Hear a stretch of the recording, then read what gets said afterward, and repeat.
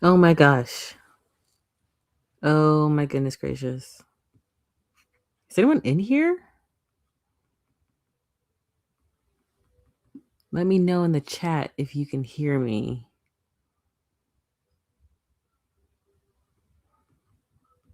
I'm still new to this YouTube live thing. Oh my gosh. Oh my goodness gracious. Is anyone in here? Let me know in the chat if you can hear me. Hey, sorry about that. That was some audio playback.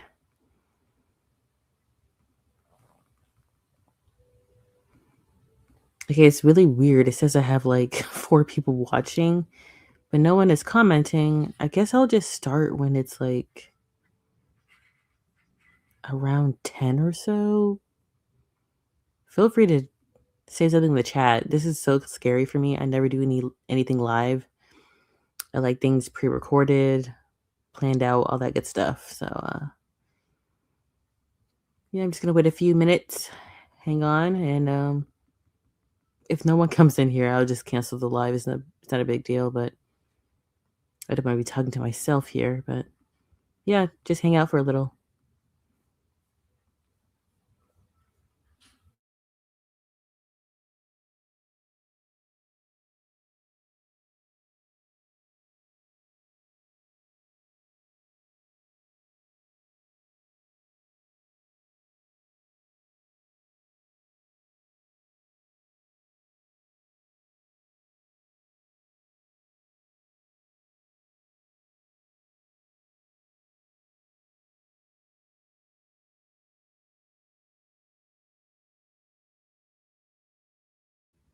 Oh wow!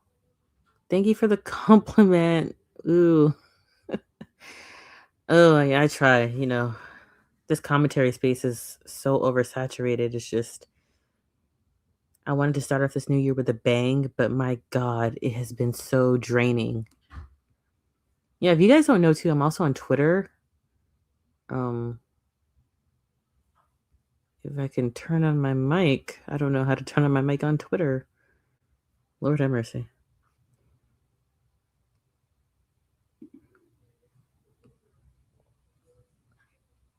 No, but thank you for the compliment. If you hear any weird noises in the background, it could be my heater and or the radio.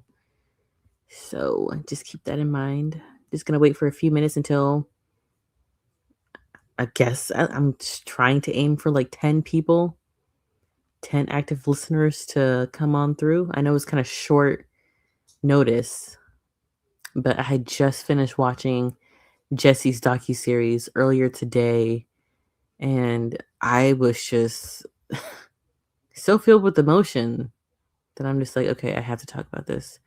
But it didn't feel right to make like a regular video, so I'm doing a live.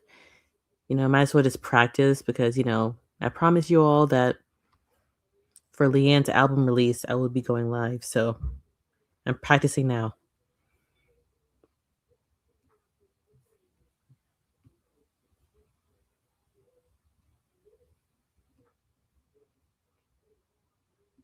And I just figured out how to turn on my mic on Twitter. So if you are on Twitter, I'm there as well.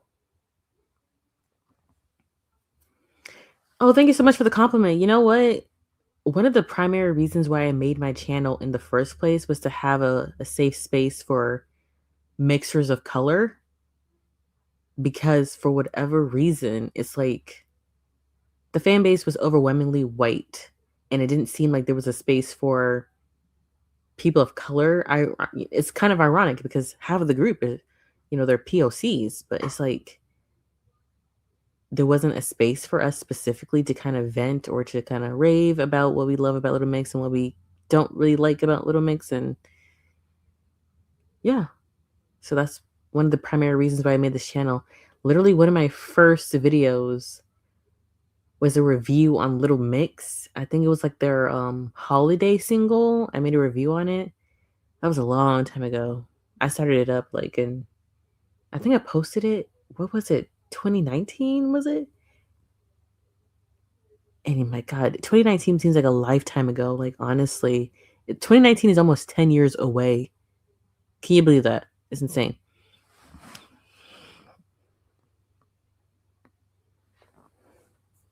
Okay, okay.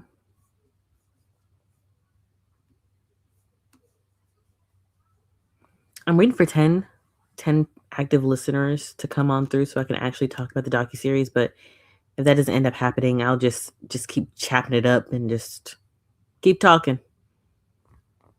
How do you pronounce your username, by the way? Tenzuniga? Is that like an African name, or I'm not sure how you pronounce that. With all due respect.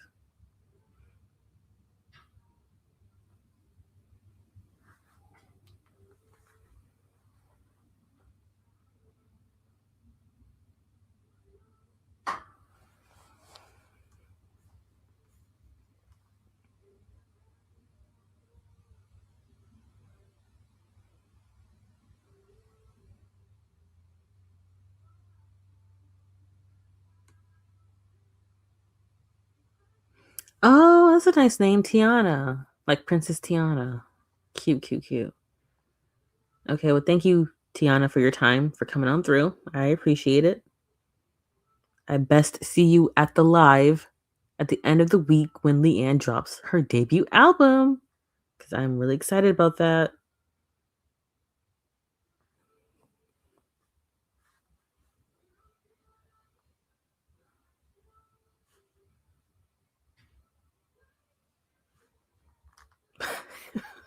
You can't with this fandom. Oh, you know what's so funny? It's like I've been on Reddit, I've been on Twitter. I'm like, why is everywhere I go a cesspool? Gosh, it's so bad. And I even saw some posts, people talking shit about me on the Reddit. I'm like, how did I make it over to the Reddit? This is insane. But yeah, I don't know. I know the Reddit was really, really bad when the girls were dropping their singles. And now that everyone's mostly like released their album, it's kind of died down a bit. I don't know like what's going on over there. Like, I don't know if people are like mostly leaving because oh my gosh, I don't know. I think at the worst point, it was like I would be on the Reddit from time to time, just kind of either during research or just to talk about my favorite releases, and it'd just be like constant fighting.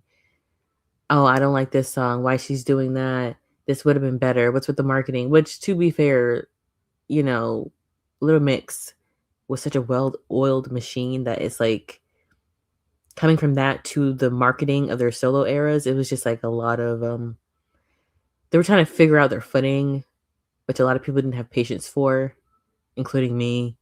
But looking back on it now, it's like I learned my lesson. It's like, yes, it's going to take some time for them to catch their stride.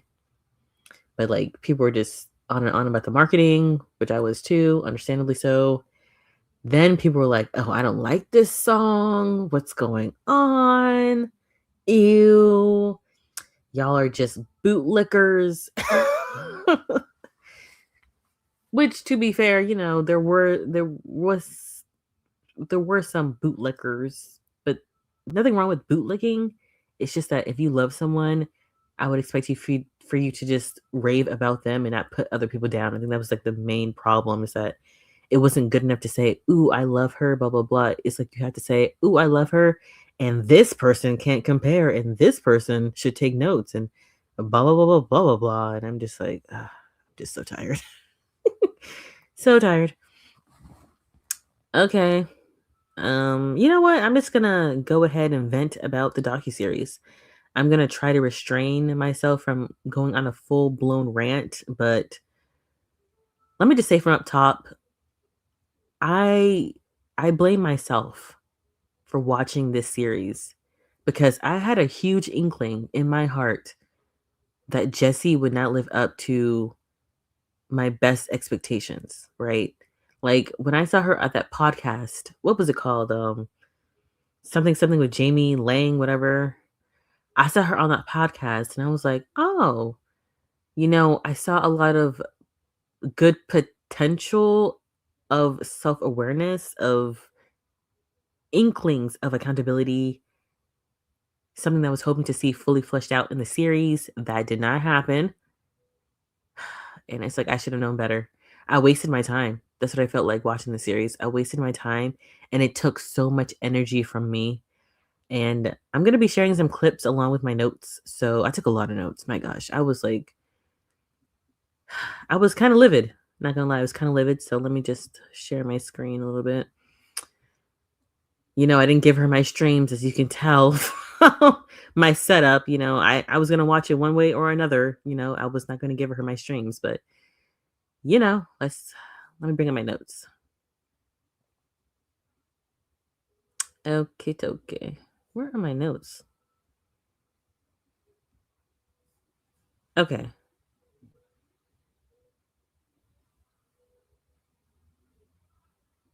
Let me get started.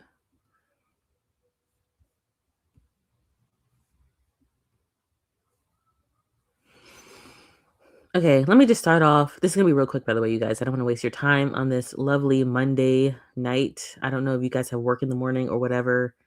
Today was President's Day, so I got time off work. Lord have mercy. That's the only way I was able to do this. Okay, so first thing I want to just talk about, I broke this down in themes. So the first theme that I pointed out was Jesy didn't seem like a full-fledged adult, and she addressed this on the series, like, head on. She was like, "I don't feel like an adult." She talked about once you enter the industry, everyone kind of waits on you hand and foot. You don't really go through the proper life stages of, you know, entering adulthood in the proper way. So she feels like that she's been developmentally like stuck, which I can tell. I'm like, yeah, I agree. It's kind of funny because she was usually labeled the mom of the group and she came off so mature. Maybe it's because of her body type and her face in comparison to the other girls that you kind of were like, well, let me just speak for myself. I was kind of like, yeah, she does seem like the mom, you know? She seems so mature and stuff like that. But it's kind of funny when you peel back the veil and the marketing and all that stuff, and you kind of see her more stripped back. You're like, no, she calling her the mom of the group, I think, which is based off age. I think she's the oldest. I'm like, yeah, I don't get mom vibes. I get she just happened to be older. That was it.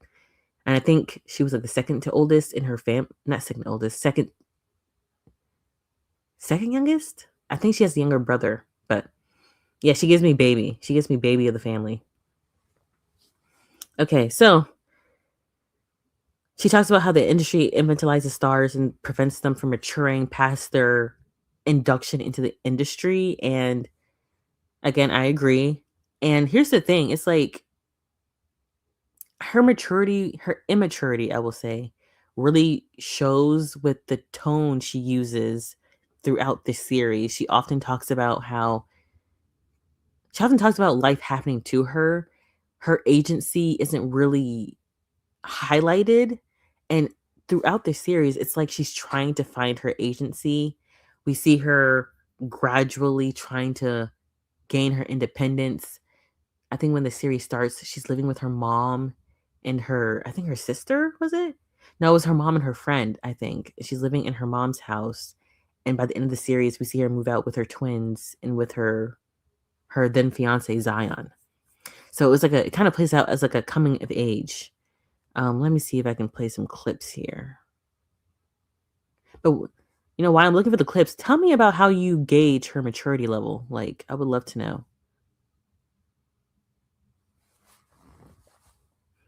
Do, do, do, do, do, do, do, do.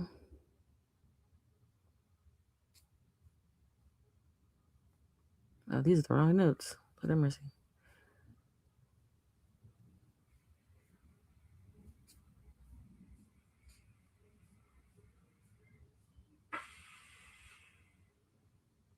Okay.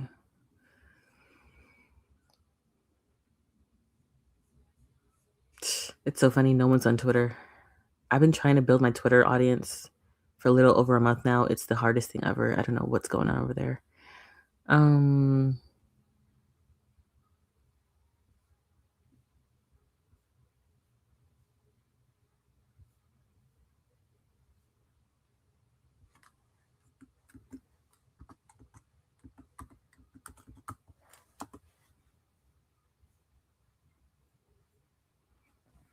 Oh my gosh. I hate that I take so many notes. It's hard for me to find anything.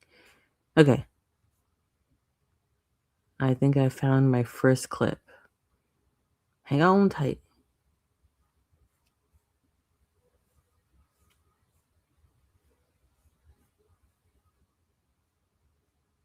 Okay. It's episode 3.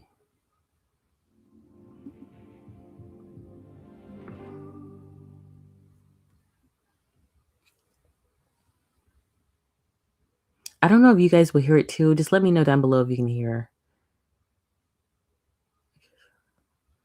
I might in the future. I might just chop these clips up and just put them on a playlist just to make things like really fast and easy to get to.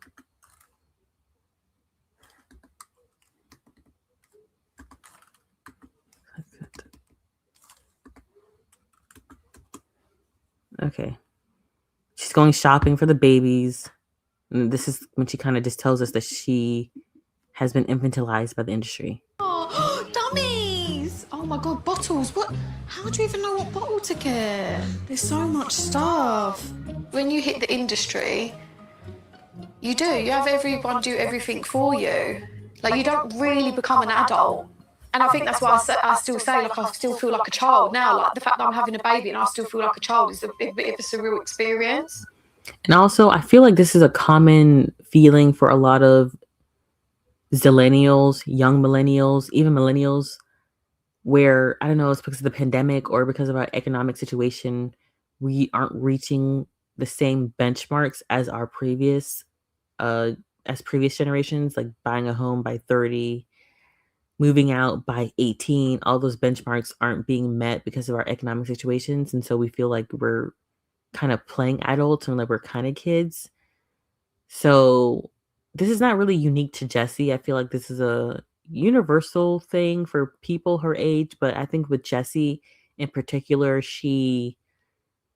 mindset, her emotional regulation, I feel like is very immature for someone her age. I feel like she was stunted by fame on a lot of levels.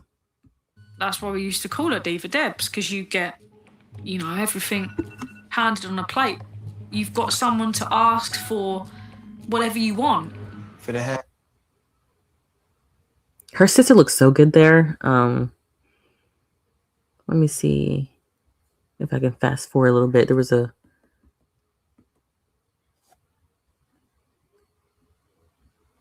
interesting part. Okay, I think it's around here. Legs come through here. And now hold up. Right. Only thing about the industry that makes you have to grow up is obviously the scrutiny and the pressure that comes with that. But in terms of actually like doing things that you would normally have to do. Did you guys hear that? Please let me know down below. I don't know who else is in here or whatever. She says the only thing that makes you grow up is scrutiny in the industry.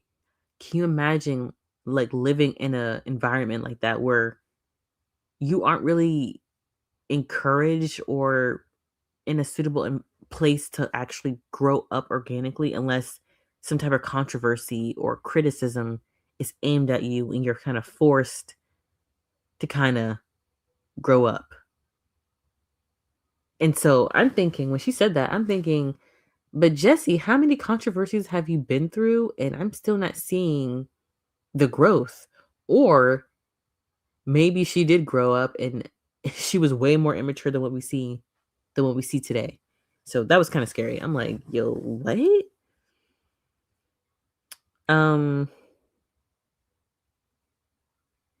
But yeah, I just wanted to share that clip. Let me see if is there anyone in here? This is so weird. I don't even know how to even check.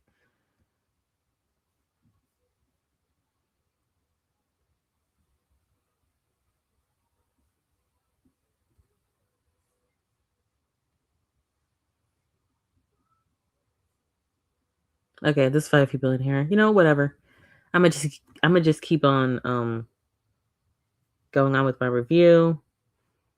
I might delete this later. It's just a trial anyways. Okay. So she says all that, right? And I'm like, that's real interesting. scrutiny is the only thing that forces you to grow up while in the industry. And so, let me move on. Also, you guys, America's Next Top Model, the docuseries just aired today. Let me know if you also want me to review it. Comment down below or whatever. Oh, six viewers. I went up from 3 to 6. You know what? I'll take that. I will take that. A win is a win. Whatever. Crap. Oh, crap. There was also something that she said about her mom doing everything for her. And so I'm like, so even before the industry, her mother was kind of, I won't say enabling her, but I will say that she was kind of babied throughout all of her life, it seems. You know what I mean? Like, I get that feeling that she's never really had to fend for herself.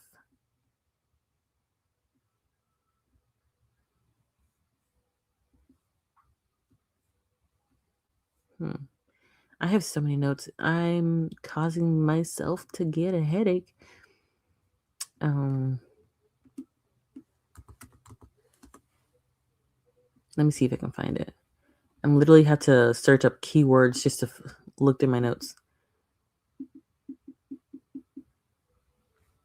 You know what? If I can't find it, I can't find it. Whatever. She admits it that her mom does everything for her. Oh my gosh. You know what, Sophie? We're gonna get to the juicy part, because that is what got me tight. That's what got me so tight. I'm like, I was giving you the benefit of the doubt. Literally, I was like, what, 4 episodes in, and I think the later half of episode 4, that's when she brought up the Little Mix drama, and I was just like, I can't with you anymore. I can't keep doing this. Jesy, I expected more from you. I expected better, and you let me down. I don't know how she could have done that even further, but she did. It was real petty. Okay. On to my next point. She's immature. Again, if you think I'm really harsh, please, comment down below. I'm not trying to be harsh. I'm just a very blunt person, and I want to be really clear and concise. And so, this is just all the stuff I just picked up on her documentary. She really wants us to feel sympathy for her, which is not hard to do because, again, her pregnancy was a difficult thing for her, with the twins being like, what were they? They were sharing one placenta. The chances of survival was like below 50%. She was going to lose both of her babies at one point. It's really understandable and really easy to sympathize with her, to empathize with her. What is the difference between sympathize and empathize? It's really easy to feel sorry for her situation. That's what I'm saying. And so I know she's going through a lot of hard things right now, but it's not an excuse for what she did. She didn't have to do what she did at the end. And I think that people need to understand that and stop giving her a free pass and stop babying her and understand that this is a grown woman who, even though a lot of bad things happen to, she has also caused some harm. She has also made some bad choices. And you can say, I feel sorry for your situation. I really pray for the betterment of your children and of your family, but you did not have to do what you did at the end. That was not called for.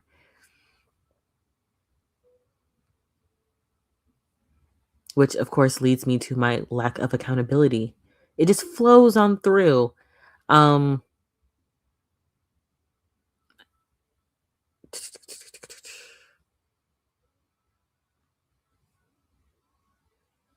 Okay, so the next thing I want to talk about is her mental health. Okay, so I don't know if you guys remember, but Jesy, she talks a lot about her mental health and the hardship she's had to endure in the industry with the trolls.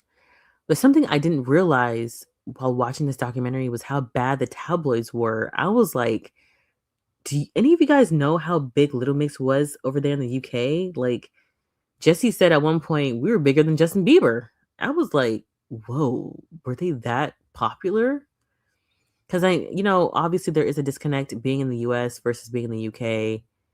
They're not that big over here. I know them primarily from their music. I knew they were on X Factor, but I didn't follow them on X Factor. And X Factor was not big here as it was over there.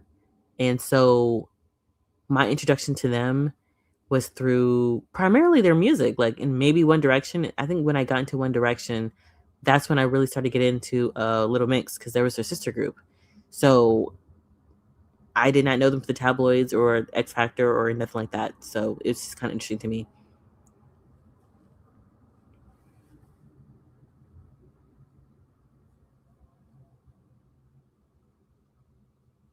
What was I talking about?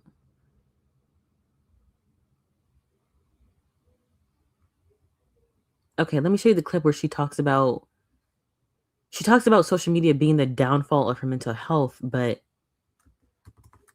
I don't think social media was the downfall. I mean, it was the catalyst, but I feel like there's something else going on with Jesy. If it wasn't social media, it would have been something else. You know what I mean? Like, she tells the story of Annie. Hold on, let me actually go back to the playlist here. There was a specific point where she talks about being a child.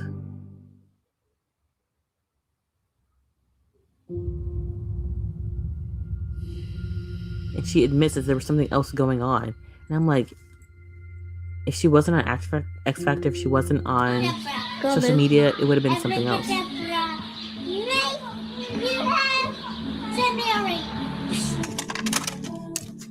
What's this? Oh, it's like she used to belong to a little theatre school. I think it was called Rhodes Theatre. Yeah, Rhodes Theatre School. So there's a little show she was in from that.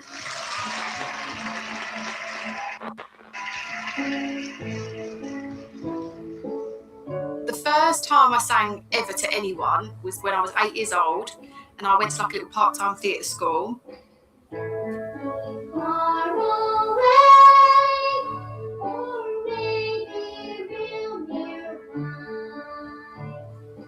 But then as soon as I got up on stage and saw everyone looking at me,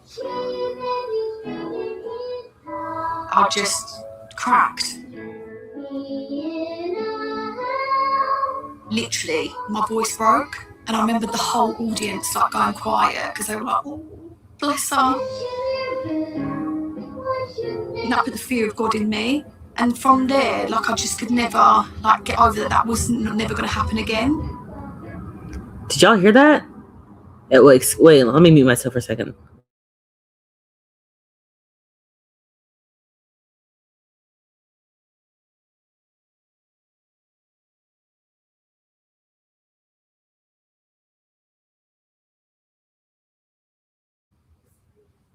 Oh, wait, you can see your comments? Wait, I'm so new to this. Oh.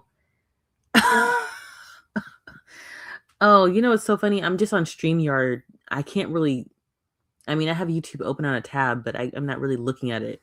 I didn't realize you could see yourself. Comment. But yeah. What was I going to say? So let me just replay that one part where she says,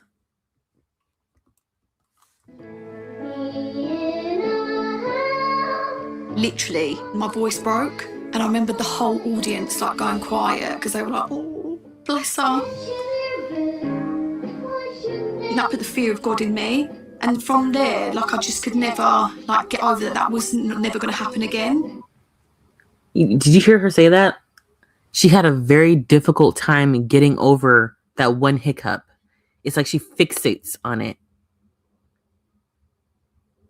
The worst case scenario. I know she talked about it on the podcast with Jamie, but she's like, I couldn't get over it, that it could happen again and stuff like that. So it's just like, there's something else going on there. I don't want to like diagnose her.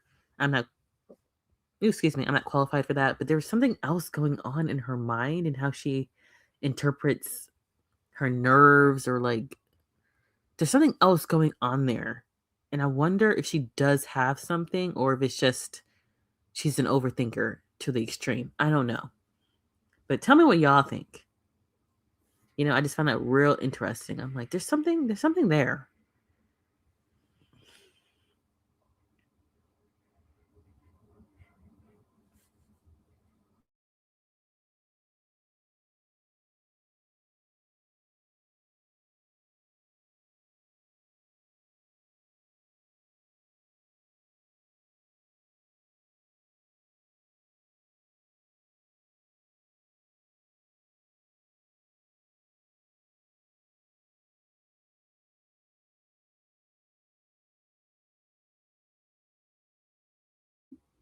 Okay, sorry you guys, I had to mute myself because there was a lot of loud background noises. Something else I wanted to talk about is what were her attempts at taking her own life. I knew about the one attempt from Odd One Out.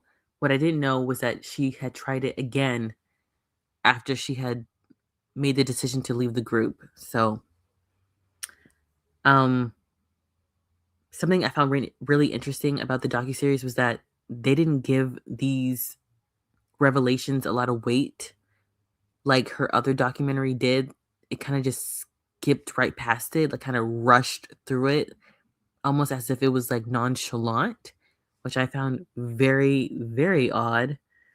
Let me play the clip. Right. So we knew about the first attempt, but we didn't know, well, at least I didn't know about the second one.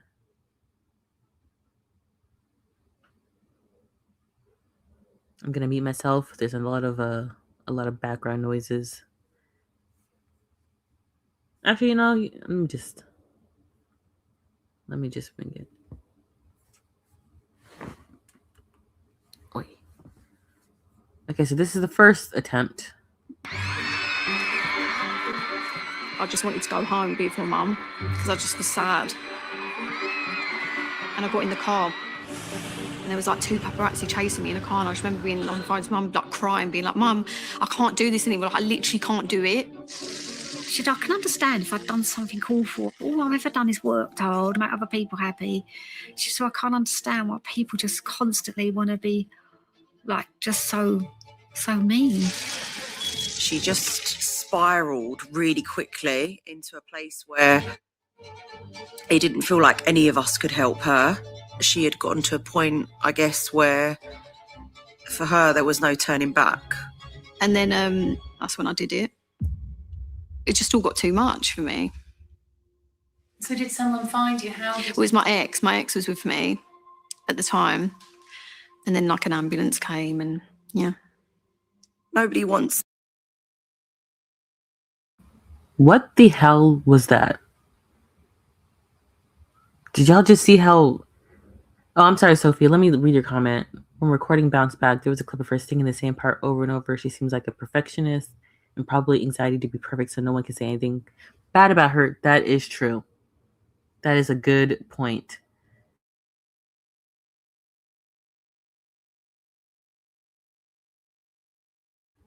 Sorry, you guys. There's like so much noise behind me, so whenever I mute my mic, it's because there's like some type of disruption.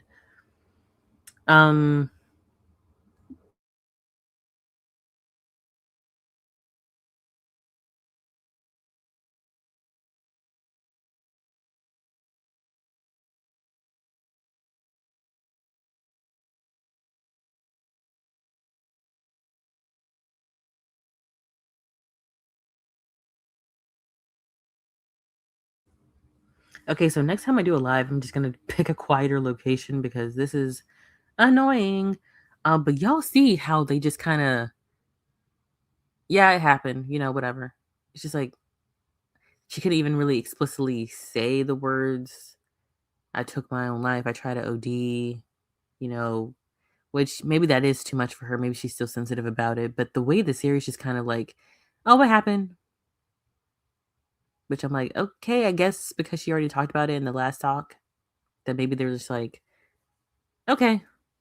But it felt weird. Okay, so let me just continue on to the scene. It's like somebody they love to feel that way. They said to me, like, do you want to go see a therapist? Maybe try taking antidepressants. But that was not the cure for me. What is the cure, Jesy? What the hell is the cure? And maybe I'm being too harsh, right? But right when she said that, a light bulb went off in my head. And I'm like, well, what is the cure? Maybe there isn't a cure. I don't know if she has any type of diagnosis. I don't know her situation. I can't imagine being in her shoes, being in her head. I don't have the same struggles, and we all have different privileges, right? But as she was saying this, I couldn't help but wonder, okay, well, Jesy, are you trying to figure out a cure? How are you regulating yourself? Because how long has it been that you've been talking to us about your mental health issues? Have you come to some sort of revelation about what triggers you, or how you're, or what you're doing to cope? Like, well, what are you doing to take care of yourself, your mental self?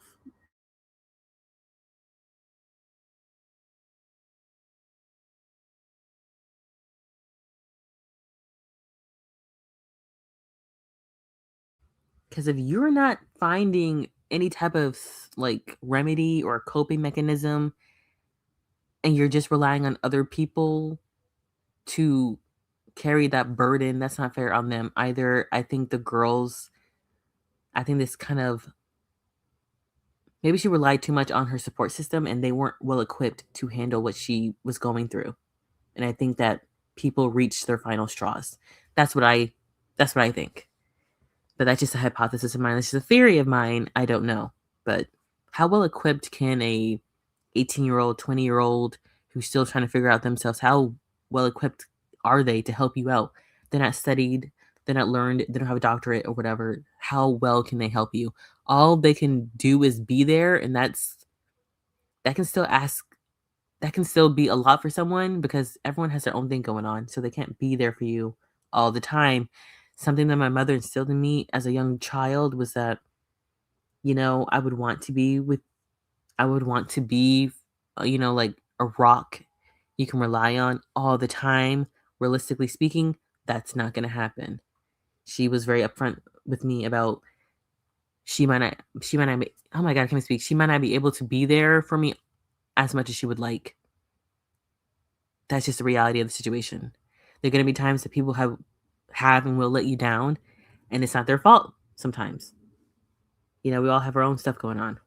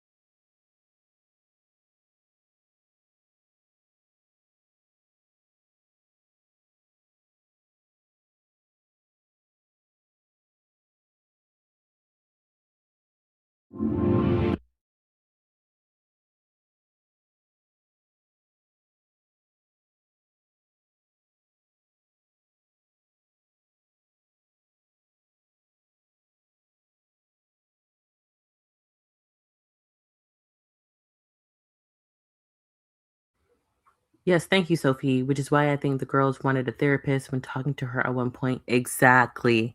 And I'm going to get to that because I think by the time she told that story, she just talked about taking her life for the second time. I'm not sure if the girls knew that, but if I heard that someone tried to take their life after a sit down and then they're thinking about leaving and things are all over the place and nothing's concrete and I don't know what's going on, I'm going to make sure there's a therapist, someone who is licensed to handle the situation because they can only do their best, right? What good are they? No offense. They can only just kind of be like a listening ear. And that could be a lot for them. Nothing against Jesy going through what she was going through, but I was surprised that Jesy was insulted. I'm like, girl, if I was Jade, Leanne, and Perry, you bet your bottom dollar I'm going to request a therapist. Maybe they needed a therapist to kind of communicate with each other effectively again because things had been so soured. Maybe they also needed a therapist. Maybe that was also, a thing. I'm sorry, I'm going to mute myself, but this is the clip where Jesy admits to trying to take her life for the second time. To be on her own quite a lot. And I just got a gut feeling it's just something wasn't right. So I kept ringing and ringing, and then I wasn't getting no answer. And then she eventually answered the phone, but she was like talking really slurry and I could just hear the phone drop and then I didn't hear anything else. I knew she'd done something. Hello and welcome to the final of Little Mix, The Search. Let's hear it for Little Mix! Unfortunately, Jesy is unwell tonight, so won't be joining us, but she will be rooting for all of the bands from home.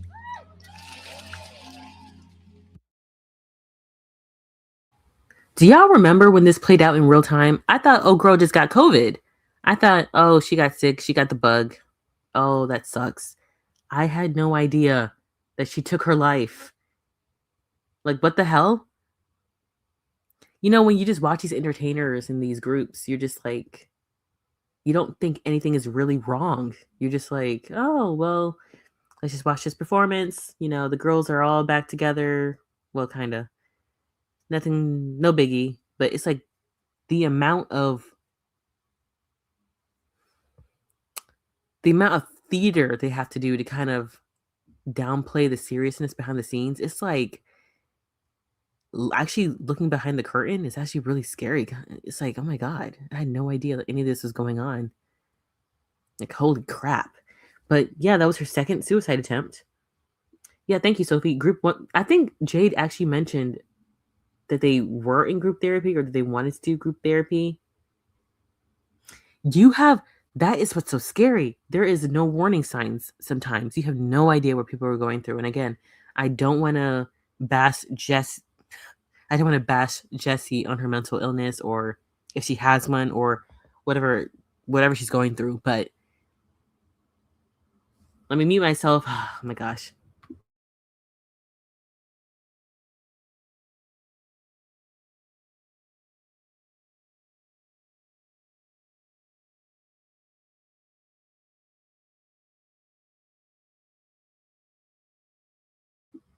It's like, I can't help you if you don't know how to help yourself. You know what I mean? That's like the crux of the issue.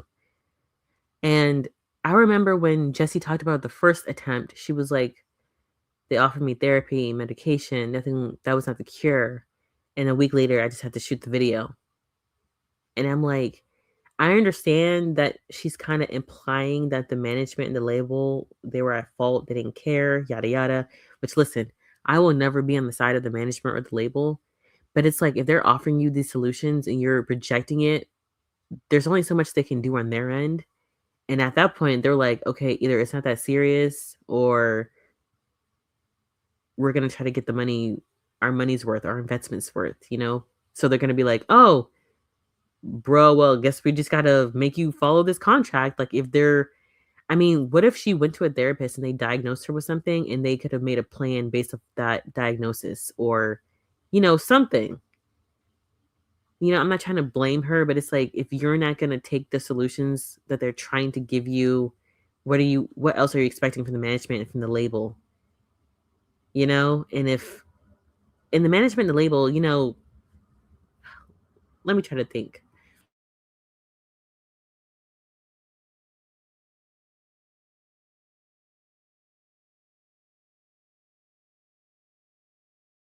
So if the management and the label, if they're offering you medicine, therapy, you say no, and you're not formulating some type of plan to help with your mental situation, all they're left to do is make you work. Well, they're like, well, okay, get back to work. But then also at the same time, in hindsight, it's 2020.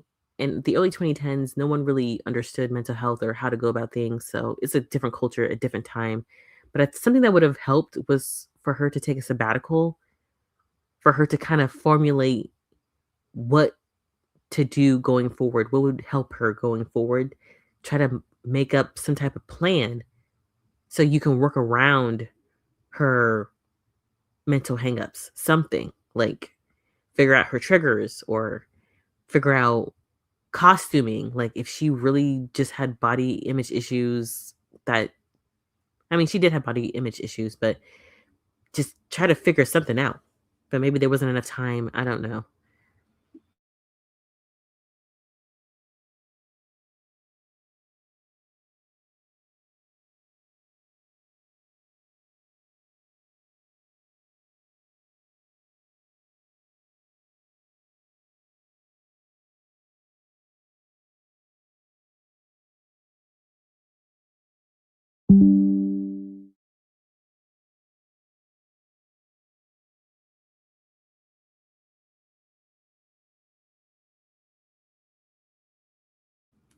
Sorry about that, you guys. So something else I wanted to point out was it kind of it was just kind of interesting to see how Jesy, we never really get any type of revelation on how she's dealing with her mental health. She kind of talks about, well, this is what we know of her, right? She's not really on social media like that. That's what we know of her, right? But from what I can tell, she hasn't really formulate or pinpoint her triggers or coping skills or anything like that. It kind of just seems that she's still winging it. And it also seems like with this docuseries that she's very reliant on external factors to make her happy. Oh, I'm sorry, Sophie. I didn't read your quote. Sophie, there's a quote like, you can lead a horse to water, but you can't make it. Yep, you can't make anyone drink it, right? All things considering, the fact their management actually tried to help them mentally, low key feels like it does feel kind of rare. Like, I'm surprised even back then, what was it? 2011, 2012, she shot that video. So that, even at that time, that was a huge leap, a huge progressive leap. I don't know anyone who's kind of doing that. So they did something, right? They did something. But anyways, like I was saying, it kind of seems like Jesy was kind of searching for a lot of external factors to make her happy. And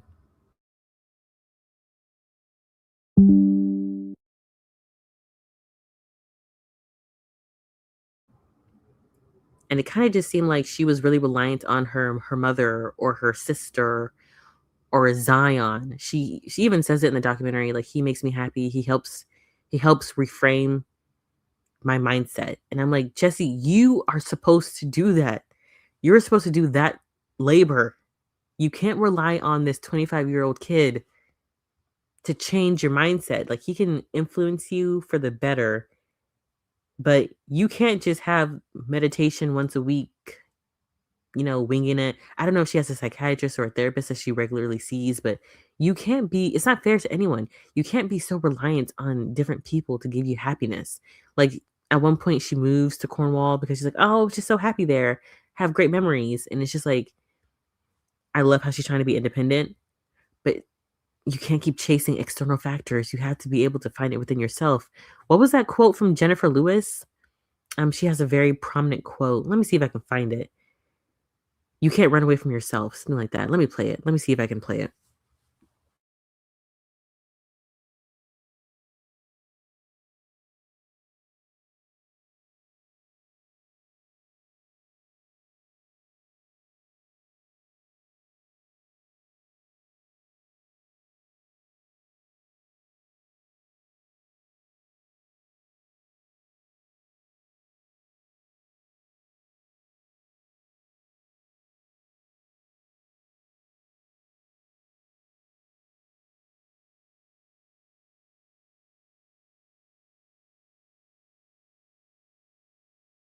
Don't let life you up.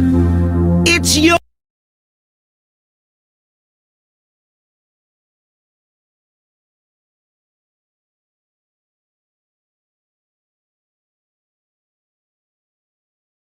Don't let life fuck you up.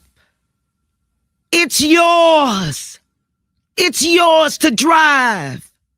Get up in the morning, write down what you're going to do in a day. Be happy on your way to your job, even if you don't like it. You got to be happy on your way to happy. Don't think you're going to get there and be happy. You carry yourself with you.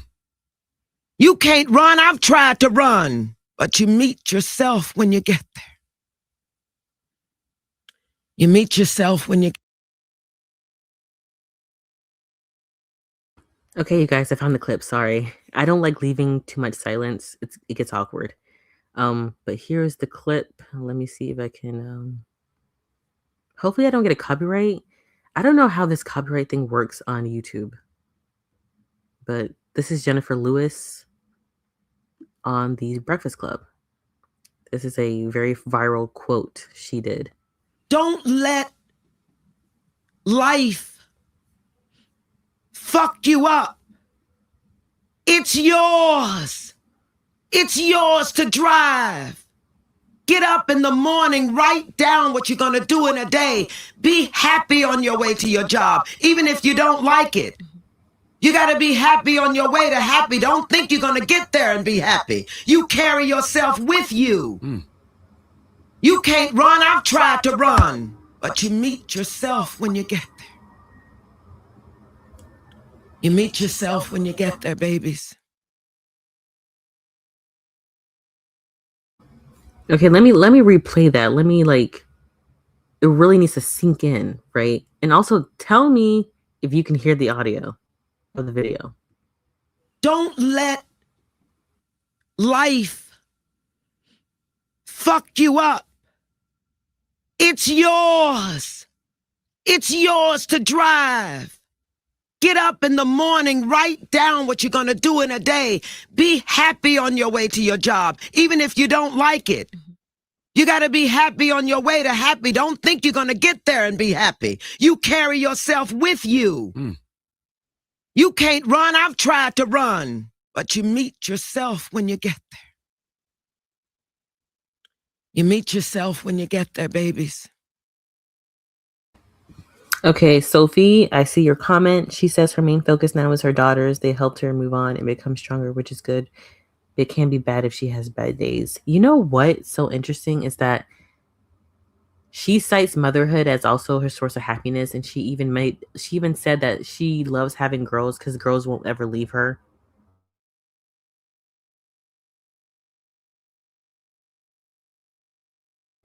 And she won't ever be lonely. And I was just thinking, oh, she found a new source of happiness. I mean, it sounds right. Like motherhood can make you happy. Great, but I feel like she just kind of picked new people to be dependent on for her source of happiness. You know what I mean? Like I picked up on that pattern. Oh, my mom makes me happy, so I'm just gonna stay with her. Zion makes me happy, so I'm just gonna stay with him. And it kind of seems, and this might sound really, really bad. Please don't take it the wrong way, but it sounds kind of parasitic. Yeah, she's like, I'm so happy that I'm having girls. I think it was in episode 1. She's like, yeah, because girls won't ever leave you. Let me see if I can play that. But them like so. Thanks, Chris. Learning all our truth. People given the opportunity. As well. Should we try some hands on belly as well?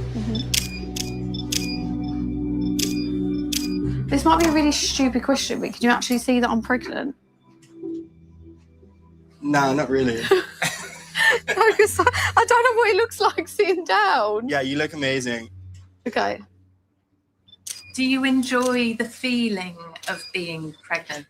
Like, I wouldn't say it's like easy, but I really like feeling like a mum. I'm so protective, and it's so weird because I always used to, like, when my friends would be pregnant, I'd be like, oh my god, like the thought of a baby kicking me inside would really freak me out. But I think you're never lonely, and I love that feeling. I love chatting to them. It sounds a bit weird. Do you know, are they going to be boys or girls? Girls. No way. Did you have like a preference? Yeah, I wanted girls. Girls never leave you. Boys do. Like, I'm with my mum 24/7. Yeah, like true, me and my actually. sister with us boys. Just Yep, that's what kind of raised some red flags for me. She's like, yeah, girls will never leave you, which I've heard before. But then she's like, I'm never lonely. I'm so happy. It's like everything compounded together. I'm like, red flag, red flag. But you know what? Maybe she'll learn to grow out of that, or learn to love herself through her children. I don't know. To find happiness through, I don't know. Shit, I don't know. I just hope it gets better, because it seems kind of bleak. I'm really worried for her. This documentary made me more worried for her.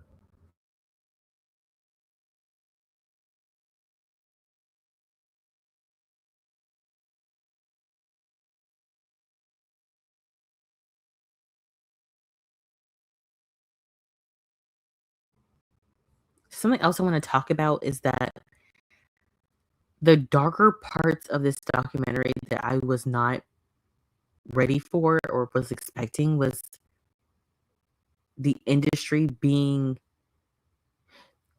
Jesy was being used as a sacrificial lamb. She talks about this a lot in the documentary about how during X Factor they would milk a lot of her reactions, trying to get like a really popular soundbite, or they would just try to milk things and they would force her to engage in a lot of negativity online just to get really great TV moments.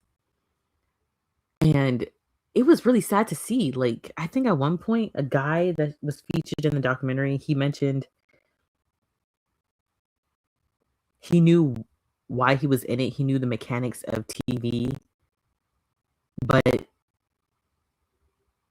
and no, he admitted to it. He was like, "Yeah, and I had a hand in warping her mind and like making her feel horrible, and she's always going to have to deal with this in the future. Like, this is a life.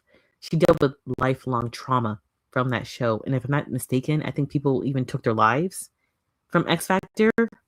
I think there was like some talk about it too. So yeah, the fact that that guy got up there and admitted it, he's like, "Yeah, I was part of the problem." I was like, "God dang, what the hell is going on?" Let me play that clip. Hold on one second. Let me try to find it.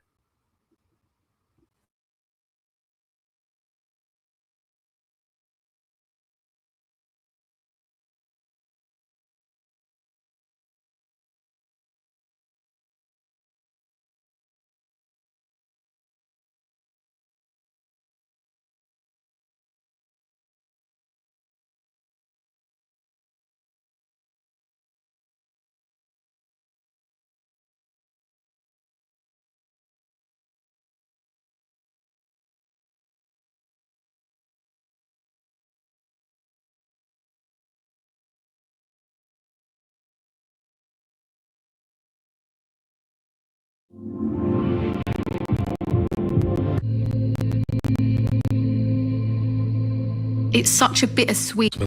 Amazing. Really rubbish. It is. And you know I'm yourself, and then when people go and tell you, you're writing my website so everyone to see, it just makes you feel really rubbish. It's a TV show, and everyone knew what we were there for, and we had to make it amazing every Saturday.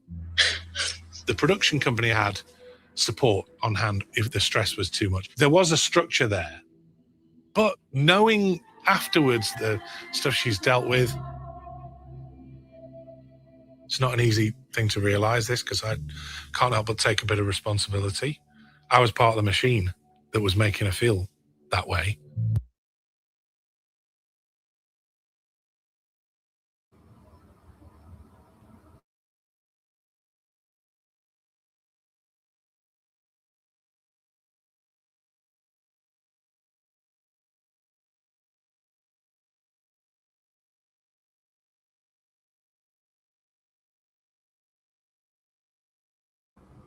Y'all, can you believe this shit?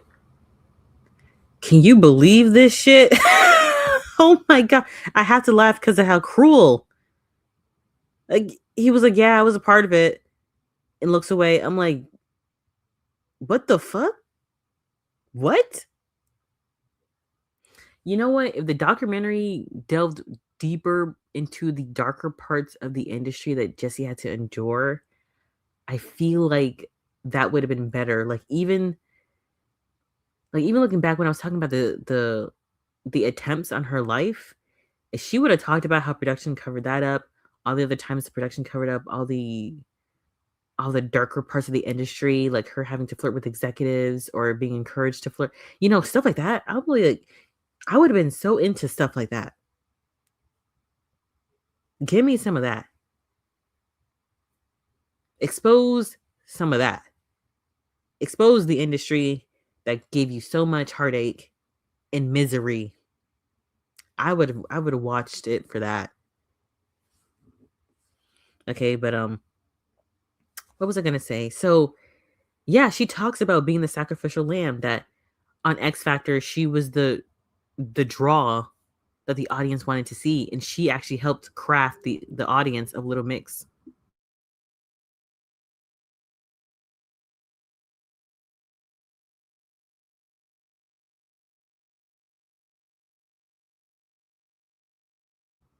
Oh, let me see this. Oh, let me see some of the comments. The accountability. I can't speak. The accountability of that guy is refreshing in a way. I'm surprised he admitted it. Yes, Tiana, these producers, I swear, is literally similar to what's going on. Top Model, exactly. Top Model just came out today. Maybe I should do a live on Top Model too. She probably couldn't because of some NDA or something. You know what? NDAs usually last like 10 years, unless, I don't know nothing. Maybe there's some that's like 30 years. But yeah, you know what? If she were to really expose stuff like that, I mean, she'd go up against some pretty powerful people. So it's like she doesn't want her career to be dead in the water. She has Kiss's support at the end of the day. So maybe she just all she can do is hint and expose it to this degree as she did. Which is something. I'll give her credit for that. It's something.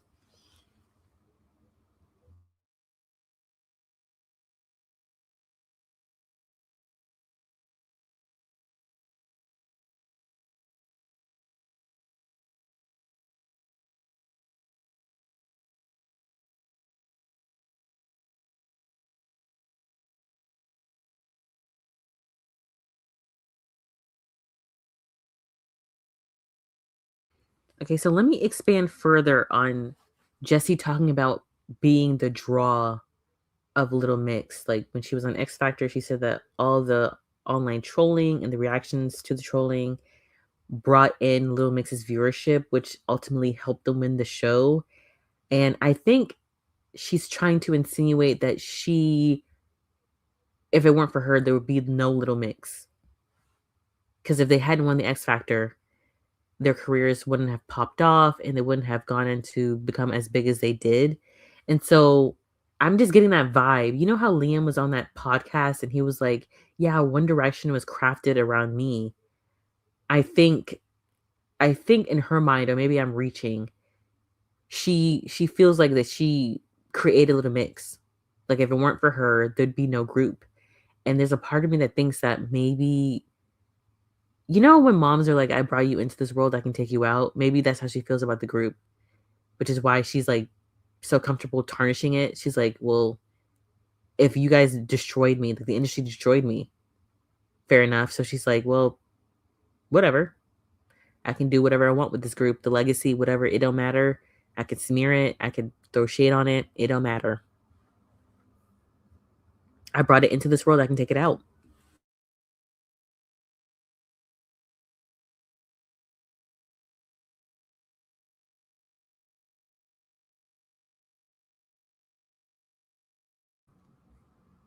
Yes, Sophie. I'm surprised he admitted it and show his face. Yeah. Let's look at this horrible face, you guys. The guilt. Maybe it was the guilt. Lord have mercy. This is disgusting. Are you guys from the UK? Let me know how big X Factor was over there. Maybe it was like American Idol. I don't know. Also, let me know how bad the tabloids were over there in the UK because she kept bringing up the Daily Mail and the Sun, like all those headlines. And I'm just like, what is the tabloid culture over there in the UK? Because over here, our tabloids, like People Magazine, we have tabloids over here too, but they have fallen off. Like TMZ is like the biggest one, and they are way past their peak. Like we have blogs over here. It seems like in the UK they have tabloids and it's still powerful over there.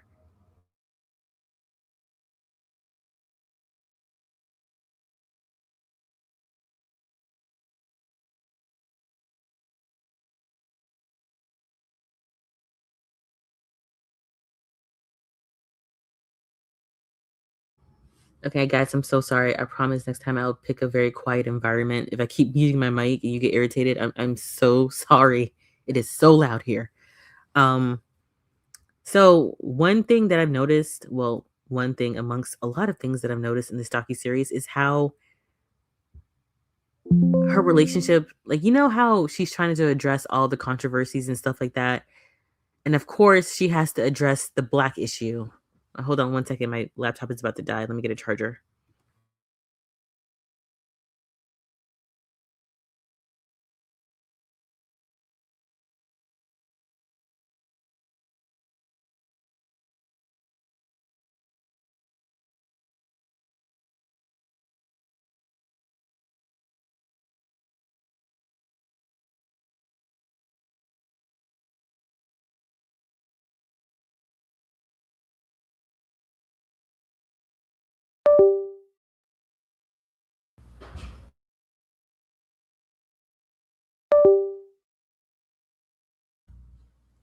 Okay, so Jesy has to address one of the elephants in the room, which is the blackfishing, her relationship to black people, the racism, all that horrible good stuff, right?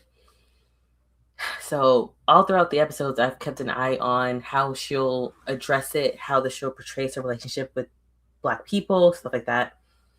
Something I've noticed is that she always wore a T-shirt of some type of black artist, hip hop, R&B artist, and her mother, when she was rummaging through her things, she would often talk about how Jesy was in love with hip hop culture.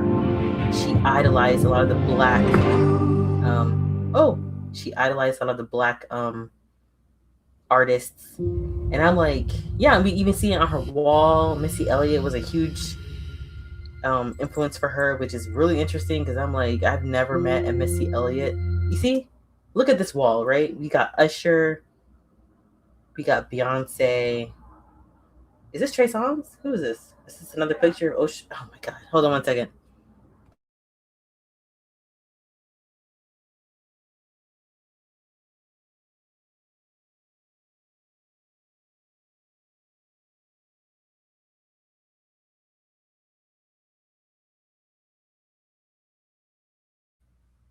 Sorry about that, you guys. I'm not sure who this is. This could be Usher again, or it could be Trey Songz. And we see Spice Girls, right? And hold on one second. Let me see.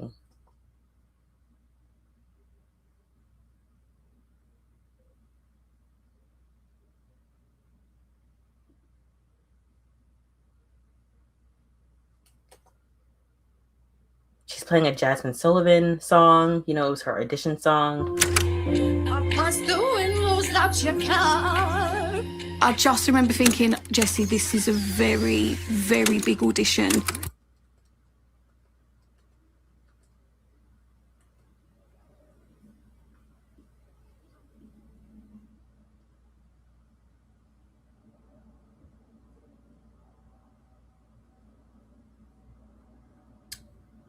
Okay, let me see. Like black people. She has a black baby daddy. You know, she got the snapbacks. She got the big T-shirts.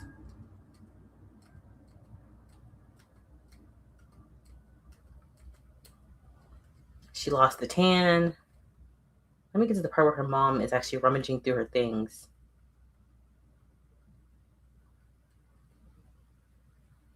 Oh, we get the sneakers. We got the Nikes. Got to look fresh. So fresh and so cool. Oh, okay. So here's her mom talking about her things.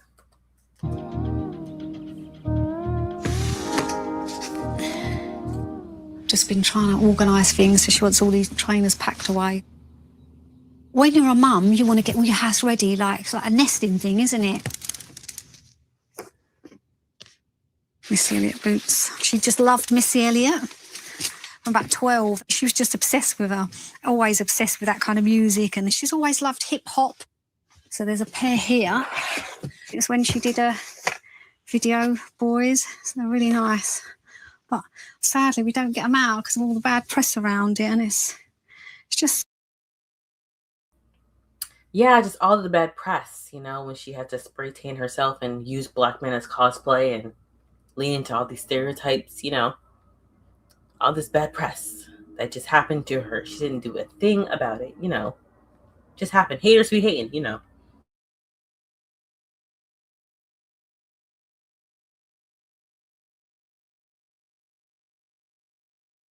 Oh, I'm sorry, Sophie. Let me see your comment. Maybe because this must be in reference to the guy. Or, oh no, this is in reference to how she feels about Little Mix. Maybe because she feels she suffered a lot because of it, she has the right to make the group feel that way. She thinks the only one who suffered. Oh, she thinks she's the only one who suffered, so she can do whatever she wants. Whatever, victim mentality. Agreed. Will this video be posted after as is? You know what? I might keep it up for a few days, but this is such a rough live. So if you can catch the playback literally tonight, I suggest you do so because I could delete it the day after tomorrow or something. Like, it's kind of embarrassing. It's my first live ever. It's not the best. It's kind of janky. So catch it as soon as you can. Like when you said, like when she said to Jade, "You never get fat." When Jade suffered an ED.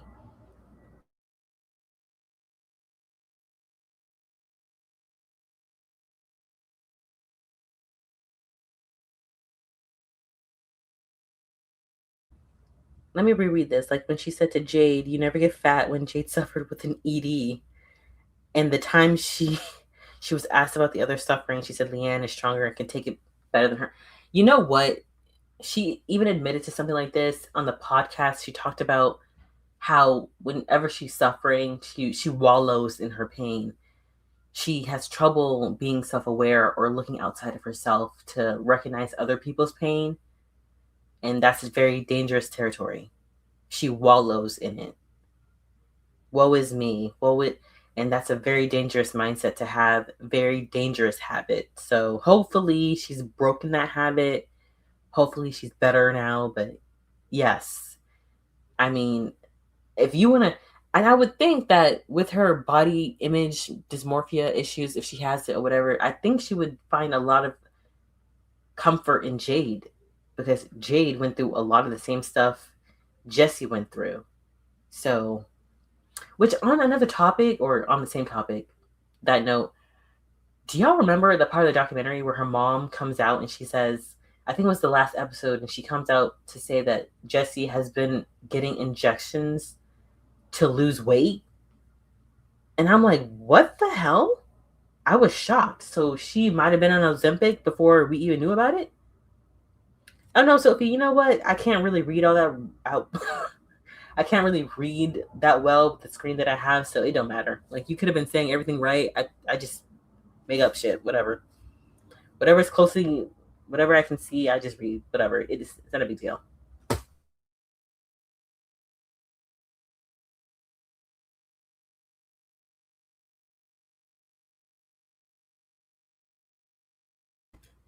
So yeah, that's some crazy shit. Her mom, I mean, there's so many revelations in this docuseries that just, they would just say stuff and they would just go on by nonchalantly. And I'm like, are we just going to skip over the injections? Like, maybe some of the methods that she was using to lose weight tampered with her mental health as well. Like, are we not going to dive into that?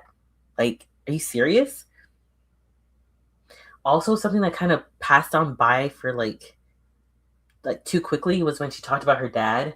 I think she talked about him for like 5 minutes. And she said, the last time I saw him was at my cousin's funeral back in 2019. Boom, on to the next scene. I'm like, are we not going to talk about how your family died and about your dad some more? You don't want to dive into that? Or the DV situation? Like, I mean, I know that's her mom's story, but I'm like, damn, are we just going to zip on through the background? Like, this is insane.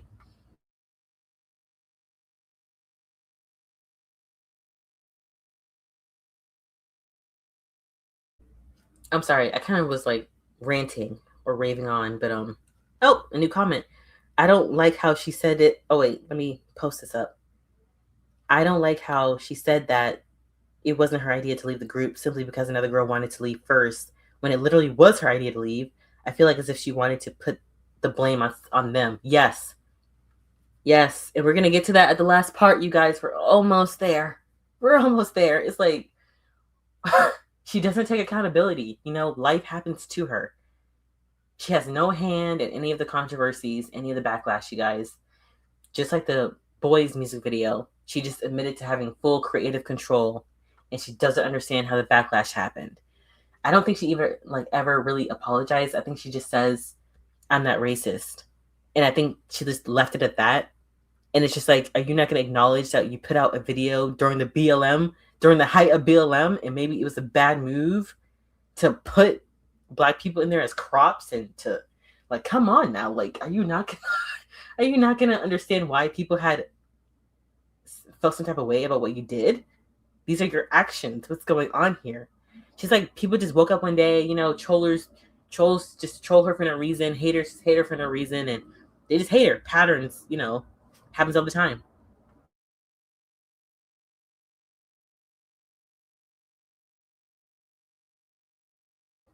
I know that part it flew on by. You remember when she brought up how on X Factor he made the news for a hit and run, and I knew about it only because I did a deep dive on Jesy a long time ago. And from what I could tell, first of all, Jessy's family has a very colorful past. Let me tell you something. Old girl, if she wanted to make the documentary very in depth, very introspective, very interesting, she could have tapped into her family history. Because let me tell you something. When I did research on Jesy like years back, I would do like little mini documentaries on the Little Mix girls.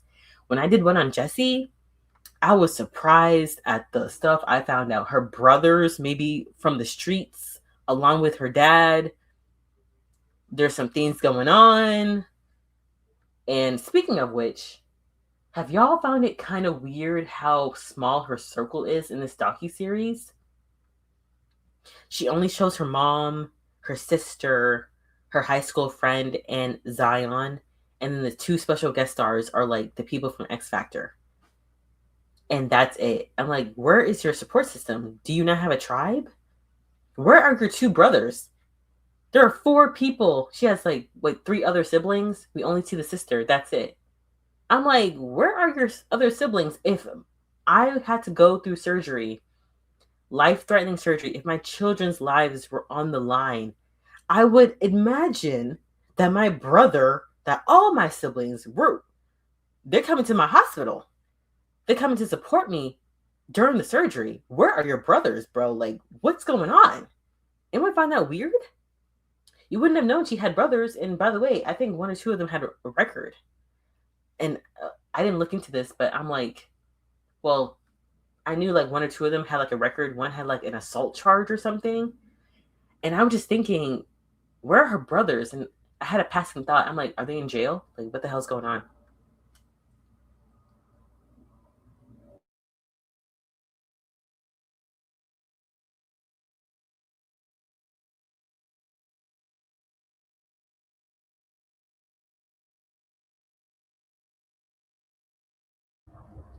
I don't think it was her 100% intention to blackfish. I feel as if she tried way too hard to fit into the American market, and it ended up going wrong. And she simply apologized. Yeah, if she had just acknowledged her faults and be like, that was not my intention, because I could give someone some slack. She's from the UK. Her introduction to Black American culture is very distant. You know what I mean?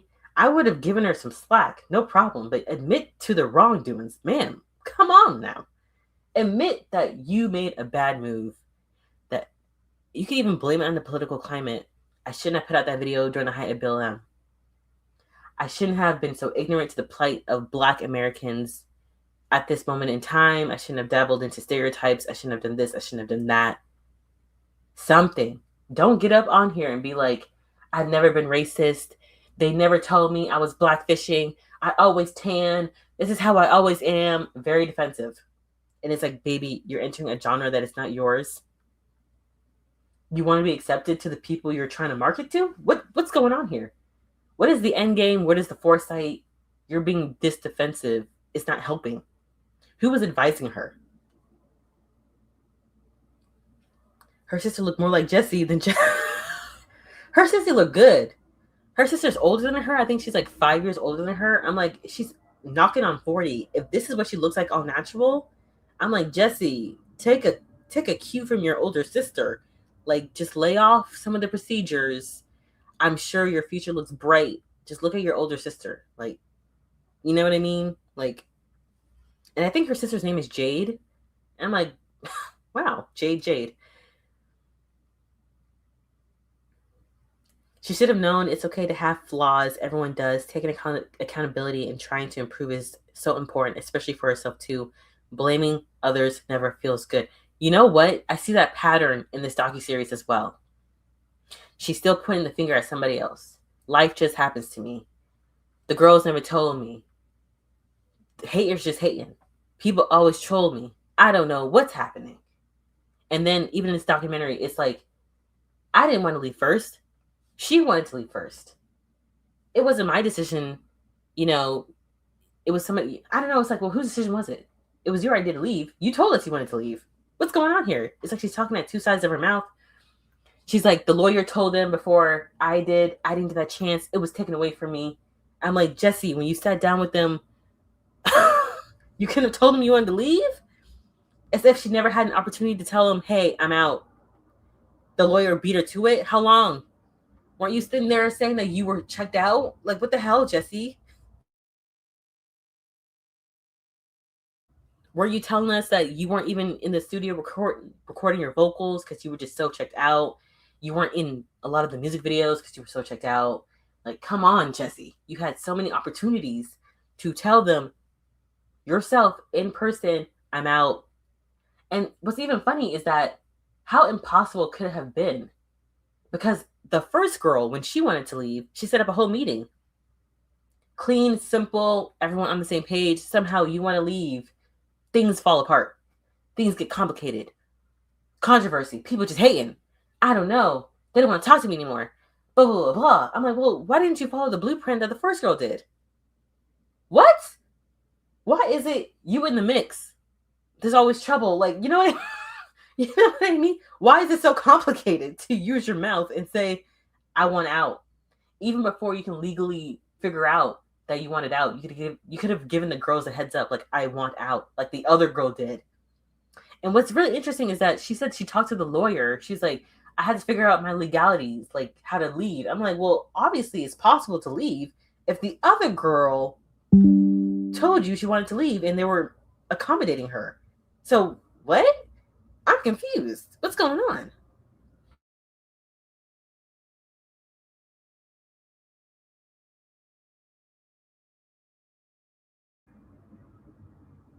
I agree, but not surprised. When it comes to blackfishing, people never take accountability or apologize, which is a deeper combo for another day. You know what? The UK, the way they handle their racial issues, like, it's complicated. That's all I can say. I don't know too much about it, but I remember I had put out a video on, I don't want to get canceled today, but it's a very controversial video about jade and braids. I won't get into it, but I'm like, can she wear this? Whatever. Someone in the comments was like, this isn't the US. We don't have racism here. Literally days after I posted that video, the whole football scandal came out where people were yelling slurs at the black soccer players. Do y'all remember that story that it came out? They were screaming racial slurs at the black soccer players in the UK football team. And I think Leanne's fiance was caught up in it. And I'm just like, isn't it so funny? Because I was looking at those comments and they're like, we're not racist like you guys in the US. You're just seeing things that aren't there and we're different over here. And I'm like, ain't it funny? I mean, because America had to learn racism somewhere. The UK, you are the pappy. You taught America racism. Let's not, America didn't just get born knowing this stuff. You know what I mean? Like, they got it somewhere. Let's not play dumb. Seriously, I felt so vindicated because I was getting gaslit to the point where I'm like, am I wrong? Am I just looking too far into things? This is so weird, blah, blah, blah, blah. And that story came out and I was like, I felt vindicated. I'm like, yep, y'all got problems too. Like, let's not play this gaslighting game. This is ridiculous. Okay, Sophie, the lawyer part, like, I'm so sure it's against the lawyer confidentiality. Yeah, isn't it? Don't they have some type of isn't it against the law to spill the beans or something? Like, something wasn't all the way adding up when she was telling that story. I'm like, really, Jesy? I don't know.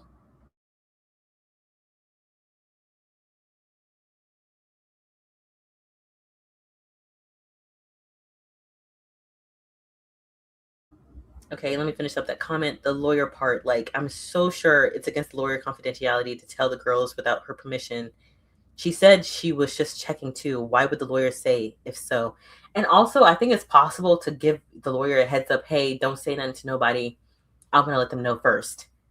But she's sitting down there saying, the lawyer took away the opportunity for me to say. And I'm like, Jesy, I'm tired. By the time she told that story, I was just tired. I'm like, bull. I'm calling crap. This is ridiculous. If she told the girls that they could have figured out something together, yeah. She had a lot of opportunities to give them a heads up at the least. You know what I mean? obviously, if she would have told the girls in like an informal setting, hey, I want to leave, that wouldn't have been set in stone, but at least they'll be prepared for what's to come. You know what I mean? Some friend. What's going on? Tiana, yes, it's so bad over there, and the way they dismiss these arguments are so embarrassing. You know what?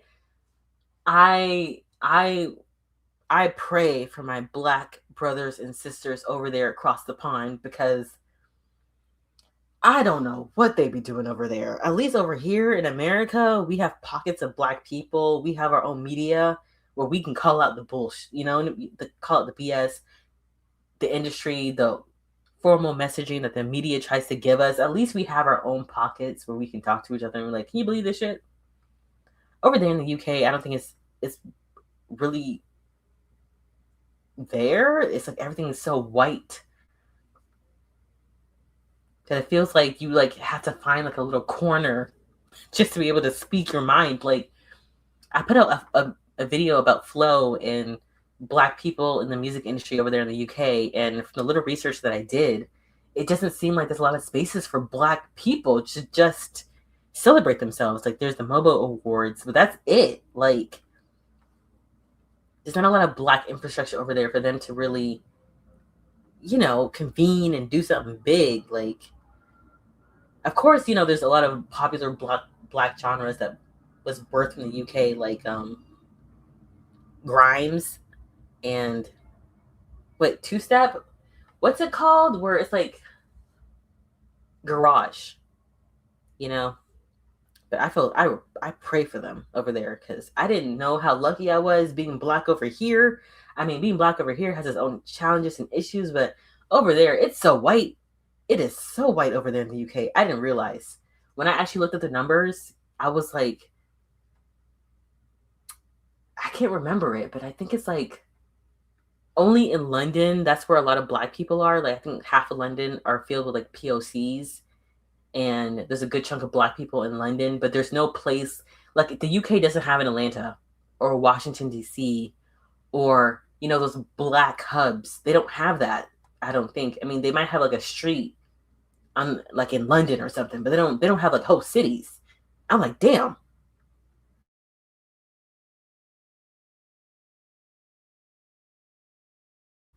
The whole part with the lawyer is so sus and well spotted. The part where she says others wanted to leave, so why didn't she check? If somebody else checked and figured out they could leave, why didn't you? You can learn from them. It's bad here too, don't get me wrong, but I really hate it when people act obtuse and act like it's not racism. Yeah. And the thing is, it's like when everyone is white and they don't have enough discernment to detect racism or even want to acknowledge it, they can just brainwash you. They're like, well, who's gonna say anything against what I'm saying? Because everyone else is saying what I'm saying, and I'm the majority and you're the minority, and oh well. And it's just like, oh my God. It could be so. I can only imagine how suffocating it is. The lack of diversity in the Brit Awards and them being called out is at least a start. Oh my God. I remember someone came out online and they were like, what the hell is with this R&B category? Oh my gosh. I was flabbergasted. I'm like, they were saying, where's LME? I forget. Y'all, please forgive me. I don't know how to say this man's name. Where's this guy? Where's Nio? Where's this, that, and the third? I'm like, oh my gosh. I don't think SoundCloud was even on there either. I'm like, that's really sad.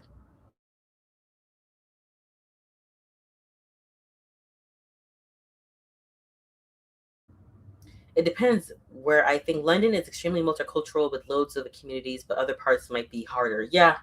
You know what? If I were to go to the UK, I have family over there in the UK, funny enough. And it's so funny because I used to watch a lot of UK shows growing up when I was a teenager. So I just assumed, oh my gosh, the entirety of the UK is just like America. Like, maybe there's 25% of Black people over there too. No, that is not the case. It's only in London where you find the Blacks mostly. And then I think Wales is a population out there, or maybe Ireland too. I see a lot of Nigerians in Ireland, but I used to watch a lot of UK teen shows, like urban ones. Like my favorite one when I was younger was called Youngers, and Youngers was like a rap group. Have y'all seen that?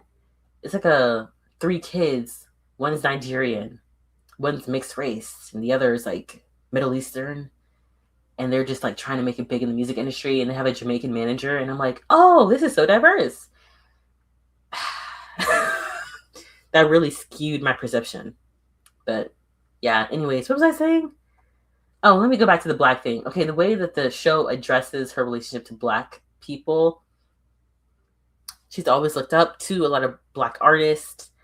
But I don't, you know what's so interesting is that she never talks about raising black kids in a very white country. She never addresses the political climate of black people right now. You know, I don't know what's happening over there in the UK, but I mean, if you have a black partner, you would think, how am I going to raise black kids? You know what I mean? Granted, the kids don't look, their melanin hasn't come in through, I think it takes around 6 months or so. But when they came out, they look pretty pale.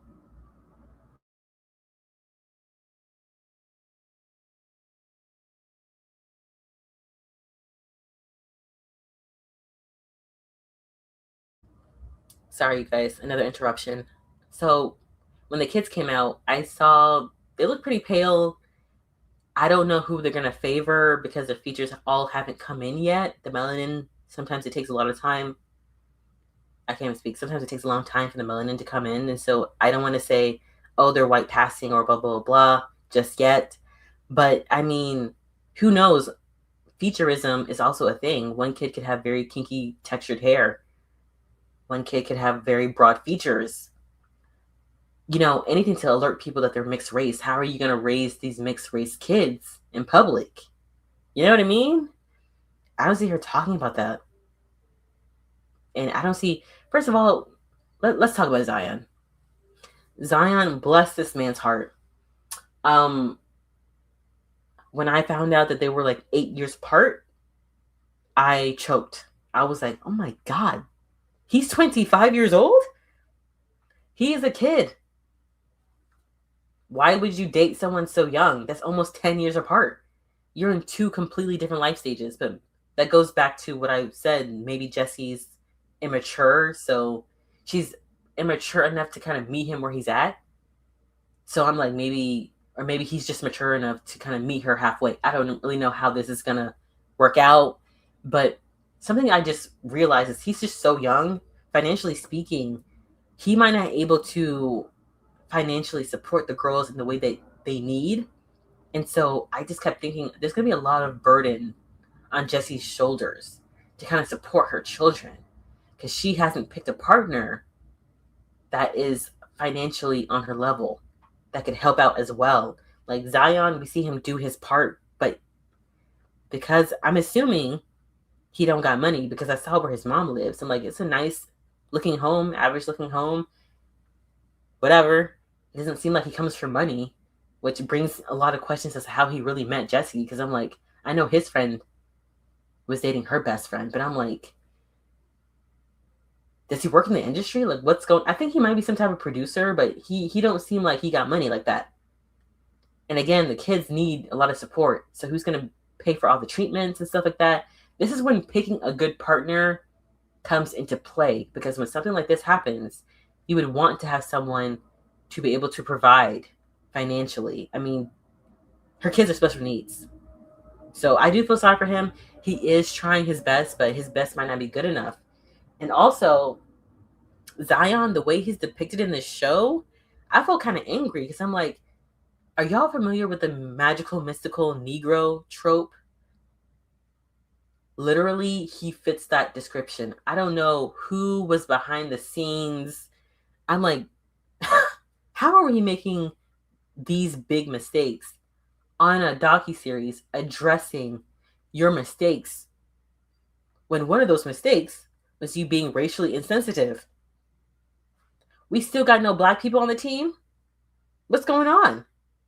And you know what I thought too on that boys music video? I think I just saw a black choreographer. That was it. I'm like, there should have been more black people in that room. They could have told her this is a bad move. But I hear people online say that Nicki Minaj and Diddy co-signed, and I'm like, y'all,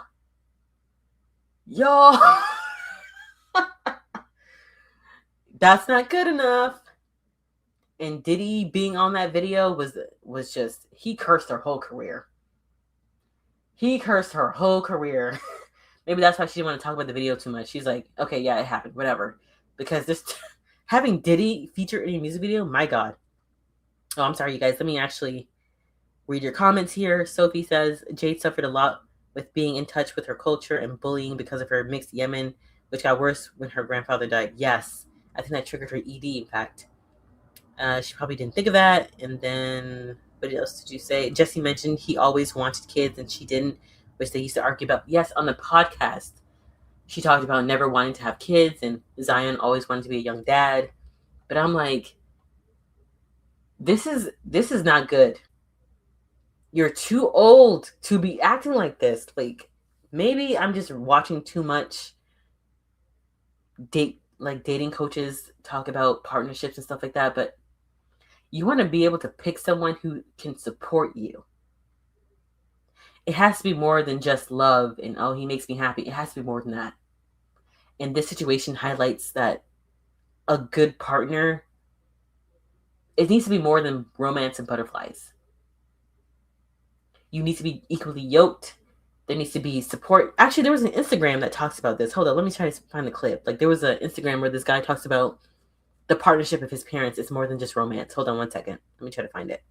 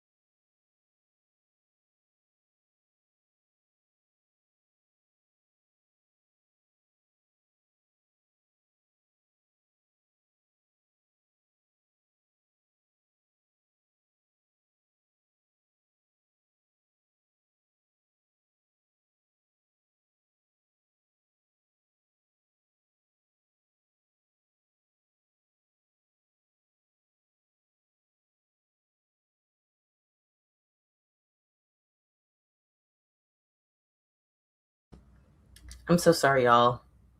I cannot find the clip. I'm so ticked off. I'm like, that was such a good plug-in. I can't find it. They broke up recently, which is very, very interesting because literally the finale was like them getting engaged. But I am kind of happy that they broke up. I'm like, this is not the way to go. How long were they together? You know what? I think I've heard that they were on and off for a few years, and I think one of the biggest reasons was the kid thing. But also, I don't know, was their relationship tumultuous?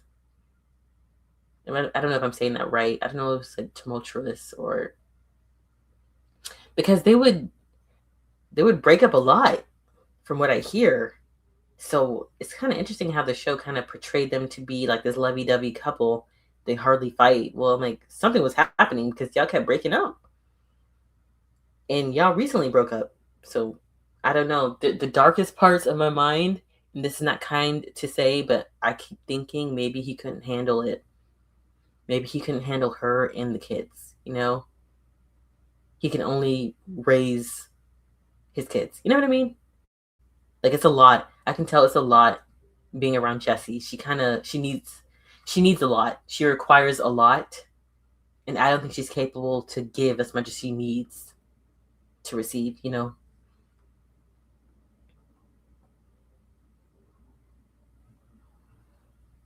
Ooh, yep, Sophie. If he's 25, I hope it wasn't longer than 70. I had that same thought.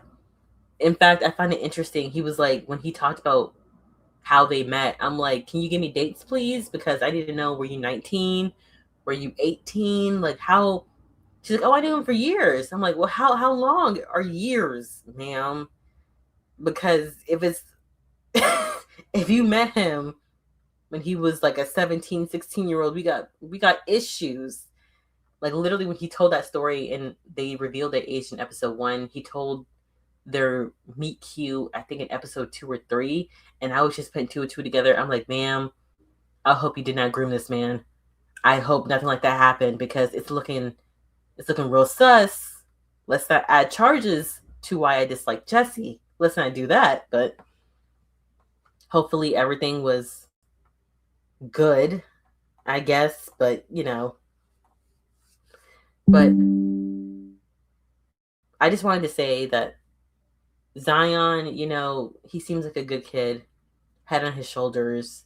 Very young. This kid was born in 2001, right?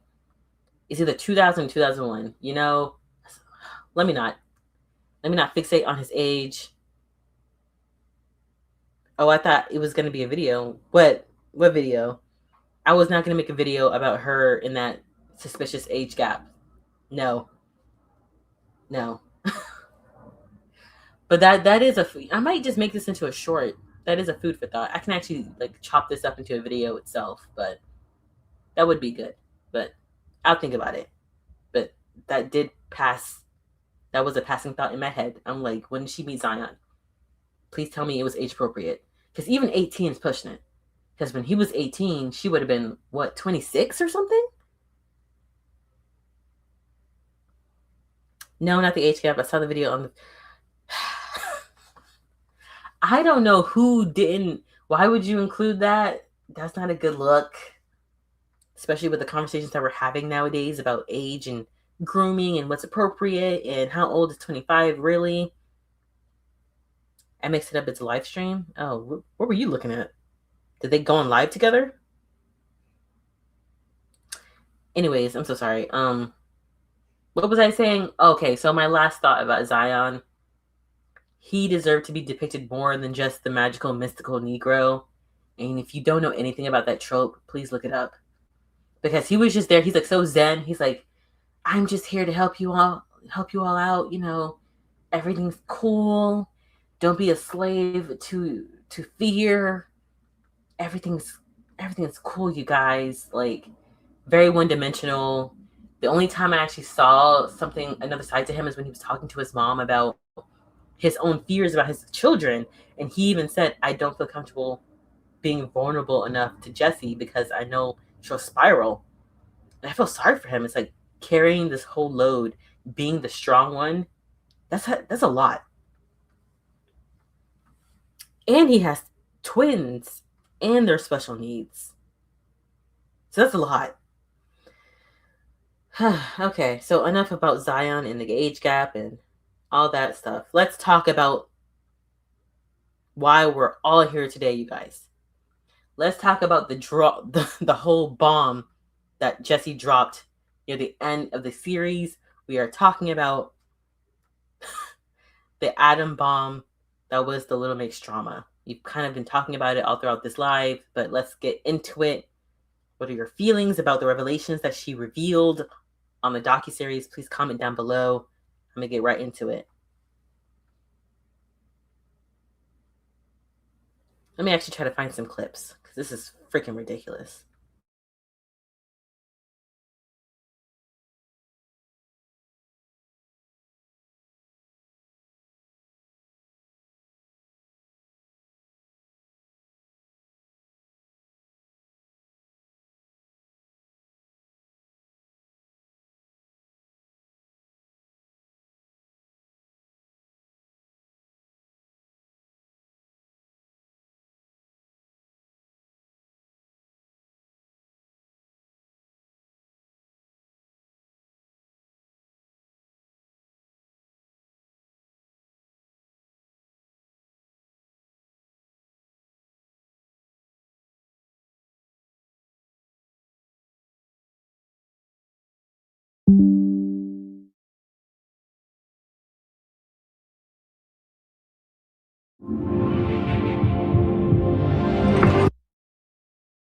I love you all so much. We got through it. All we need is each other.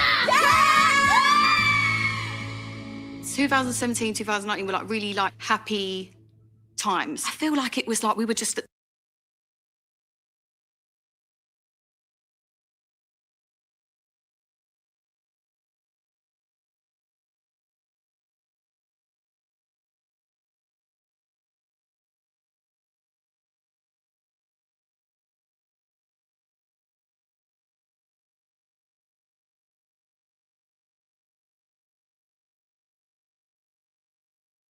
party. I remembered sometimes feeling a little bit jealous because she'd call them like her sisters, and I'd be like, excuse me? But they were like a little pack.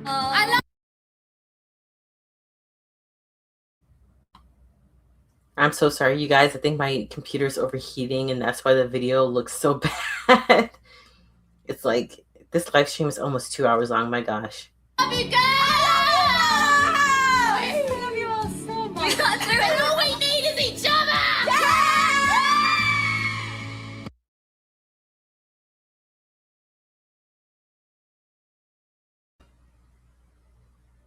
Look at her sister. Look how good her sister looks. I don't know if she had work done, but like Jesy, I think she needs to. It's so easy for me to say, right? I think she needs to stop being so self-conscious about her looks, because it's like, look at the women in her family. I think she's gonna be okay. Like, remember when she was laying up in that hospital bed? She's like, I got all these wrinkles because I don't have Botox and this, that, and the third. And I'm like, yo, it's gonna be okay.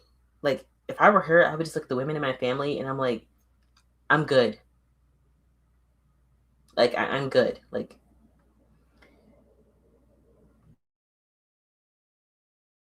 Little pack. I love you, girl. I love you all so much. We got through it. All we need is each other. 2017, 2019 were like really like happy.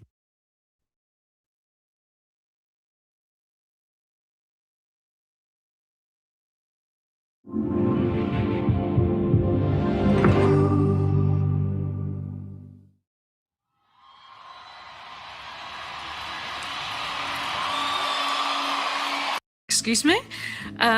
But they were like a little pack. I love you, girl. I love you all so much. We got through it. All we need is each other. 2017, 2019 were like really like happy times. I feel like it was like we were just at the peak of our career. To me, everyone was just like in a good place. But actually, I was wrong.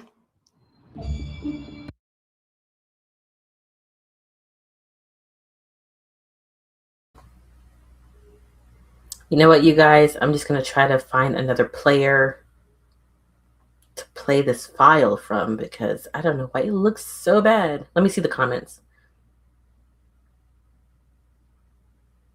Girl, I was so shocked. It's terrible news, of course, but the way it was handled left a lot to be desired. Absolutely, I agree, 100%. The car part, she looks so different. Looks, The video isn't playing, just audio. Okay, hold on, y'all. Hold on. Hold on. Um,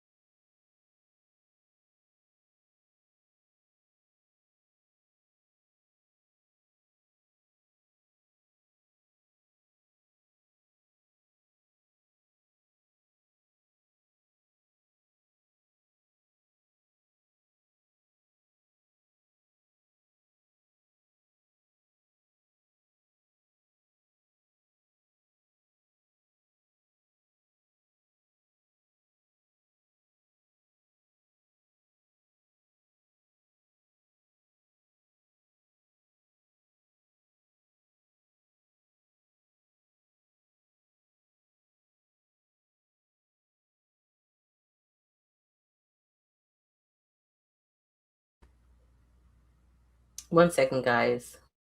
Let me try to load this on up again.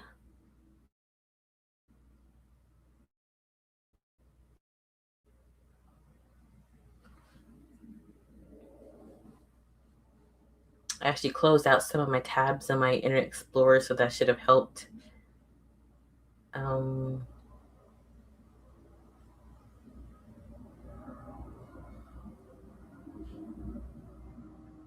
But just for my sake, just let me know if you can hear the actual audio file, because I'm playing these clips. Oh wait, someone just said they could. Okay, never mind. Okay, I was actually kind of worried that you guys couldn't hear the clips I was playing, but someone had already confirmed that they could hear it. Okay, let's get to the good part. Okay.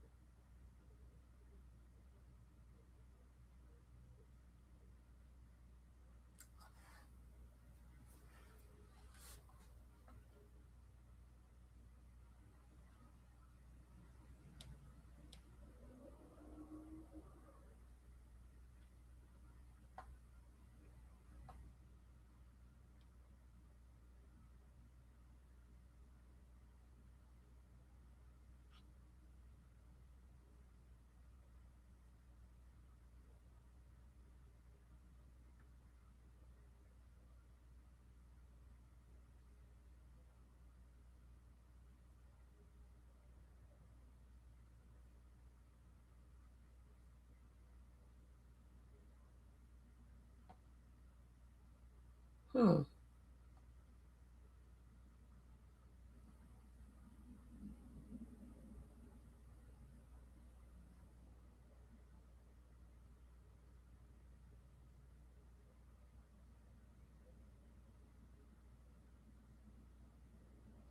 Of course, at the good part, something goes wrong.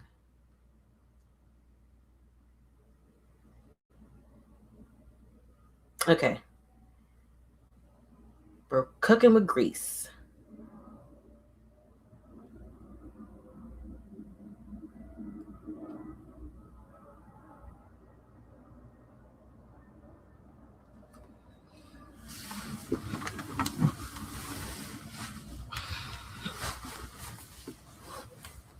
You know what's so funny? My computer is actually so hot, it's making me sweat right now because I actually have it on my lap.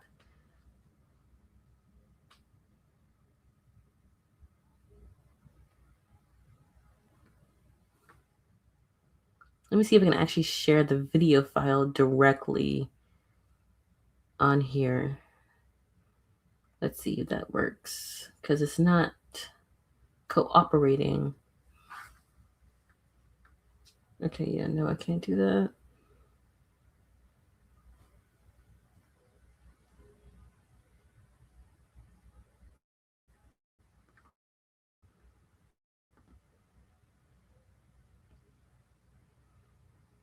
Crap, I really want to share this.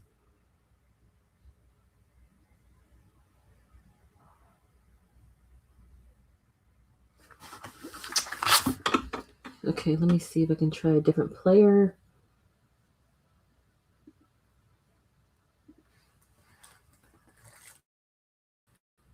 For whatever reason, my screen capture is not allowing me to share my screen like it used to. And it's annoying. Anyways, tell me your thoughts about Zion, the age gap, whatever y'all want to talk about. The potential stress Jesy could be under financially providing for her twins. I know the next season is going to be about her SMA, the twins' SMA diagnosis, but I don't know what she's going to do afterwards. I don't know if she's going to have to conjure up some more drama. I don't know if she's going to go down the reality TV route, but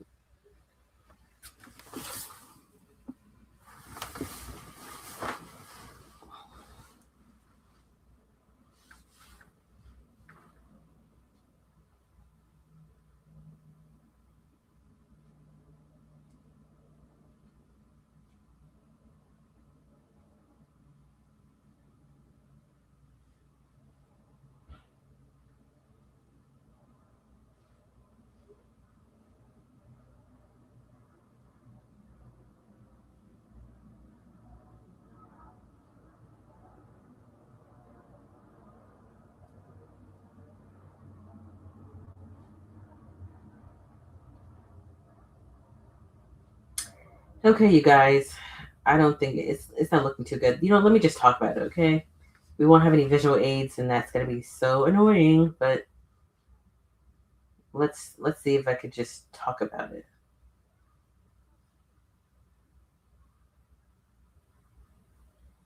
Okay, so throughout the series, she talks about some good moments, a little mix, but ultimately, near the end of the series, she drops a few bombs. The biggest one being, actually not the biggest one, but the second to biggest being that someone else wanted to leave Little Mix, and that I think she said it wasn't her choice or something like that, which made no sense. Because, well, yeah, if someone wants to leave, you can't control that, but also, why are you using that as an excuse for your exit? It kind of seemed like she was using it as like a cover up. You know what I mean? Like, it's not my fault that I left because someone else wanted to leave, and it's just like that doesn't make any sense. But whatever, she deflects. We know this, right? So she says they called us into a meeting. It didn't seem all that good, and I think the time was around 2020, early 2020 or 2019. This person had come out to everyone saying that they wanted to leave, and they had to start making plans to start wrapping up Little Mix as we know it. They were going to go on their final tour later on that year, and that was going to be it. And And Jesy says she was distraught. She said that her and Jade cried profusely. And I took note of that because I'm like, huh. So we already know that Jesy and Jade weren't the ones who wanted to leave. So that leaves Leanne and Terry, right? Like, why even say that? Why even say me and Jade were crying profusely? So that eliminates half the group. So it's like, who were the other two? Who went? You know what I mean? This makes more drama. So then she goes on to say something like she wasn't ready to let Little Mix go. And then shutdown happened and it prolonged everything. So everything was pushed back, I think, for like 2 years. And she loved shutdown. She had her best moments in shutdown. She was living her best life. She wasn't worried about her figure. She didn't have to worry about any shoots. Everything was paused. All work was paused. And then we see her with her best friend, who was her lash tech. And she's like, yeah, we would just go out, eat whatever we wanted. And she even credits her for her happiness during shutdown. She's like, who knows, if shutdown wouldn't have happened, I would have been in Little Mix still. Or and I think she said something about like, if it wasn't for so-and-so, I wouldn't have been so happy. And I'm like, again, with the external factors making her happy. You know what I mean? Like, she leeches onto people. I don't mean to be mean or rude, but it's like she needs people to be happy. I don't know if she's ever really been alone. Which, to be fair, during shutdown, that was probably the worst time to be alone. So, but still, it's like, yay, someone else to make me happy. After that, she said that she had the fatal phone call where she was told that she was going to be in a video shoot for their holiday single, and the vibe was beachwear. And within a week's time, she had to be on set filming in a bikini, and she was devastated. And again, that triggered her ED. She looked up how to lose a stone in 5 days, which I think a stone is like, I don't know how many pounds is a stone. Y'all know how many pounds the stone is? I don't really know. Wait, let me see if I can share my screen. Please let this work.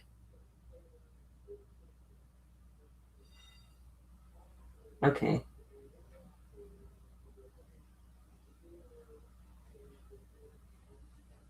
Okay, people. But cooking with grease. Like, hey, okay. Times. I feel like it was like we were just at the peak of our career. To me, everyone was just like in a good place. But actually, I was wrong.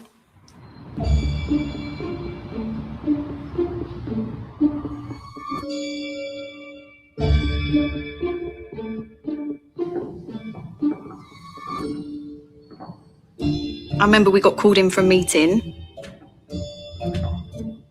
When we're called in for a meeting, it's either going to be something amazing or something really bad. And I just had this gut feeling that it wasn't going to be good.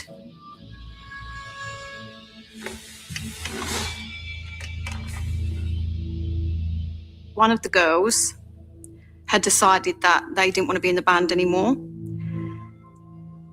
And I just remember feeling like my whole world had just fell apart. It was just a really sad day, and me and Jade really cried. Can you say which of the girls it was? I don't think that's for me to say, because... Wow. That's where she draws the line, you guys. That is where she draws the line. It wasn't for her to say who announced their departure, but she told this whole story, and that is where she drew the line. And if you listen even further, she eliminates one other person from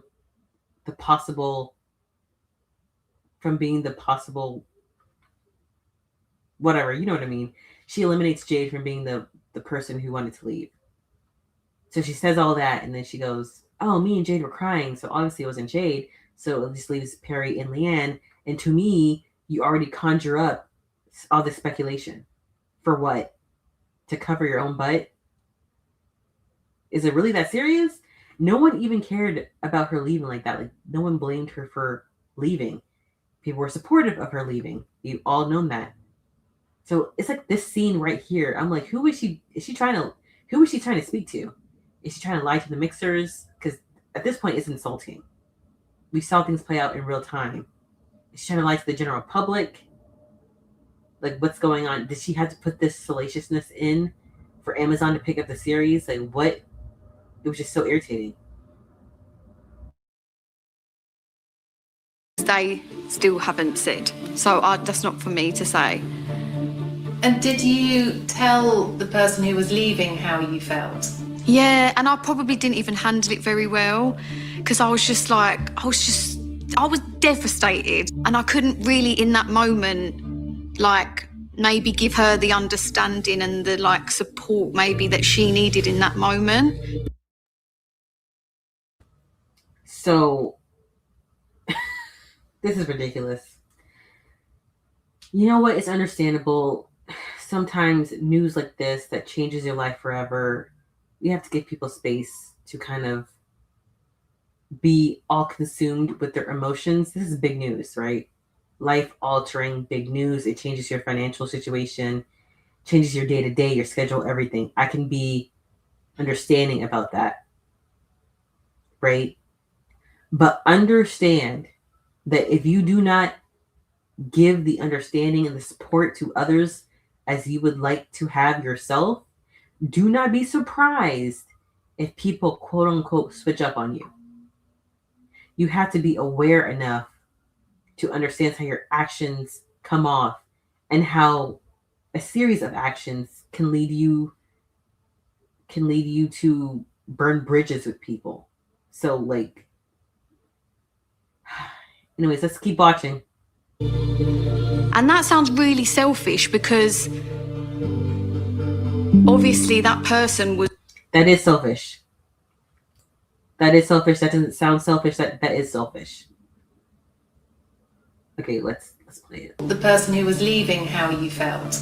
Yeah, and I probably didn't even handle it very well because I was devastated, and I couldn't really in that moment, like, maybe give her the understanding and the, like, support maybe that she needed in that moment. And that sounds really selfish because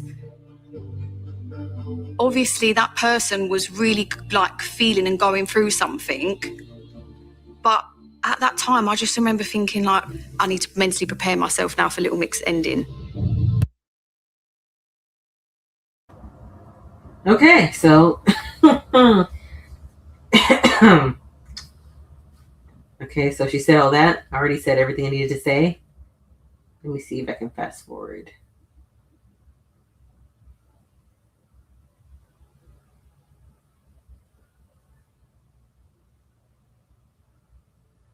Okay, this is her in Shutdown with her best friend, the Lash Tech. Okay. Not dead. That's right, girl. I come round, I'm the plumber. I can deal with all your pipe work. Bye. You could just see, like, this bright, beaming light coming from Jesy that she didn't have before. And I think it's something that she'd probably craved for so long. Lockdown happened and I just, like, lived. You was yourself. Yeah. I just felt like a kid again when I was with Charlotte. Like, I just felt free. I can't breathe. You know what? I'm glad that she found herself. She looks genuinely happy.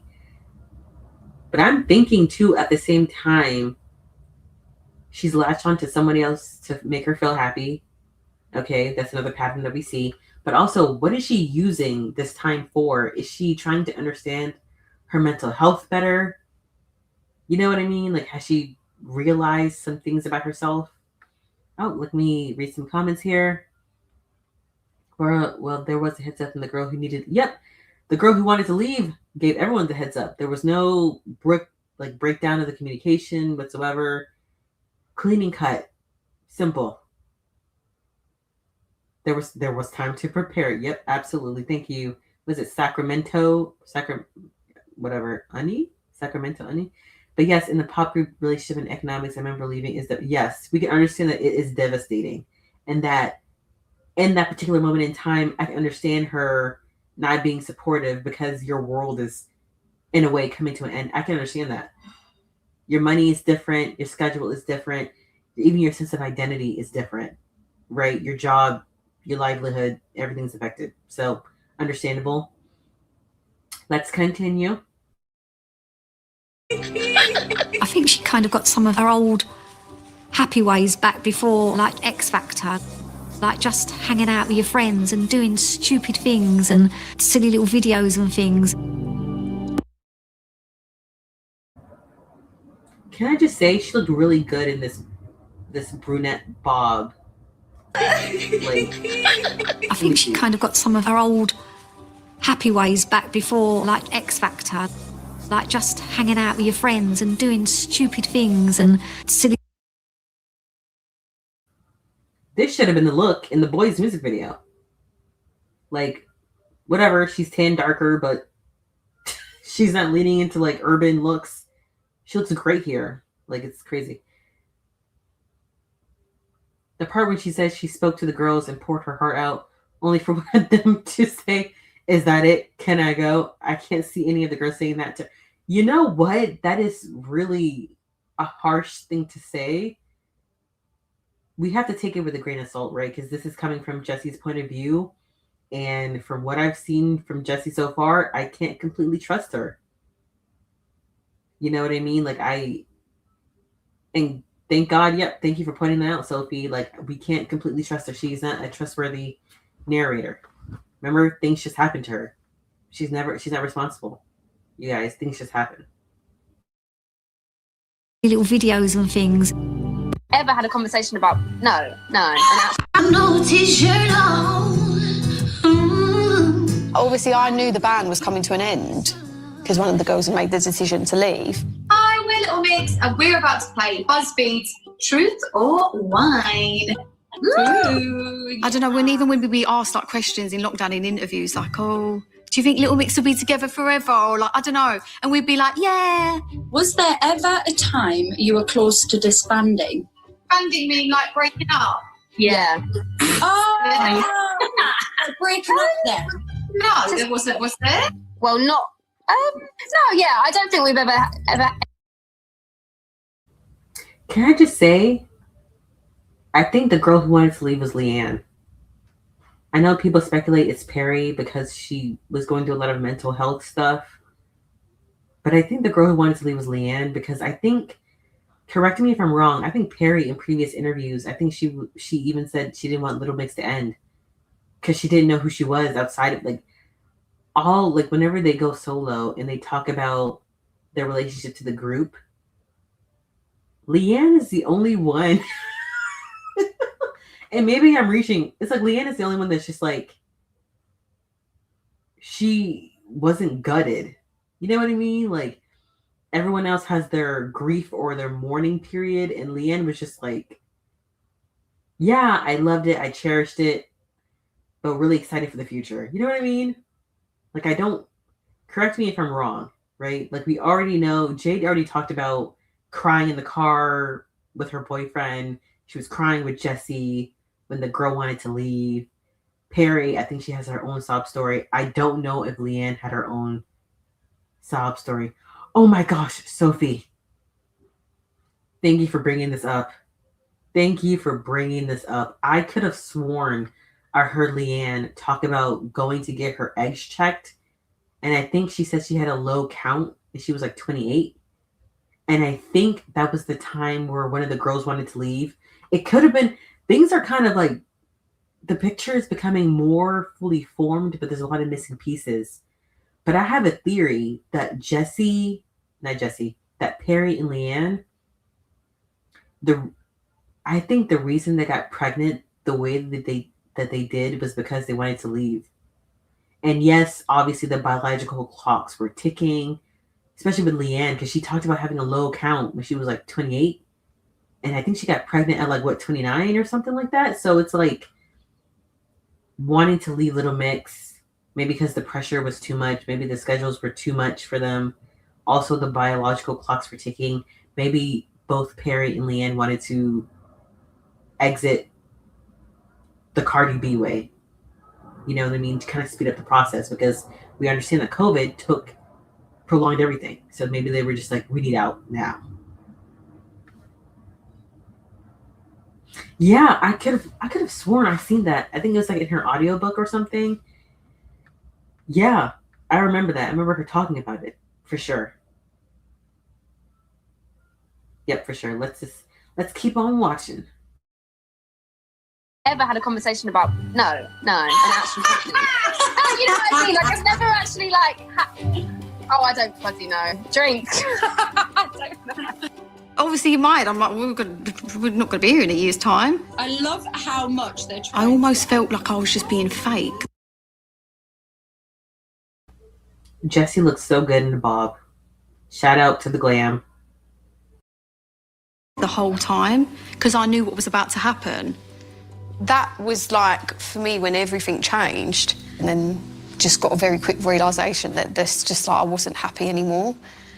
So it's just weird to think that if lockdown didn't happen, and maybe even if Charlotte didn't live with me. Crediting Charlotte for her happiness. Maybe my decisions would have been different. What was your kind of relationship with the girls in COVID too, in terms of, did you chat to each other much? Yeah, every day. But the funny thing was they couldn't wait to get back to work. And I was the total opposite. I was dreading that phone call. What was the call? Well, it was to do a music video. My stylists at the time were like, right, so obviously the song's called Holiday, so it's going to be like beachwear. I'm thinking, fuck off. No. Y'all, when did they record their lead single? Oh, wait, I think their lead single was Breakup Song. Okay. When did they record Holiday? And when did they decide that was going to be the second lead single? Because I'm thinking they were already kind of filming. They filmed Breakup Song in their home.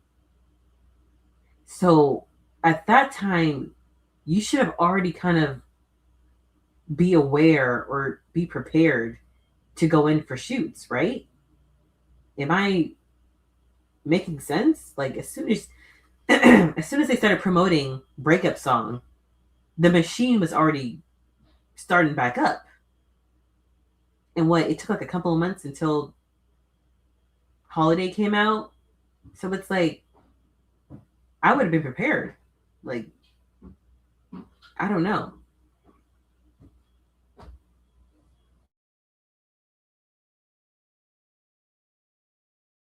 No, this is my worst nightmare. I've just stuffed my face in lockdown down to a bloody bikini. And I just remember thinking, I need to kind of die. I remember Googling quickest way to lose a stone in 5 days. I always worried when music videos would come up because I know she'd go at extremes to try and lose weight. She'd always be starving herself. And then one time I found some injections. There was obviously weight loss injections. And I remember finding them and getting really upset. I'm like, why would you do that? Great. Let's roll videos, roll camera. I just remember being on the set of that music video and I just was struggling the whole day. We got your same performance again. You did amazing, darling.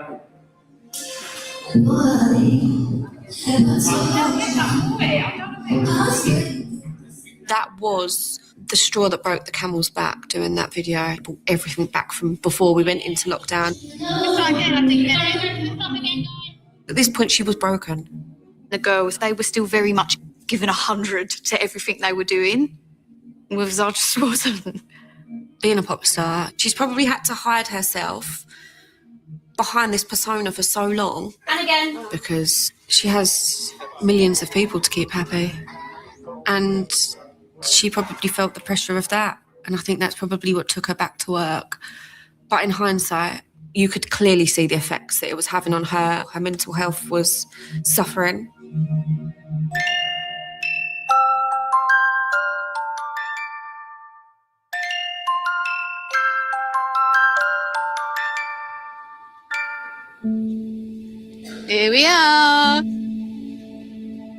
They look quite realistic, though. Do you think that's a very good one? Bloody hell, it's Liz! Wow. And the winner is Jesy Nelson.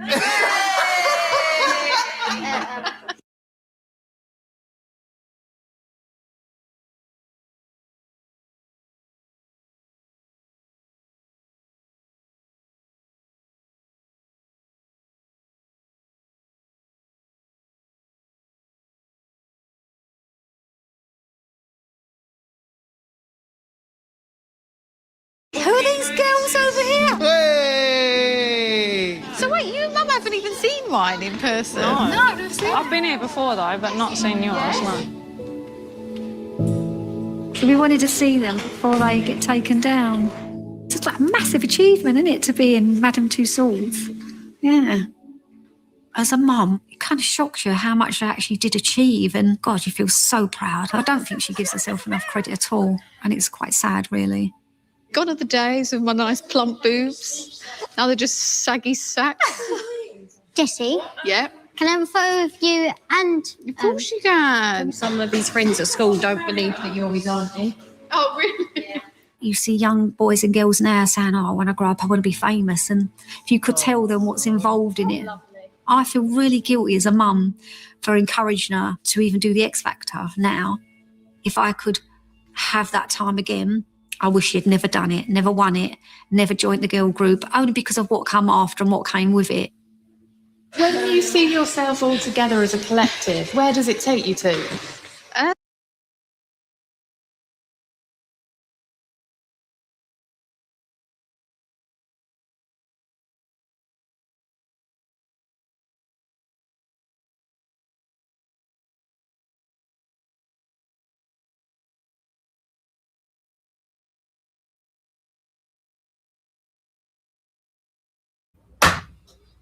Okay, you guys, hold on. Y'all gotta be patient, man. Also, forgive me, I was interrupted and I had to kind of let the video play on a little longer than I would have liked because I had someone talking to me. A full-on conversation. So anyways, well, what part do y'all want me to fast forward to? Okay, this is an in-depth discussion on Jesy Nelson because this is her docuseries. So I don't know. Move on to what? Igor, move on to what? What timestamp? Let me know. I took a look at Jessy's astrological chart the other day, and there's some indications of an all or nothing personality type, very high. Yeah, that. You know what she reminds me of?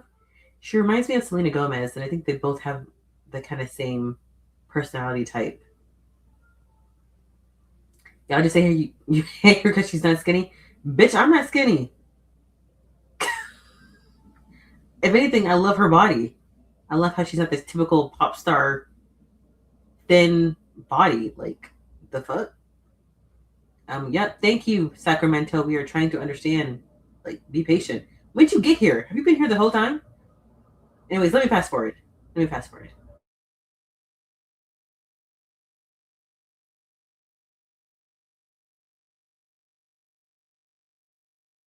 A minute.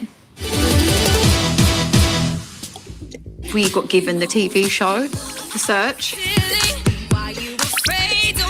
We are here to find the next big thing in music. Let's do this. And yeah, so it begins, girls. So it begins. I am going to do a video on The Search. I've already done reviews on it when it played out in real time. But let me just say, when The Search came on, it really made me respect these girls as professionals. Like, they seem like very professional. Like, it was nice to see another side to them other than goofy, blah, blah, blah. Like, I love seeing Perry, like, her serious side. Jesy, Leanne. I love this. Okay? I loved it. Whoever the winner was then would go be the support act for us on the last tour, which obviously no one knew that it was the last tour either. Now, because of lockdown, the tour's not going to be for another 2 years. I just remember being like, I can't do it. I physically cannot do it. Let's get started!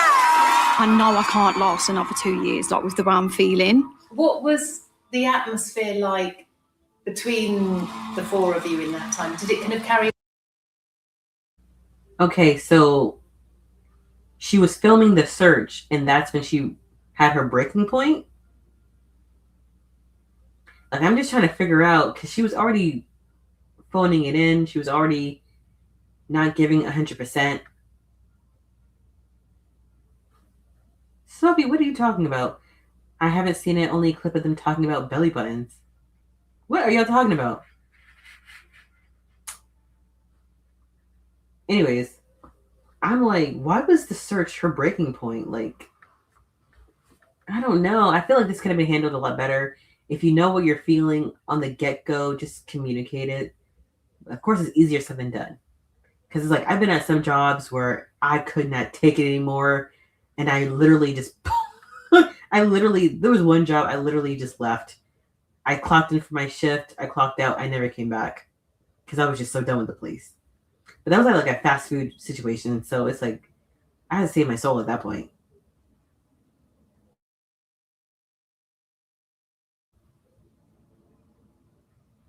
Oh, on The Search, there's a clip of them talking about belly buttons. It's key. Okay, I gotta rewatch it. I just it's been a while, but yeah, I loved how The Search kind of showed the professional side to them as well as their silly side. I love that for them.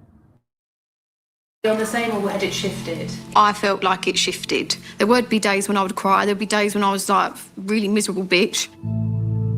She just wasn't herself. She was there, but wasn't really there. You know, like sometimes when you just do something, but your mind and heart just wasn't in it. I don't think her heart was in it anymore. I think she was just struggling. The vocals are great, rapping was really good, but I have to be honest, there was something about that performance that was missing for me. I think you could have cut the atmosphere with a knife. It was just horrible. Jesy, I don't know what you were listening to. I don't know what listen, I said you can't fault it, but there was something missing for me. Right.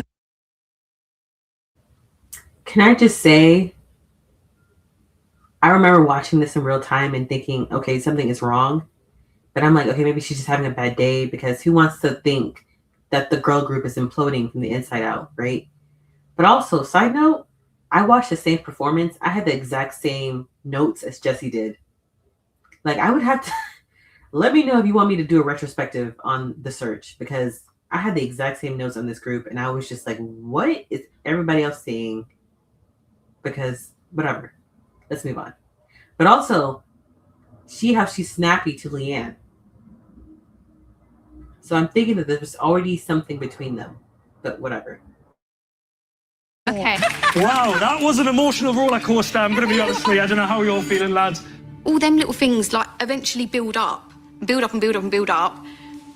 And yeah, they do get to like a boiling point at some point. I can see why they did get angry at times. It's hard to work with someone who's always down and you're always happy. Yo, the mama called her out. Y'all hear that? Let me replay it. Yeah, they do get to like a boiling point at some point. I can see why they did get angry at times. It's hard to work with someone who's always down and you're always happy. It's hard to be around that. So from this clip, there was tension from all sides. It was a powder keg. They could not deal with her attitude. The morale was being brought down. And Jesy, just to be fair to Jesy, she was miserable. Right? But I think it's kind of funny that the girl who wanted to leave, mind you, the girl who wanted to leave initially told them in 2020, and COVID prolonged things. So the girl who wanted to leave, who had an earlier, expiration date or something, like an earlier termination date, whoever this girl was, they were able to stick it out and put their best foot forward. And Jesy was so miserable, she couldn't do that. So I think that's really interesting that if I was that girl who wanted to leave in the beginning, it's like, yo, I wanted to leave earlier than you. If I'm able to stick this out longer, I mean, I should be the one complaining. I should be the one upset. Why are you upset? Like, I wanted to leave before you, and I had to wait longer. And I got to carry your load because you just can't. Yo, if I was that first girl who wanted to leave, I would be so ticked off. I'm like, yo, so I'm trying to get out of here too, and I have to wait longer than you. Like, what?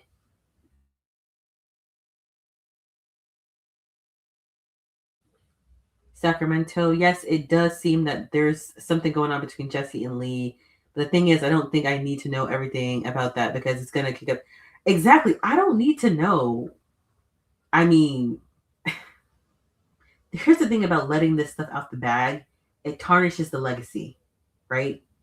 We already had some sayings, some like stories here and there that there was some tension. That's all I need to know. I don't need to know the details. I don't need somebody to bring it up years after all the dust settled. I don't need all that. You know what I mean?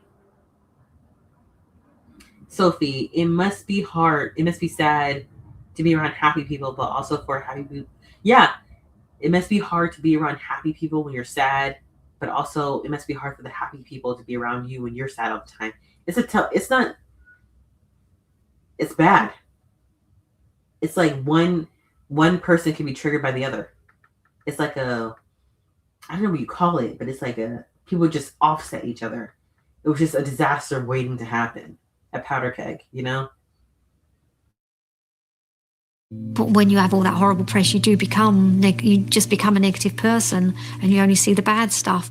I'd been in lockdown, felt that happiness, and now I'd been like swarmed with this like rush of anxiety and insecurities, like which I didn't have when I was at home and in lockdown, and I felt safe. Like I started then having panic attacks again. I feel like over all of the years of her being in Little Mix, all this trauma had been building up inside of her. If you're a good performer, you can cover things up and keep carrying on, but there's going to be a time when you'll crack and you just can't take no more. Little Mix star, the lovely Jesy Nelson, had to leave a Radio 1 live lounge performance after suffering from a panic attack. Do y'all remember this? I remember seeing this and thinking, what the hell is going on? That's when I knew, okay, something's going on here.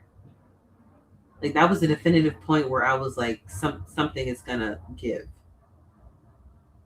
And we all kind of saw the end for Jesy, like leaving and stuff. Like, again, it wasn't something that was surprising. We weren't shocked. Everyone kind of saw it coming. I think they were already promoting their songs like a month or two without her. So they're already prepping us. This wasn't a surprise. The whole point is, I don't think there's a villain in this whole Jesy Little Mix situation. And this whole thing, we should have been resolved behind the scenes. Seems like, who is making this into a reality show? That's what I have to say. Who is airing out the dirty laundry? All of this dirty stuff did not need to be on Front Street. Right? That's what I have to say. I wouldn't say there's a villain per se, but I will say that there's a bad actor. When I went back to work and then I just had this fear of performing, for me to be terrified of performing was like so abnormal, because when I was on stage, that was like the place I felt the most confident. I didn't like recording anymore, which actually, if you now go listen back to songs, I'm hardly on any of the songs because I'd go in the studio and I was just so down. I was like, what's the point? I was like, I don't care, I'll go on the chorus. Because I just mentally checked out. Not for nothing, I think at that point, all of the girls checked out. Because listening back to those records, a lot of the girls sounded like they were like phoning it in, maybe except for Perry. I think Lee and Jade were also phoning it in. Like, you could tell that the energy on Confetti, ironically, was not celebratory. It was just very dead. Like, they were exhausted. Like, everyone was exhausted. You could just tell. My body was telling me, stop. Like, stop it now. That was the moment for me when I was like, I can't do this anymore. And then, listen, everyone's going to have their version of this story. I can only speak my truth of how I felt in this situation. And I basically just sat everyone down and I just explained how I was feeling. I just felt like no one cared. I felt like everyone was like... And I remember one of the responses being like, are you done now? Is that it? And I was like, okay. She was like, can I go now? And I just remember feeling like, whoa. And that... So what do y'all think about that moment? Do you think she's telling the truth? Because she could be telling the truth, right? And I can give grace to the other girls. Maybe they just were just at their wits' end. They couldn't take it anymore. And here's the thing. If the girls were there 9 out of the 10 times that she needed them and they weren't there for that one moment, I won't fault them. They're humans too. They're fallible. They get tired too. They have their own loads to carry. They have their own pains. People are not there 100% of the time. That's fine. So I won't fault them. I won't chop this up, this one situation, and I won't judge them, their whole friendship, off of one situation like this. Because how many times were they there for Jesy? Right? Everyone was tired. Everyone had their own stuff to deal with. So it's like, it's understandable. If it is true, it's understandable. Friendships are not linear. There's ups, there's downs. Like, but tell me what y'all think, okay? And also maybe, like she said, it was a powder keg. Like, things were building up. A lot of issues on their side. Maybe Jesy did something to them. They weren't really receptive towards the sit down this time around. And they were just at their wits' end. So it is what it is. just made me feel really like just alone and like there's just no point to this. Like no one cares. I am interested in knowing what her, you know what, here's the thing. If I'm let down by someone who's usually there 99.9% of the time, and they let me down that 1% or that 0.1%, I won't judge them. Like, it's going to hurt, right? It's going to hurt, understandably so, but I won't drive to the extreme and be like, no one cares, right? I'll probably just be like, okay, I understand where they're coming from. I won't take it as personal. But I won't go to the extreme and be like, no one cares. Because it's hard for me to believe that someone who was caring for years on end, who always showed up for me, doesn't care this one time. You know what I mean? Just this one time they didn't meet my expectations, I just chalk it up. No one cares. No one ever cared. It's like, whoa, that's a bit much.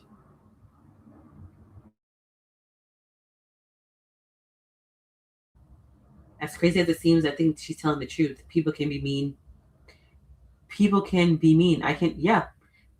their days. People are multifaceted.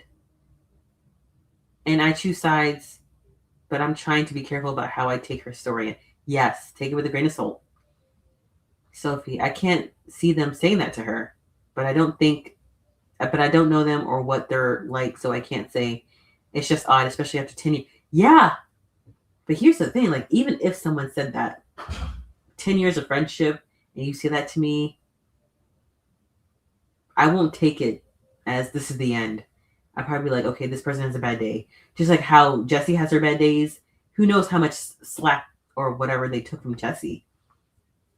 You know? Especially her time at the search. People were like, oh, she was miserable. She was not easy to get along with. I wonder what things Jesy said to them, and they just kind of took up the chin. You know what I mean? Igor, but I also think that even people who have cared for years can get tired. Exactly. It can hurt. People who you love can hurt you. they can let you down. They're not always going to be your expectations. They're not always going to be there when you need them. Oh, Igor, you're not a Jesy fan? Oh, whoa, look at you. You're stretching out those muscles, the empathy muscle. You know, that's what we try to do over here. Now, I'm not a fan of her either, but you know, I'm trying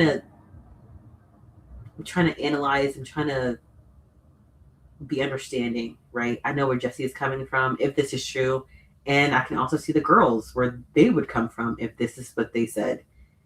You know, they're probably exhausted. Wasn't Jade's mom going through a health issue? Right? So Jade her attention was elsewhere. She probably didn't have the bandwidth to be there for Jesy. Right? So it is what it is, right? For a few days before, she'd just been down and really down and not talking much, and I think she was seeing horrible things written about her again, and she just wanted to be on her own quite. This part confused me, right? This is where Jesy does the second attempt on her life. Does anyone remember anyone saying anything bad about her during this time? Like, was she looking for bad comments? I don't remember anyone saying anything. Little Mix's search went under the radar. I don't think anyone was really watching it. It was just like the fandom. You know what I mean? Like, there was like a viral moment or two, but I don't think anyone was really... Correct me if I'm wrong. I'm not over there in the UK. Maybe I missed something, but maybe the tabloids picked up on something. Sophie, I can see both sides, to be honest. Her feeling like they weren't there for her and them feeling helpless and don't want to be her. Exactly, Sophie. Maybe they're just like, yo, we can't do this again. Maybe they want out. Maybe they want her to get professional help. And maybe they just want to be friends and not friends and therapists. Maybe they have too much on their shoulders. Which is why they want to talk through it. Yes, it could be a multitude of things. But did Jesy convey all that to us when she told the story?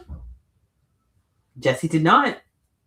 She just said they weren't there for her. Her mom reiterated what she said they weren't there for her at the end.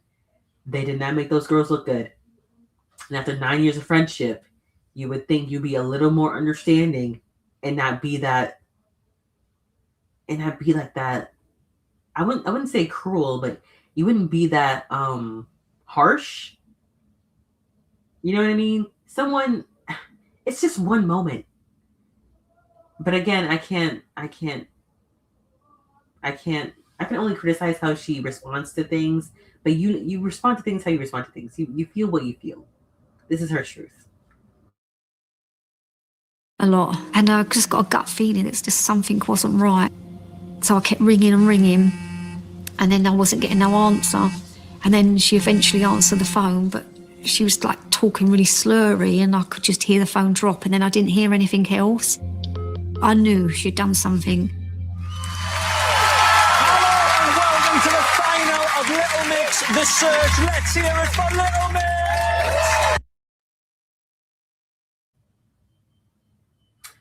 I know this is kind of the wrong time to say this, but the girls looked great in this performance. They were eating down.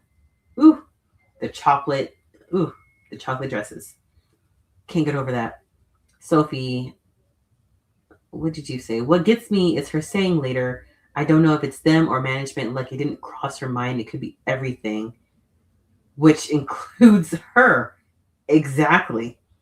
You know what? If you're going to tell this story, I really wish she was more protective of the girls and their image. That's what really gets me. Right? Don't say they did this, they did that to me, they did that to me, and then side note, I don't know if it was this or management. No, that's not the way to go about this. Could you ever see Leanne or Jess or Jade or Perry saying something like this about Jesy? That's what I want to know. What do y'all think about that? Like, could you ever see Perry? Perry wouldn't do that. Jade wouldn't do that. Lee wouldn't do that. Like, come on. Where's the care? At least for the sake of legacy.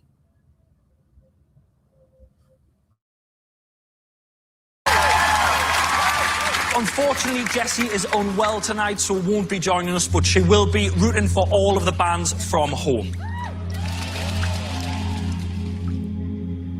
Yeah, that was when she was really at rock bottom. It was so hard to see your friend like that. An ambulance was called.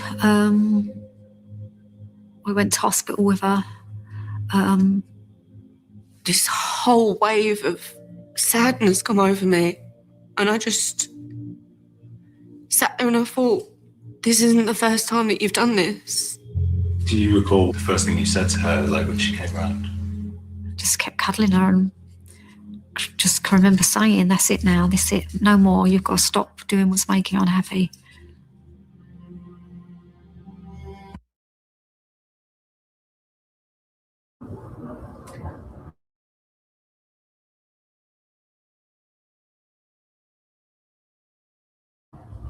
Y'all, I'm so confused because this part right here makes it seem like it was impossible for Jesy to leave the group when there's already a member exiting. It was like, you know what I mean? What's going on? What is going on? What's stopping her from leaving the group if one girl's already out the door? Y'all see what I'm saying? It's like, who is she really trying to convince? We already know she was struggling mentally. I didn't need to hear the suicide story to believe it. If she wanted out, is it just me? Y'all, let me know. Let me know.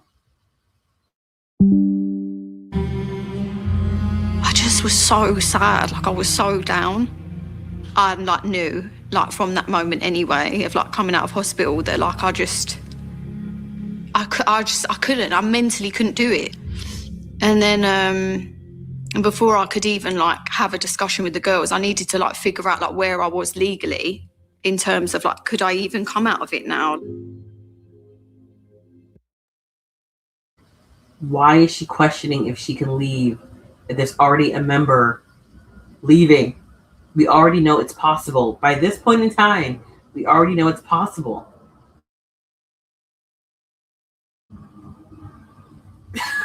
Sacramento, that's the part where the story gets real funky, right? I don't believe the consultation with the attorney started before the... Yeah. I don't believe the consultation with the attorney started before this. I think, well, the way that she's telling the story, the consultation happened after the S attempt. But here's the thing. If she wants to know the specifics of how to leave, I can understand that. But at this point, we already know you're able to leave. If you want to leave, you're able to leave. One girl's already out the door. To leave, it's possible. Unless we don't know something. What's going on?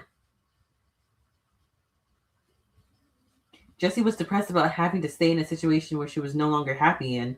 And it sounds like she got triggered by past events. Maybe the other girls did too. I mean, I don't know if the girls knew about this attempt, but if they did, I would imagine that would have been a burden for them too. Because it's like, can you imagine not being able to convey your emotions because someone is so sensitive that they could somehow internalize it and, you know, do this to themselves? I mean, from the way she tells the story, it's like after that sit down, it triggered her so badly, she went to attempt taking her own life. You know, after looking at bad comments, it triggered her that bad.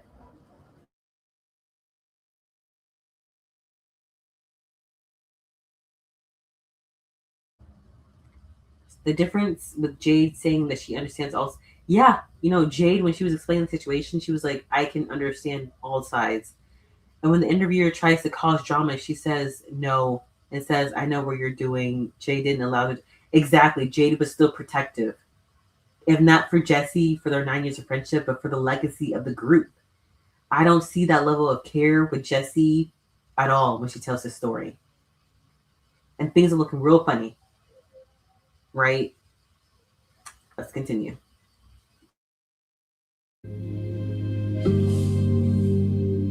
Unfortunately, the lawyer ended up letting them know that I wanted to leave before I could even let them know.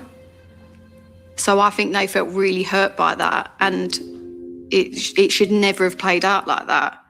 And I feel like mad that was like taken away from me.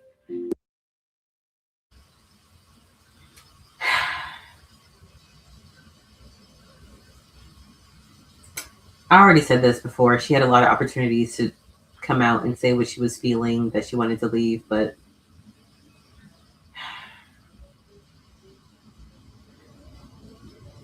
you know, if Jesy is so famous, all she needs to do is just sign her one signature, that one name. People know who it is, man. People know who it is. And like, I didn't get my opportunity to like explain like why I couldn't do this anymore. Wait, so now I'm even more confused. Didn't the last sit down, wasn't that the explanation? Well, she didn't tell them she wanted to leave, but she was explaining to them how she was feeling. So what more did, I mean, the follow-up after that would have been, and I want to leave. Right? It's getting kind of weird. What were you talking about in the last sit down? I would imagine, whatever, I don't know. This part, I don't think I can believe, to be honest. It breaks confidentiality, and I can't. Yeah, and you could also tell your lawyer while you're talking to them to, hey, can you keep this on the down low? Right? You could tell that to your lawyer. I'm just trying to see my options right now. I don't want anyone to know. Why couldn't you say that? I don't get. You know what? A part of me thinks that maybe the last sit down was so triggering for her that maybe she couldn't face them. I don't know. I was like, mentally like got myself ready and was like, right, I want to sit down with the girls now, and I want to like chat to them and tell them like why I did what I did and like how I've been feeling. And wait, now I'm thinking the reason why she wants another sit down is because she wanted to tell them about the suicide attempt. Maybe that's what she's talking about.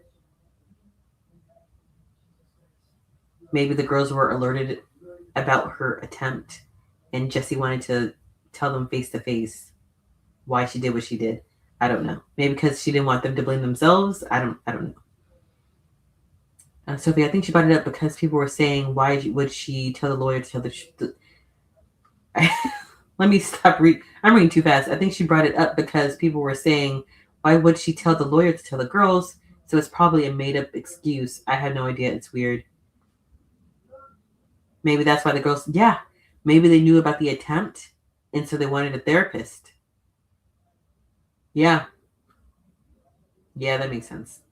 But then it's like, Jesy, why can't you understand why the girls would want a therapist after you just came out of trying to off yourself for the second time?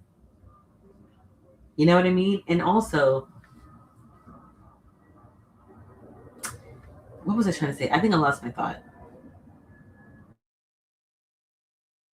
Also, has she figured out how to cope with her mental health? Like, again, like what is she doing to try to self-regulate herself in a very healthy way? We still don't know. She hasn't really made that known to us. I don't think she's even doing the work on herself. Maybe that's a bit of a stretch, but that's what I'm getting from this docuseries. Gwen, I just don't understand why she couldn't tell them personally. Call them, text them. Call me, beat me if you want to reach me. Right? So many opportunities to reach out. I don't get it. She could have just told them during the last sit down, hey, this is what I'm feeling. I want to leave. Like, I don't see what was making it so difficult for her.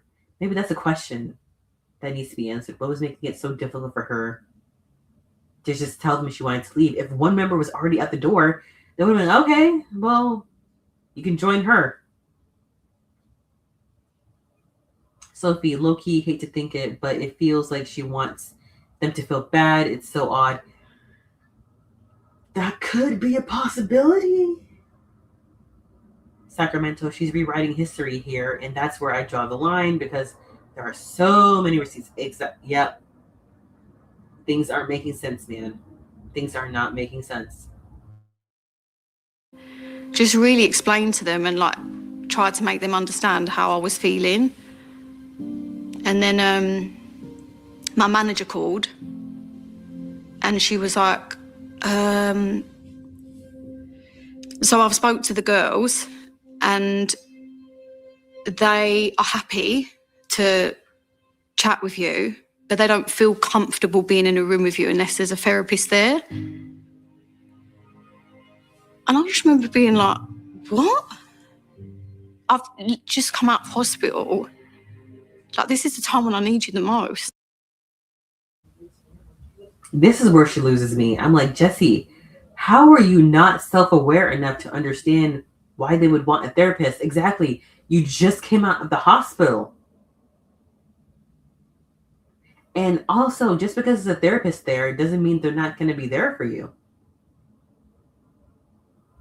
So I don't know. I guess I need more of an explanation as to why she had the issue with the therapist and why she feels like if the therapist is there, that means that they're not there for her.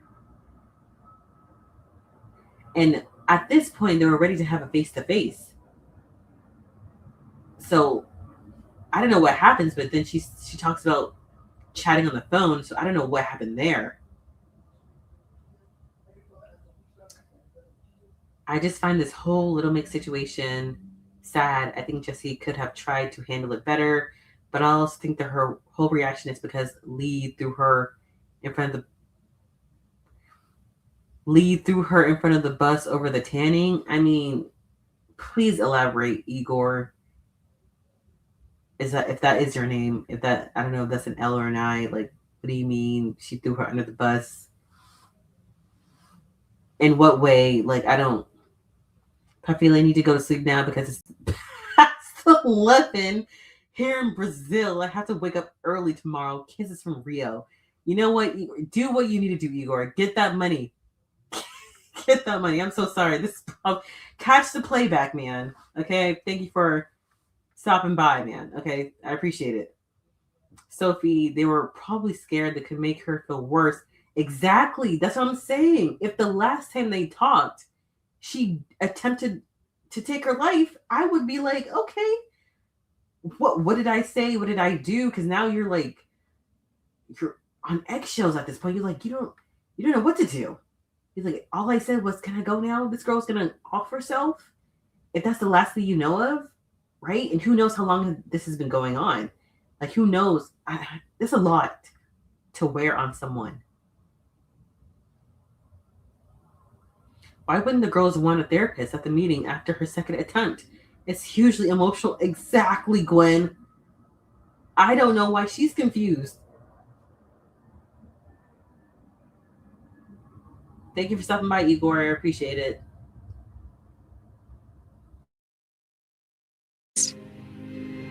I personally believe that at Jessy's lowest of low times, that the girls weren't really there for her. And I think that's why she's so sad now. I don't know, I just didn't feel like they were my, like, sisters. Like, it's been 5 years now. And every time I, like, think about it, I'm like, was it them? Or was it the management? I will never know that because we never got to have that conversation. Why? Why didn't you have the... Why is the therapist being there a deal breaker? Okay. Yo, that's it for this episode. I would play the next one, but honestly, all she ever does is just say that, yeah, the boys' video happened. What if I was Jesy? If I was Jesy, I would try to have more self-awareness. Try to understand people's point of view from different perspectives. And I guess I'm trying to understand why the therapist thing was a deal breaker. Why couldn't they still talk face to face? And why couldn't she understand why the girls wanted a therapist there? Girl, there's a saying in Brazil that goes, those who warn you are your friends, and Lee warned her about the tanning. Yes, from what I could tell from Lee's account, from the girls, Lee came to her in good faith, wanting to educate her, wanting to protect her from the public scrutiny. She's like, girl, let me tell you what this could look like in the public and why this is problematic. Why is she taking that as I mean, from what I could tell, at first, Jesy denied that ever happened. And then she backtracked and said that the girls approached her during a video shoot during Sweet Melody. And then, so it's just kind of all over the place. But why didn't she heed the warnings? And why is she so defensive? Like, I don't know. She warned her, and when you look at it, yes, she had a lot of warnings, even from the fans. I remember the fans even saying something during that video shoot, like, oh, girl, you're tanning too dark. And then she doubled down in the boys' music video. She acted like she was just thrown into the Shark Tank without any warning signs. And people tried to help. People tried to show up and be there for her, but she doesn't acknowledge it. Or I don't know if she's just trying to dramatize it for the show, or maybe she really doesn't see it. But that's really concerning. Sophie, if it was them or management, but what if it was? What if it was? Yeah, exactly, Sophie. What if it was Jesy? What if it was everything? We really don't know. And honestly, I don't know how helpful this was to tell us this salaciousness. What was the purpose of telling us this story? Because all they did was make Jesy look bad. I'm gonna be honest. When she did this, even bringing this up, I'm like, why would you even do this? And Jesy keeps doing this, even with the boys video, and even with the defense of her. Even when she tried to defend herself, she just kept making herself look bad. And it just kind of shows time and time again, Jesy is not self-aware. She doesn't get it. Criticism isn't always bad. It can help someone. It can help. Girl. Right? I'm sensitive too. But if someone's trying to warn me, first of all, you have to trust the other person, right? If someone coming to you and they're saying, hey, you're messing up here, this is a mistake, there has to be a good level of trust. But it seemed like she doesn't trust anyone. That's what it seems like. Because of the way she treats the girls. 9 years of friendship, you don't talk about people like this. You don't bring up stories like this. So in a way, it kind of makes me wonder, did Jesy ever really trust them? Or is Jesy just so defensive that she just kind of sees an enemy in everyone and she just cuts them off?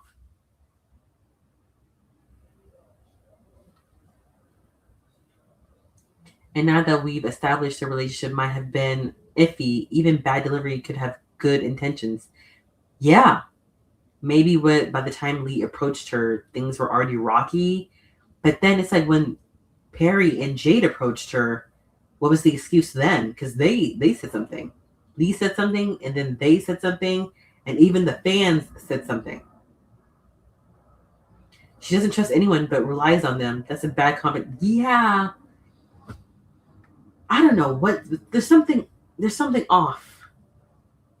There's something off with the way she treats her relationships, her friendships, there's something off there. And it kind of just seems like the only person who she really, really trusts is her mom. And her mom has even come out to say that she feels guilty about the way she raised her. And if your mom is the only person who can take care of you the way you needed to or whatever, that's not a good sign. There's something off about this whole, like there's, I want to give Jesy the benefit of the doubt, but the way she moves, it's really concerning. It doesn't make me think highly of her. I'm very disappointed. That's all I can say. Watching this series, I'm very disappointed. It's like she's digging the hole deeper and deeper for herself, and she's banking on sympathy. It's tiresome. Is she tired of being the victim though? You know what I mean? At some point, you have to take control of your own story. You have to make sure that all the bad things in your life doesn't define you. And I don't think she wants to. I don't think she wants that. I think she wants to be defined by the worst things in her life. Hopefully, with this new SMA campaign that she's doing now, she's gonna turn the tables and grow out of this. But this whole docuseries pulled so much energy from me. It's like a pity party. One episode after the other, wallowing. And I'm not trying to be mean, but it took so much energy for me to just watch this. Yeah, if she took accountability, it would have been so different, but she didn't do that, unfortunately.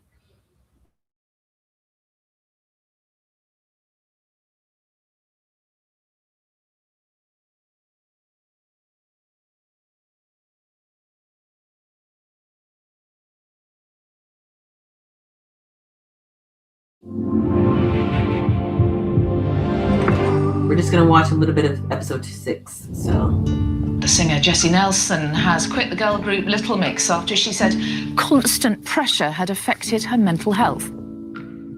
Jesy said, "The past 9 years in Little Mix has been the most incredible time of my life. I find the constant pressure of being in a girl group and living up to expectations very hard," she said. Very, very sad day for Jesy Nelson and her fans. Jesy Nelson is leaving Little Mix. Jesy Nelson. Jesy Nelson has left Little Mix. She's gone. Oh my God. notice how all the reactions weren't really that pressed. I could have, if you listen, let me just say, I would bet that if you let these clips play a little bit longer, they'll be like, but we all saw the signs. We're very understanding. We all know she's been through some stuff. So good for her. I swear to God, if you let these clips play, that's what everyone would be saying by now. You know what I mean? It wasn't devastating. I remember when Zayn left One Direction, it was everywhere. Oh my God, the girls were crying. And it's funny because a year prior, I had just got into, well, actually not a year prior, I think 2 years before that, I had just got into One Direction. And when I tell you when Zayn left, ooh, the news were on it. People were hysterical. I can't believe this happened. I can't believe you want to hear about someone leaving a group in recent memory? It was Zayn. That was the whole, I can't believe this, yada yada yada. When Jesy left, it was understandable. Absolutely, girl, take care of that mental health, because she left during shutdowns and everyone was kind of going through the same thing of choosing their mental health, their personal happiness over the profession. Everyone, in a sense, were kind of understood where she was coming from. Yeah, we've seen you suffer so much. Leave. If you gotta leave, leave. Sophie, would have been so nice, encouraging to see her rise above everything. Hopefully one day she can take a real account. Yes, hopefully one day. Maybe in season 2. But I won't be watching, so I just have to hear through the grapevine, maybe. Gwen, she could really benefit from ongoing therapy, but she's got to want to do, yes, therapy only works if you let it work. Sophie, it's like she chooses specifically what to see, and it's always bad, which I think she mentions, and she does without meaning. Yeah, she mentioned always seeing the worst case scenario, always going, yeah, she's mentioned that before. But again, it's her responsibility to change her mindset and to break those bad habits. It's like she keeps thinking that she's like that little girl from X Factor. And she's in her mid-30s. She has to shake herself out from that. You're not that little girl from X Factor. You're a grown-ass woman. You have babies. You're not that girl from X Factor anymore. Literally been fighting back tears. No. But also, I just can't be asked. She actually told me. Just not the Here. more. It's finest. So actually, probably going into the studio might actually be a good.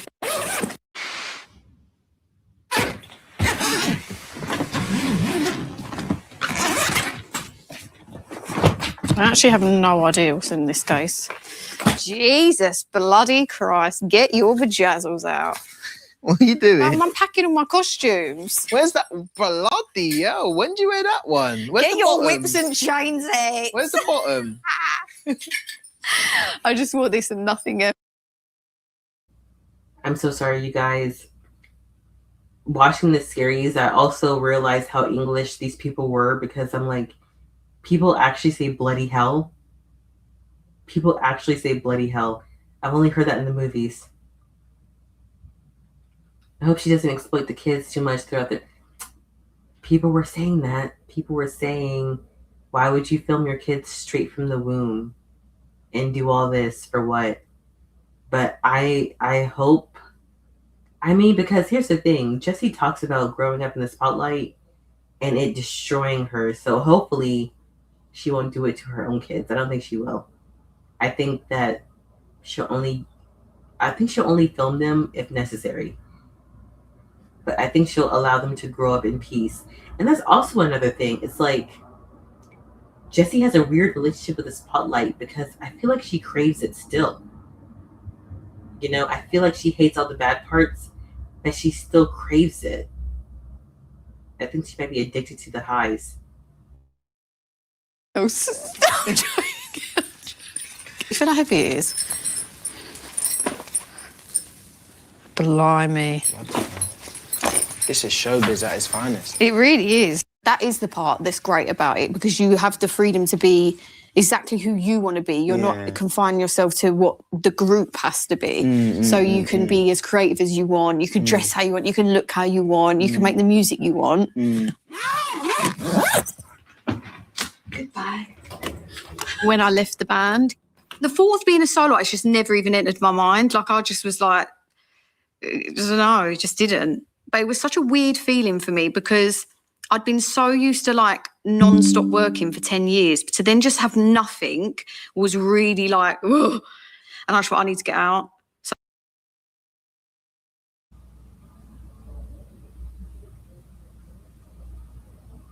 Which conversation about about her solo career?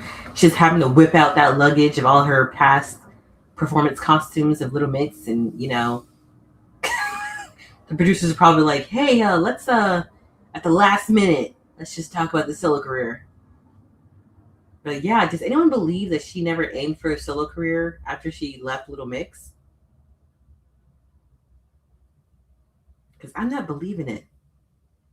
There's just something I don't fully believe her when she says that.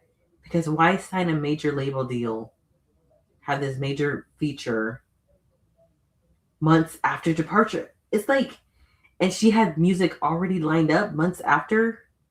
Well, actually, if she knew that the group was already going to dissolve within a few years' time, it wouldn't be out of the realm of possibility that she has like solo music already made. But then if she already has solo music, that would mean that she was figuring out how to be a soloist, right? She already had it at the back of her mind. So I don't fully believe this. Girl, that's what I said. That story got funky from that point on. Yep. She said she really loves reality TV. Wonder if she'll move on to that. Oh, that would be the downfall of her for sure. If she's on that. Can you imagine? What's that show, Big Brother? Can you imagine her being on Big Brother or something? Or some type of love show? Like a love dating show? But then here's the thing. I would see the producers using her as some type of, you know, volatile crash out, you know? Because she's still not mentally stable. It seems like she's not. So she's primed to be used for TV fodder. So hopefully that's not the case. Oh, actually, probably going into the studio might actually be a good thing. And it made me feel so happy, the thought of like finally getting to like make music that was really truly authentically me. I'd grown up on like R&B and hip hop from being a dancer. She would always come home from school, I think it was MTV Base or something like that.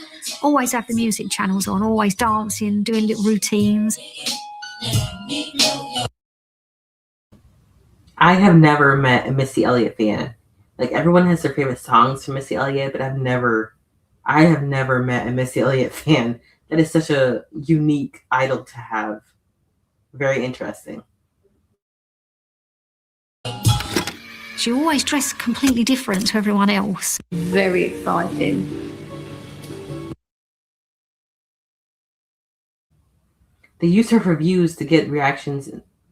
Yeah, using her reviews to get reactions would be bad for her. And if she tries to do something like Keeping Up with the Kardashians, it would have people criticizing her more. I don't know where she can go from here. That's what I'm thinking. Like, she needs money for her children. She's doing this whole advocacy for SMA, but I wonder what's going to really bring in the money. And so I'm really worried about the future because she could very well just do like a Little Mix tell-all and further destroy the legacy of the group just for money's sake. Or maybe, because it's like she doesn't want to do music anymore. Maybe she can go to acting. Or maybe she could do, maybe she could be a judge. She could do judging. That'd be good. Or hosting. But I don't know. I don't know how she'll make enough money. I don't blame her for trying to go solo, quite truthfully, because I don't think she's got any other skill. Yeah, that's the thing. She's been trained to be a performer. She's been trained to be in the industry. So it's like, I mean, she can get a degree in something that can make money. She can make very smart investments. But I don't know.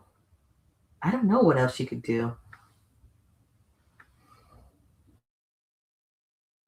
I mean, I'm not going to lie, I was shitting myself at first. I was a bit stiff Steve at first, but now I'm used to it. Can I just say, I forgot how massive her lips were. That was it was like her whole, I'm not going to, let me not be mean, but it's just, I forgot how big they were. You see, so I feel good. It was so good to see her so happy and so passionate again. Like, she had that passion. It was like, right, I'm gonna go solo. I've got these songs, like, these are my ideas. Like, do you like this? Do you like that? She's gone back to being Jesy. And at that time, I'd just come out of a bit of a toxic relationship, and I was just like, oh my God, there's a song in this. Like, there's a song in me falling for the one boy that's shit. And the first day I went into the studio was the day I wrote Boys.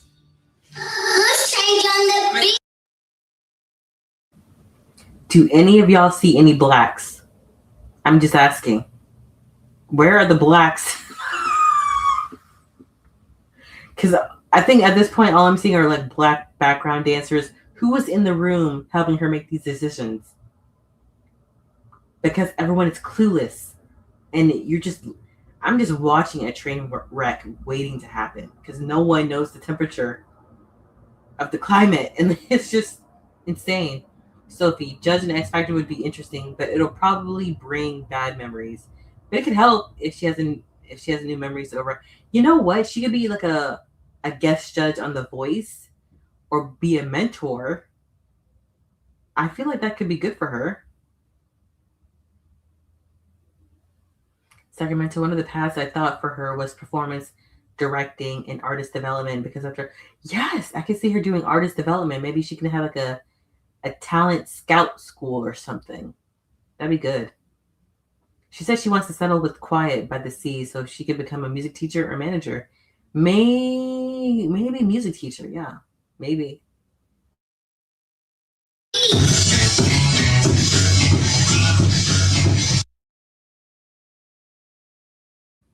Oh no, we saw one black woman.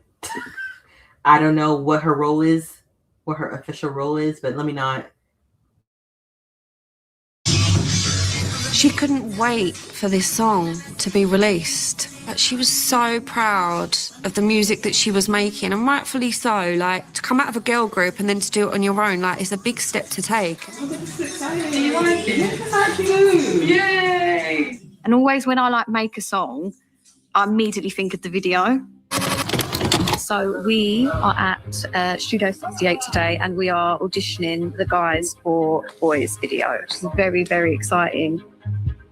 People don't really audition dancers anymore, and I really wanted to do it because I just feel like you miss out on some really good gems. 1, 2, 3, hit, fresh.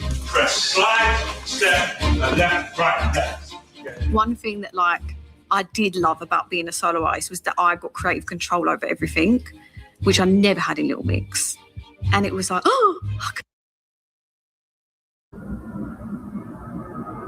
Gwen, I reckon she should be a judge in X Factor. She says she's reconnected with Simon Cowell. What? You're lying. Are you joking? Oh my God. It just keeps getting worse. Is X Factor still on the air? You know, Simon Cowell is pushing that new group now. Let me know if you want me to cover them. December 10. Apparently they made their official chart debut with their first single. It's a pretty big deal. So there's already a fan base there for them. But it's just like people are calling them Teamu One Direction. And I'm like, this is so interesting because earlier, like around 2020, Simon tried to introduce a new boy band. It was like a 5-member boy band. And people were saying the same thing about them, but they disbanded right after X Factor. So I don't know how this band will be. There's 7 members, and I'm just like, that's a lot. Sophie, I'm surprised she didn't mention the boys' performance means, right? When they were talking about the performance, she's like, I'm really, really nervous. That would have been a perfect time to talk about the trolls because people were trolling her. People were like sharks in the water at that point, ready to eat her up. Like, seriously. Yeah, that's really odd. She's reconnected with Simon Cowell, especially with his reputation. Exactly. Why would you go back to him? Wasn't he was the head of her label and management team that she insinuated didn't really support her. So what's going on? What's the real tea here? Like, reconnecting with Simon could worsen the relationship with the girls, especially since he's part of why they didn't break in America. Yeah, because I don't know. It's like every move Jesy makes, she distances herself more and more from the other girls. And I think she's not coming back for the reunion. There's no way. Like, she's doing everything in her power to make sure that she doesn't come back for the reunion. like, this is so exciting. Like, I could do whatever I want. Yeah, we should definitely get boys from I feel back like as it, well. though. That is sick. Oh, fuck. She had a black stylist. What the fuck? Oh, my God. Did you see that shit? Oh, my God. No. Don't tell me this isn't... Okay. No, please. Maybe I miswatched that. Press slide, step, left, right, left. One thing that, like, I did love about being a solo artist was that I got creative control over everything, which I never had in Little Mix. And it was like, I could, like, this is so exciting. Like, I could do whatever I want. Yeah, we should definitely get boys from I feel back like as it, well. though. That is sick. Fuck, she had a black stylist. You know what? This makes things even more complicated. Sometimes it's one of our own, right? Just like how Nikki and Diddy were on that set, co-signing everything. Sometimes it's one of our own people. Doesn't mean it's not a bad thing to do. Right? Lord have mercy. What happened to I Don't Do What Simon's? Apparently she does now. I don't know. Maybe she's really desperate for money. Because isn't Camille also working with Simon? And wasn't Camille supportive of Jesy? Am I misremembering that?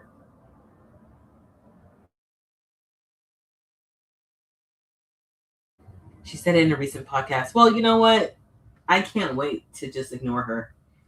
After this live, I don't think I'll ever talk about her ever again unless I have to. Unless something really, really big comes out. But I don't see me covering her ever again. She's exhausting. Yes, it has to be sitting down. Every girl can relate to that. I almost felt like that spark again of how I felt when I first entered the band. Of like, this is exciting, this is new, this is what it should feel like. Speed frames. And action here. I like a bad boy. You know I like a bad boy. So today, guys, we are on set of my first ever music video, which is absolutely mental. I don't think I've ever been excited in my whole entire life. Babe, you are an icon. You need to be in a museum. I'm not gonna lie, she looked really good in this music video, but really, really bad at the same time, if that makes sense.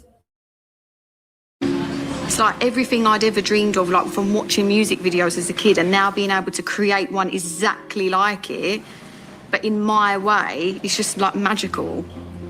I think the lead up to releasing Boys, Jess was really happy and really positive, and everything was going really well.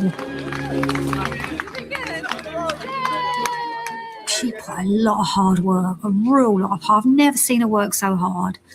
And everyone was saying, oh, it's going to do so well. When it comes to long period, it's going to be like big. She has so much potential. It's so sad. You know what? I don't like her voice in the R&B genre. I like her voice when she put out Bad Things. I'm like, her voice suits jazz, like the whatever jazzy thing she was doing. That song was good. I'm like, you know what? This sound better suits her. Like that dark pop, jazzy. That was her. That's when I was like, okay, that sounds way better. It sounds like the unreliable narrator lives rent-free in Miss Nelson's head. Yeah. Oh, well, you know what? Let me stop glazing. Let me stop. They enabled her with yes men. Constructive criticism is good. Sometimes you have... Yeah, she don't listen. She don't listen. She has a lot of yes men around her. People who want to make her feel comfortable at all times. People who coddle her at all times because she just can't take no, I guess like any type of anything. Like even Zion, the way he handles her, like I felt sorry for that kid. He always had to handle her with like kid gloves, like it takes a lot of labor to be that sensitive towards someone and that caring. It takes a lot out of you. So yeah. Oh, the random person. Okay. Because I'm thinking in my head, I'm like, I'm giving her random compliments here and there, but I don't think it's too much. But yeah. I guess they're all yes men, You are going to literally come back to Earth with a bang. Humongous explosion like the Big Bang. Yeah, baby, it's coming. She was so excited. And she loved that music video and she loved that vision and she loved that, at the time, loved that song. But now she's learnt to despise it.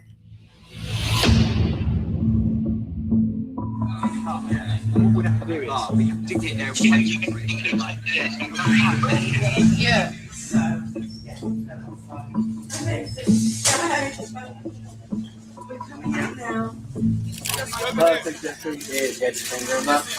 The day it got released, I was doing promo all day. Jesy Nelson in the studio.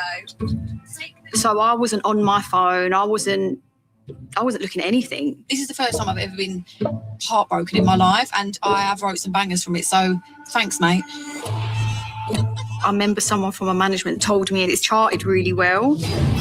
It was like #1 in the iTunes chart.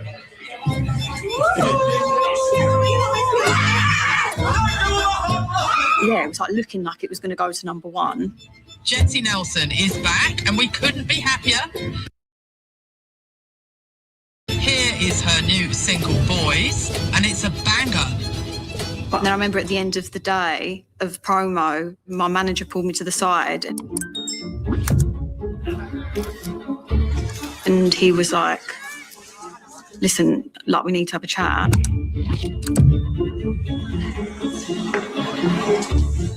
There's a lot of like controversy going on with the video.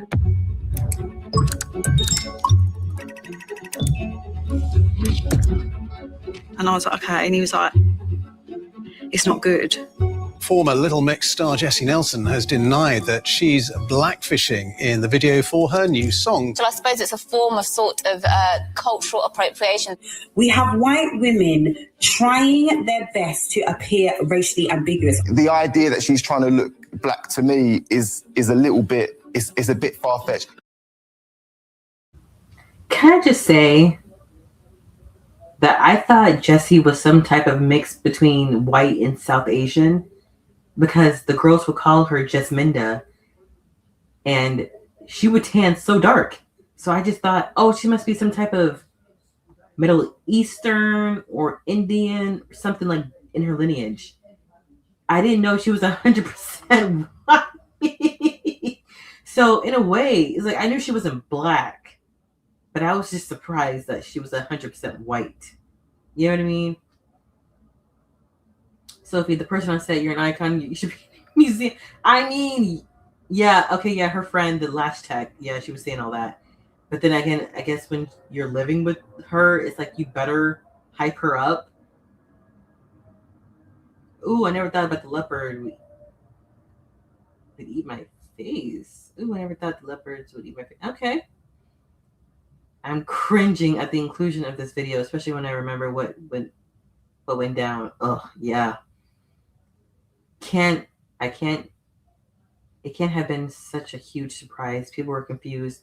Why was she making music again after she said she wanted a mental health break? And she was warned before if she you know what? Things don't make sense. Things are not 100%, understandable with Jesy. Right? She makes this huge exit. She says that for her mental health, being in a girl band, the pressure was too much. And I assume that a lot of that pressure came from the industry itself. Because if you were just a small, regular, schmegular girl band, who cares, right? But because of the pressure of being on that high level, but then just to go back to that, it didn't make any sense. But things aren't 100% clicking with her, but I don't know. She said her new video is intended to be a celebration of a type of music that she loves. It was so big. The whole world was talking about it. She's a white British woman from the UK. From watching this video, from the boys' music video, do you see that she was celebrating Black American culture by putting in so many stereotypes? Like, what? Celebrating what? I don't get it. It's like it came off as ignorance. Like you don't really know what you're talking about, but you're just... And that's the thing. Here's the thing. There's so many artists who are influenced by Black musicians and Black art, but you can tell the difference between those who are educated in those fields and those who just kind of are gimmicky. Like, oh, this is what I saw growing up, so I'm just going to mimic it. And it's like you don't do the research. You don't take the time to really study. You know what I mean?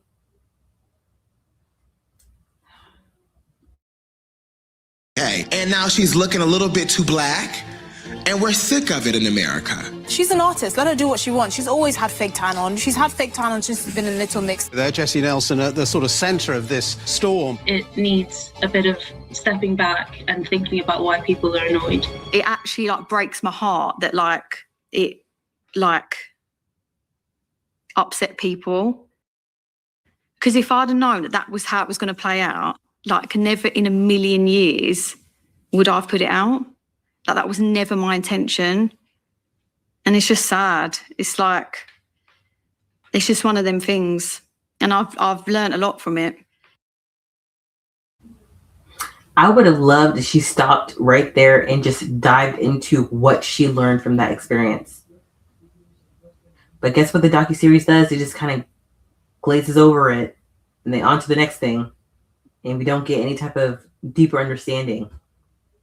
Right? She's like, if I just would have known, that means she was already out of touch. How do you mean if I had known? It was the height of BLM. You don't think no one saw that video and thought, no, yeah, that's not a good move.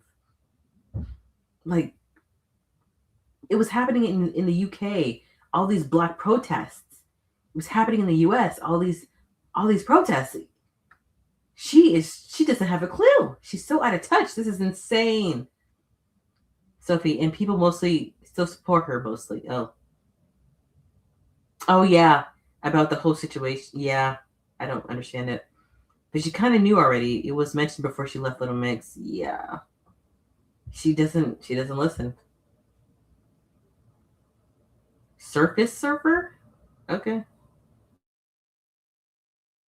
Your first ever performance of it, Graham Norton. Talk me through that day. I was petrified.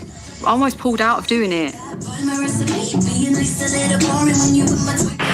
You good, man. Trust me, man. Personally, I feel like you can do it. I know, but it's the last thing I want to do. And I know what my brain is like right now. And I thought, this ain't good. This is not good to be performing when you're petrified. And not a petrified of like good, excited nerves like that. Like sometimes I get when I was performing in Little Mix. It was like I'm scared. Like I'm actually scared. Really appreciate everyone. I just have a quick question. Why was she already, what was it, iHeart or Summertime Ball? Why was she already on that stage with this just one song out? What else was she going to perform? This is probably too early for her. Like, no one thought, hey, maybe not. I don't know. Energy, I'm really sorry for being down. Don't be sorry. How you feel? I just yeah, a lot of pressure. You got it. You got it. There is a lot of pressure, but this is growth. Time for growth. Time to push through that pressure. This British pop star topped the charts with Little Mix. Now she brings us her debut solo single, Boys. Please welcome Jesy Nelson. I think after all the accusations come out, she kind of went numb again, really. And I could see the sadness on Jessy's face. I was just in such a low place. I couldn't do this anymore. There's just something quite like dark about the music industry, I think. And you can't ever get away from that. Like, I love music. I love making it. I loved performing. But the minute I have to put it out and like do all the crap that comes with it, it's then not fun to me. And that is for me why I personally don't think I will ever go back into doing music again. Yeah. It definitely feels like a weight has been lifted off my Quick question. When she went independent, last I heard, she got upset because when she did promo for her single, everyone kept talking about the Little Mix scandal. So is that why she quit music altogether? Because she could very well just put out singles online and just not promote it if she wanted to. Right? Like, that's also, I guess, because even Doja Cat went online and said that she hates everything around music but the music itself. Like, she loves making music, but she hates all the other stuff that she has to do to promote it. And if people told me today that what was about to ensue after the Jingle Ball performance was going to happen, I wouldn't have. I know, she didn't show that. I'm like, no one is talking about your late night performance. People are talking about your Jingle Bell Ball performance. And I don't know why she was licking her lips like that. Like, it was just weird. It's like performances like that makes me think that there is like a performance demon jumping into these people. Because between her and Chloe Bailey, I'm like, who is licking this mic? Like, what? That's not natural. It's kind of weird. It's like she's never performed before. That was a blow too hard to come back from, mind you. I boycotted him. Yep. A lot of people did. A lot of people boycotted her. Shoulders, I just felt like free of that pressure. Okay, so now she's talking about new pressure. She left Little Mix because of the pressure being the girl group. Now there's pressure being a soloist. So can we just confidently say it's the industry itself? It took her this long to kind of figure out it was the industry itself. She probably didn't want to remember it or remind people of the performance. She feels embarrassed perhaps, but it would have been nice to see her talk about it. Yeah, like, what were the choices? Because I just remember her licking her lips and people were just like, what? What?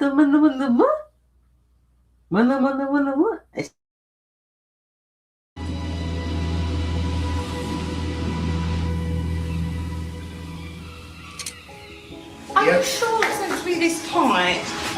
Wait, we're getting there. This is taking the piss. Honestly, like. I've got it, trust me, look. instructions, Mm. but I feel like You're just going to wing it. I'm gonna wing it, and I feel confident. Interesting. Not sure I... Gotta have faith. This definitely goes here. I just don't know what if it's a screw, if it's this. Jesy, how do you find it being down here, with, like, so far away from your support? Okay, so know how to do washing. I'm an Smashing absolute washing. pro at washing.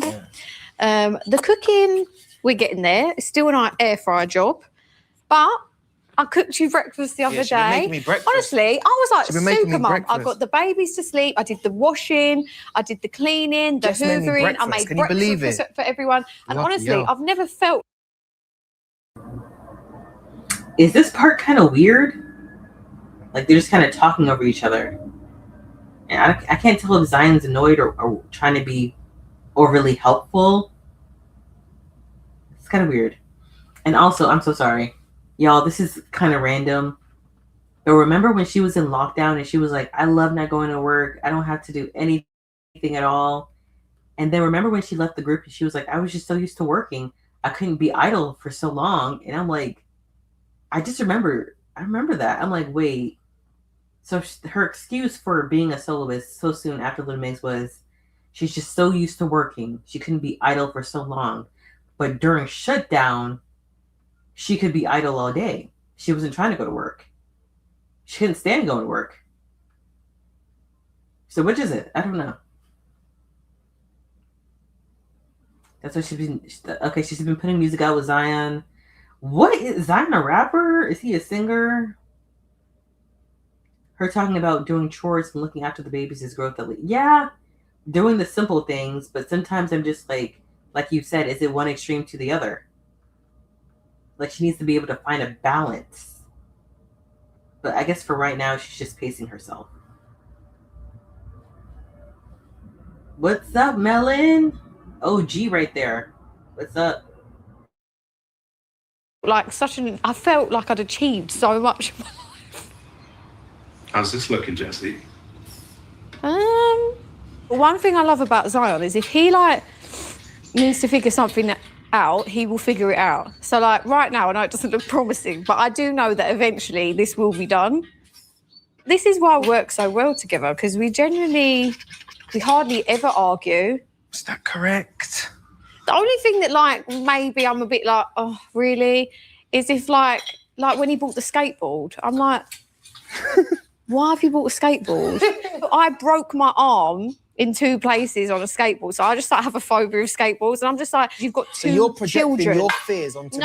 That's no, what you're doing, that's basically. not what I'm doing. Well, it sounds like it. I'm not going to break my arm because you broke your arm when you were 6 years old on a skateboard. All right, Do you understand what I'm saying? I've got something that I would like to say. Oh, here we go. This is what will happen, yeah? I'll say to Jess, what would you like for dinner? And guess what she'll say? She'll say, whatever you want. Great. I'll say, I would love pizza. Guess what she says? I don't want pizza.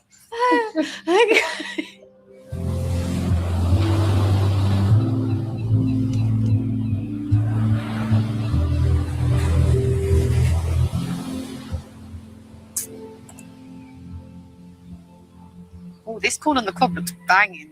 This looks really, really good. Really good. Don't you think we're just so lucky that this is on our doorstep? Super lucky. Don't you? Yeah. Like, who can say that this is 5 minutes down the road from where they live? I don't think people thought we would be able to do this.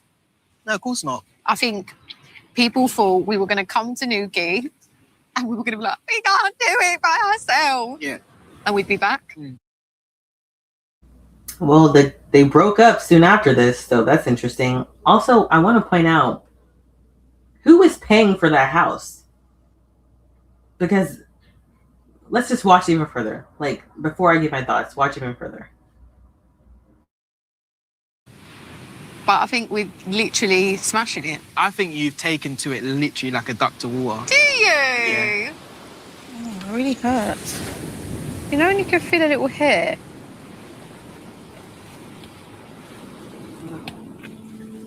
But on another note, Yeah. I just want to thank you Oh. for being the best partner I could ever ask for.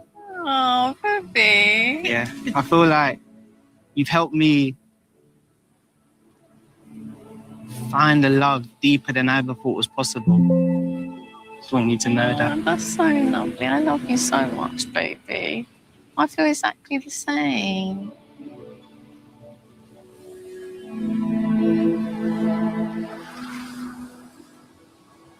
I love you more, my baby. So on that note,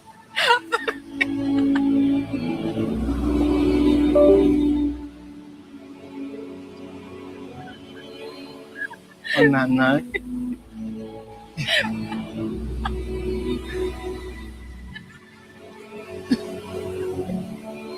stand up.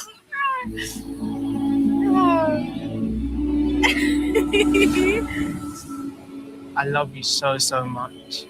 You're my best friend. And you're the person I genuinely want to spend the rest of my life with. We've been through so much.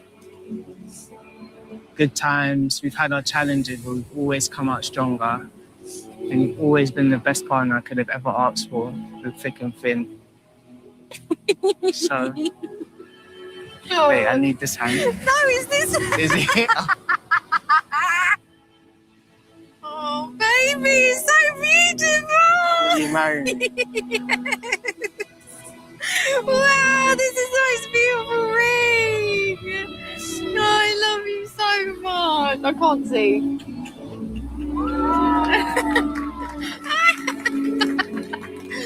Oh, I love you so much. I love Thank you you so for being the best partner, my baby. Oh, you're the best partner. This is the most beautiful ring ever! You like it? Baby, this is beautiful! And it's gold!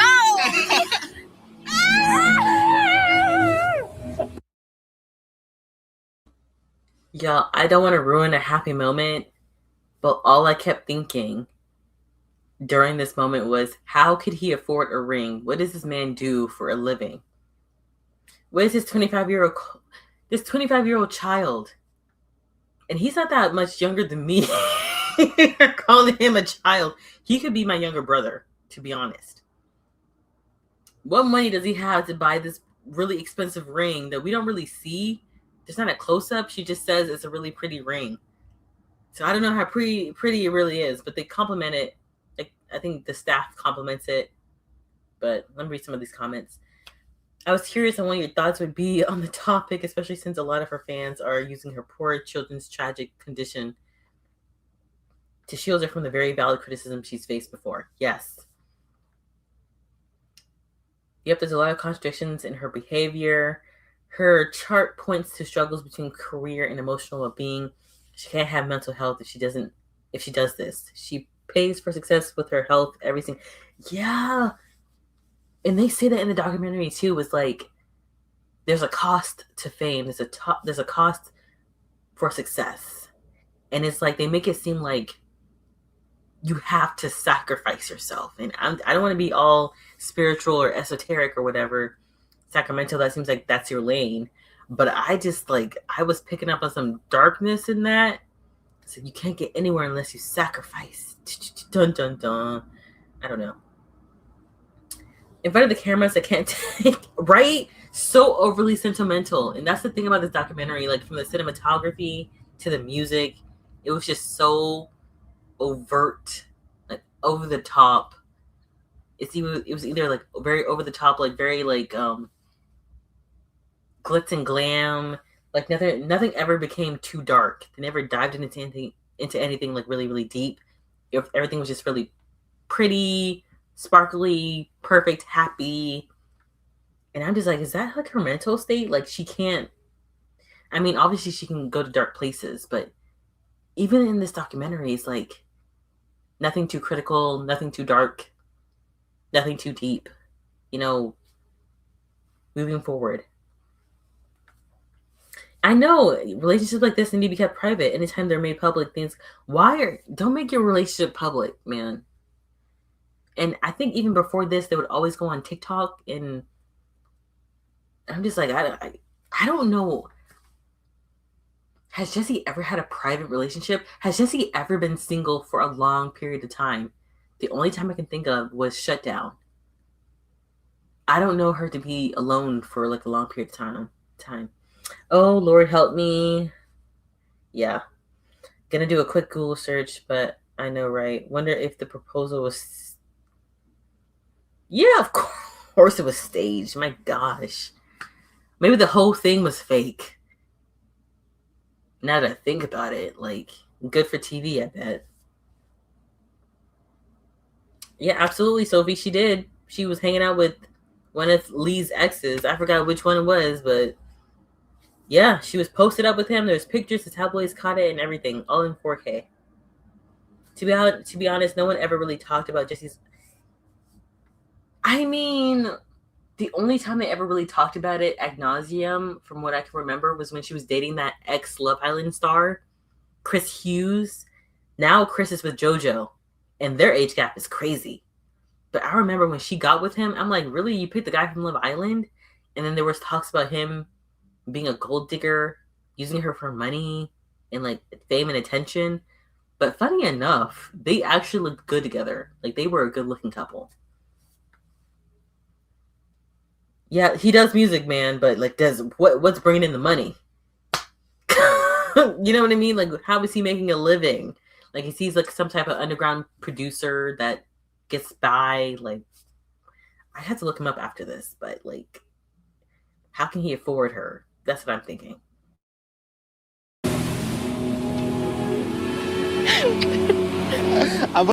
There is no cure for SMA. Muscular. Are you ready? Bear with eyes open or closed? Both. But I think you should get the setting. Yeah. Okay, got it. Let me see. Wait, okay, don't get with my eyes open. Okay, do it again.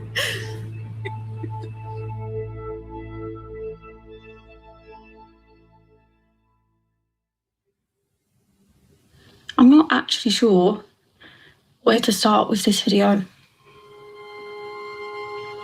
After the most grueling 3. I'm so sorry. Before we get to the serious part, let me highlight this comment. All the different camera angles, right?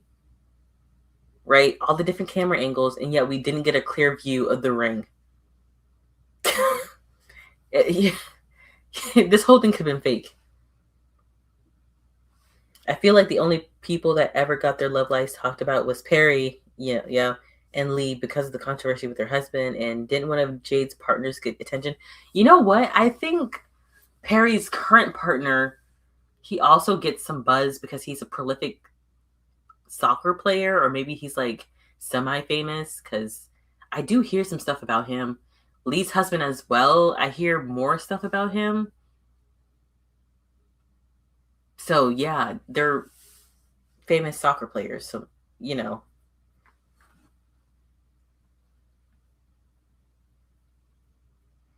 Oh yeah, I heard that Jade's boyfriend was part of a rap duo called Rizzle Kicks, and apparently he gets like more recognized than her in public. I think his band was I don't know, maybe his band was more successful than Little Mix, but I've never heard of Rizzle Kicks.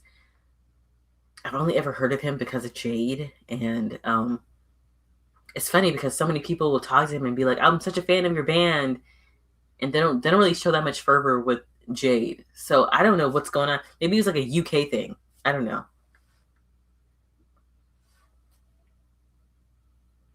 Yeah, Perry, as soon as she dated Zayn, it was just like people were so invested. And honest to God, that helped me get into Little Mix as well, because I got into I knew about Little Mix, right? But when I got into One Direction, that's when I really got into Little Mix. That's when I think it was like during the promotional tour of Salute, was it? Their second album? And I started watching the performances, and I started getting to like One Direction. That was around that time. And then Get Weird came out. I kind of fell back a little bit because the music was not hitting. And then Glory Days came out, and that's when I was like full on board. I was like, yes! Yeah, Rizzle Kicks, definitely a UK act, for sure. Very popular over there. 4 months. And and endless appointments, the girls have now been diagnosed with a severe muscle disease called SMA type 1. It is the most severe muscular disease that a baby can get. Over time, it kills the muscles in the body. And if it's not treated in time, your baby's life expectancy will not make it past the age of 2.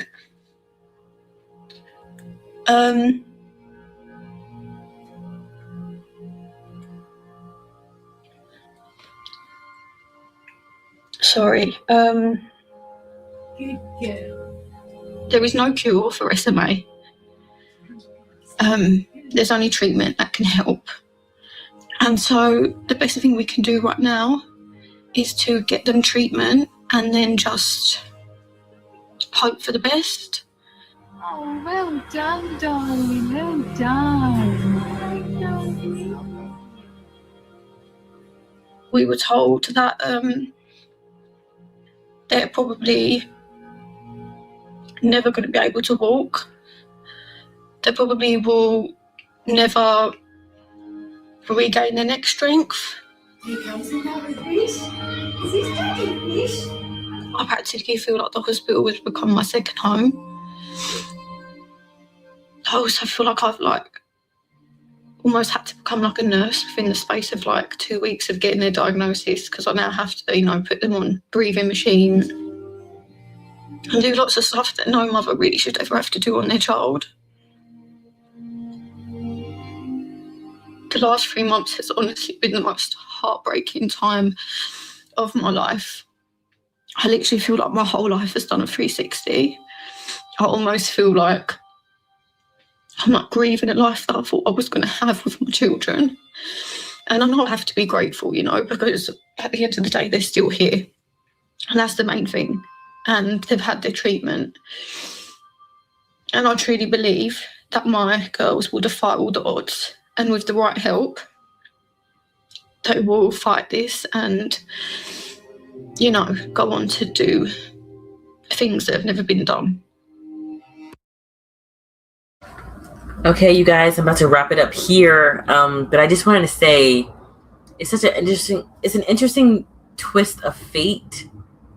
Seeing Jesy coddled her whole life, being taken care of her whole life, and now she has to be the one to take care of her children. You know what I mean? Now the rest of her existence is to take care of her children. I just think that's very, very interesting. That maybe the universe is saying that everything that everyone around you has poured into you, you will now be the one pouring into your children. You know what I mean? There's something there. I'm not too sure if I'm making much sense. Now you will be the caregiver. Now you will be the one that everyone has to depend on. Your children, you will be their soul. Well, not their soul. But you will be the one that they will have to depend on. You will be the primary caregiver. In the past, she was almost always the recipient, from what I can tell. Now, in this phase of her life, she will be the giver. She has been positioned as the giver now. Very interesting. Okay, let me just read these last comments. It feels like Jesy's love interests barely got any attention compared to those. I remember hearing about their age gap, but that was it. Can't remember anyone else that she dated. Yeah. Little Mix's musical pattern of regression and then improvement and then regression must be. Yeah. Oh my God. Yeah. You want to talk about back. People are dragging Cat's Eye. And I remember I used to hate some of the Little Mix catalog. I'm like, this album sucks. This single sucks. Oh my God. Is this Disney Channel? But Cat's Eye came out and I was like, you know what? Let me shut my mouth. You know what? I think out of all the recent girl groups, Fifth Harmony had the stronger catalog. Funny enough. And it's like Little Mix can, like, they had a lot of bad songs, but when they really hit it out of the park, they really hit it out of the park. I feel like low-key, sadly, that illness made her grow up and see the good things in life, because now she's more positive. Yeah, I believe there's like fate played a part in this for real. The universe will always correct itself, and you know, like now she's the giver. This is so sad. I feel for her children so deeply. Life is so precious, and yes, we gotta thank God for our health. Because even looking at her and seeing her struggle with her mental health, I'm like, I can't imagine how I would even deal with that. And I thank God that that is not an issue that I have to deal with. For your own mind to be something that you have to battle with. She said herself, everything in the past seems like nothing to her now, and she seems more positive and says that she has high hopes for them. Yes, hopefully the children's, their future is bright. Prayers up for them for real. They deserve all the good in the world. Very true. Get Weird is so bad. My gosh. Yep. It's even more childish than, yeah, I don't know what's going on. I have no, and the thing is, Little Mix was older, so it didn't make any sense. But the only thing I could think of was that it kind of suited the British pop palette, because British pop music back then was very bubblegum. Like, in the early 2010s, we had Katy Perry. That was bubblegum. I think, you know, Nicki Minaj had her bubblegum phase, but that level of bubblegum can never compare to Little Mix's version of bubble. It was even more bubblegum than Glee, and even Disney. That's how bubblegum it was. Tell him. OMG, I won't tolerate Get Weird slander. You just hate fun. What? Man, you know what, people, listen, I like the looks from Get Weird. Can I say that? Their looks came all the way together with Get Weird, and they just like killed it during during Glory Days. They really killed it. But Get Weird is when everything started coming together, the looks started coming together. I'm like, okay, I like the looks. But I don't even revisit that album. I don't revisit it. Oh, God. If anything, I probably revisit the a cappella songs from the older albums, because, you know, the vocals are the focus, and their talent really sells the songs with the a cappella and the acoustics. Ooh, you know what? I could listen to the beginning and the end from Get Weird. That was really good. I think those two songs I can still... And I'm not going to lie, if I feel really, really cheesy, and if it's a good summer day, and I'm driving around with the top down, I will listen to Black Magic. I'm not going to lie. Like, it's my guilty pleasure. I grew up on Fifth Harmony ever since I was 10, 11. Oh my God. Oh, God. What the fuck, Melon? Bless you. Yeah, the Fifth Harmony stan, like the standum was just crazy. Like, obviously One Direction took the cake, but Fifth Harmony had such a strong fan base. And there were so many memes. Like, there was so much stuff that you could feed off from Fifth Harmony. And no tea, no shade to Cat's Eye. Their fandom is just disgustingly toxic. I keep looking at their fandom, how they interact with one another and to the public, and I'm just like, Fifth Harmony came out during the early stages of Twitter. And hate, the amount of hate that's out right now in the fandom of Cat's Eye, oh my God. Like, it's like they were birthed out of hatred. I don't see them going very far. That fandom, it's like, it's not even a safe place for anybody. Everyone's getting shots, even the girls. I'm like, this is everyone's fair game. I've never seen anything like this before in my life. people talk about One Direction stands being unhinged. The most unhinged I've seen from the outside looking in was like that Louis and Harry thing that people kept shipping. But people just love to hate the girls. That, you know what? The cat's eye dynamic, the reason why it's so different and volatile, I feel like it's the K-pop element. K-pop fan culture is very different. Because even like the Say Now and Flow, the way that their fandoms operate, we don't get that kind of takes out like toxicity. I mean, there might be some snide, snarky stuff here and there, but it's all good. Like maybe there's like someone who's like bootlicking, but it's generally a safe place. Maybe some, I think that most that they do is make fun of their outfits and kind of have like inside jokes with that designer thing, but it's like that's it. Say Now is still on the come up. Their fan base hasn't been solidified, but I don't see hate on that level of like Cat's Eye. It's like fervor and disgusting hate. I don't know what's going on. Oh, whoa, so many comments. Okay, Salute was such a mature album. They did it without being over-sexualized too. It's not bad, but in my opinion, they were too young back then. You know what? I think that they acted their age. I think it was very age appropriate. I just think that the sound wasn't all the way together. Like, it's a very odd production on that album. I just don't know how to... It's like they were almost there. Had they had more time to kind of nail down all the interesting ideas, I feel like they could have gone places with that album. But the production, the sounds I was hearing on that album, I'm like, it's very odd and kind of repulsive. That's why I really love the acoustic and the acapella stuff on the album. Fifth Harmony there were minors singing. It was very inappropriate. Even back then, I remember cringing and thinking, what is this? Because I just remember thinking, like, one era, they were doing bubblegum pop for their EP. The next era, they were in leotards, grinding on stage. And I didn't think it could get worse until I saw Cat's Eye. And I'm like, oh my God, under boob, bottoms out. Why do I keep... Let me not talk about Cat's Eye, okay?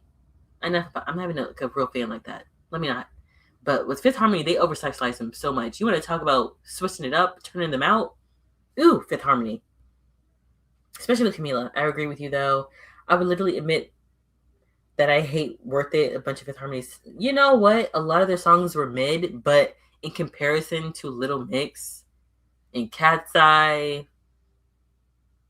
You know what? I'm not going to lie. I would say Flow and Say Now have the best catalogs out right now. Fight me in the comments, you guys, but I think Say Now and Flow have the best catalog, and I am really critical of Flow's music right now because it kind of just seems monotonous. I'm hearing the same things over and over again, but when they really make a good song, it really does sound good. I will give it to them. Say Now, their new snippet, have you guys heard it? I'm like, wow, this sounds like a modern single. I can get behind it. I'm excited for it, and like, they've been on a roll, so shout out to them.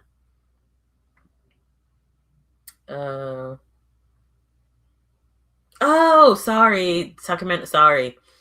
Listen to the title track, and when they sing weird, imagine they're saying queer, and now it's a pride song. Imagination, you guys. You know what? Imagination for real. I love Lightning from Get Weird. You know what's so interesting? They played around a lot with opera. Even on DNA, too. Wait, those are two different albums. Wait, was Lightning on DNA? Oh, no. Lightning was from Get Weird. DNA was from DNA. Duh. But when they would play with operatic sounds, that was really interesting. But you know who else plays with operatic sounds? Is Frequency, which is really interesting. Like, I would hear kind of like operatic kind of influences in Once I Was a Good Girl. Ooh, you know what? Frequency has a really good catalog so far, too. Have y'all heard their new single, Telephone? Tell me how you feel about it. I'm kind of disappointed because after Once I Was a Good Girl and after Click, it's just Telephone kind of just disappointed me. Like, they were on a roll. Allies. Oh my god, their fandom still terrifies me. Cat's Eye? Their fandom or One Direction? Like what? Fifth Harmony's fan base literally hacked the girls. Ooh, right. I forgot about that, bro. You know what? Maybe we're all just maybe we're all crazy. I remember that. But was it their fan base or was it because back then everyone was getting hacked, right? Like I remember Kiki Palmer was getting hacked and they had her news on the internet. And then who else was getting hacked? Blake Lively was getting hacked. Like the summer of not the summer, 2015, 2016. Y'all look it up. Women, female celebrities, everyone was getting hacked. So maybe it wasn't their fans. Maybe it was just like a rando. But I don't know. Ooh, but you know those leaked songs were were really good. Give it up to them. They did a public service for real. I love Lightning. Cat's Eye from deplorable fandom. Cat's Eye's fandom is really deplorable. Creating a group out of a competition show is a recipe for right? Say it louder for people in the freaking stands.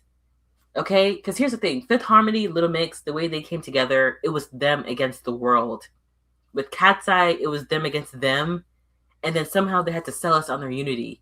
When you've been selling us on their competitiveness against one another, they didn't form a sisterhood. Matter of fact, they were all like competitors. They were all eating each other alive in that competition show. So you were already teaching your fan base how to treat you. It's dissension from day one. No unity.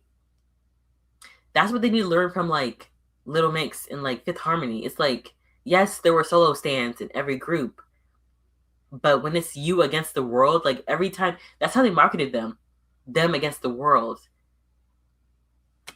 Cat's Eye was just like, they were against each other, and then they're trying to sell us on sisterhood, and it's like, I can't believe in your sisterhood after I saw you attack each other. I can't, The shipping stuff is toxic. I heard one of them from Fifth Harmony is, yeah, the Cameron was crazy. That was crazy. But can you honestly say it was on the level of like Cat's Eye's fandom right now? Because last I heard, they tried to get two of the girls deported. I don't know. Okay, so yeah, I heard one of them from Fifth Harmony said it was very uncomfortable and she was portrayed badly. Like she turned her. Okay, that's true, yeah, but I hate how people say Fifth Harmony weren't friends just because they teased each other. Yeah, Fifth Harmony, they got them jokes, like the inside jokes. I mean, it was funny. They got the memes, like they were funny as crap. Yes, I mean, they weren't over-sexualized. They were mature without going too far, which was the opposite of Fifth Harmony. Wait, who are you talking about? I think Fifth Harmony's Reflection album is really good. Yeah, Reflection was a decent debut album. But I hate 727. The highs Fifth Harmony had were really good, but their lows sometimes atrocious. I wouldn't say atrocious. I think the worst their songs could get was like very mid, very generic. I wouldn't say atrocious. Like I could just put it on the background, just as white noise. But I'm not gonna lie, Camila's voice would literally make me want to bleed. Like my ears were bleeding sometimes. Do you remember them girls be like, ooh, how does that song go? Do my hips look fat or nah? Do my or nah?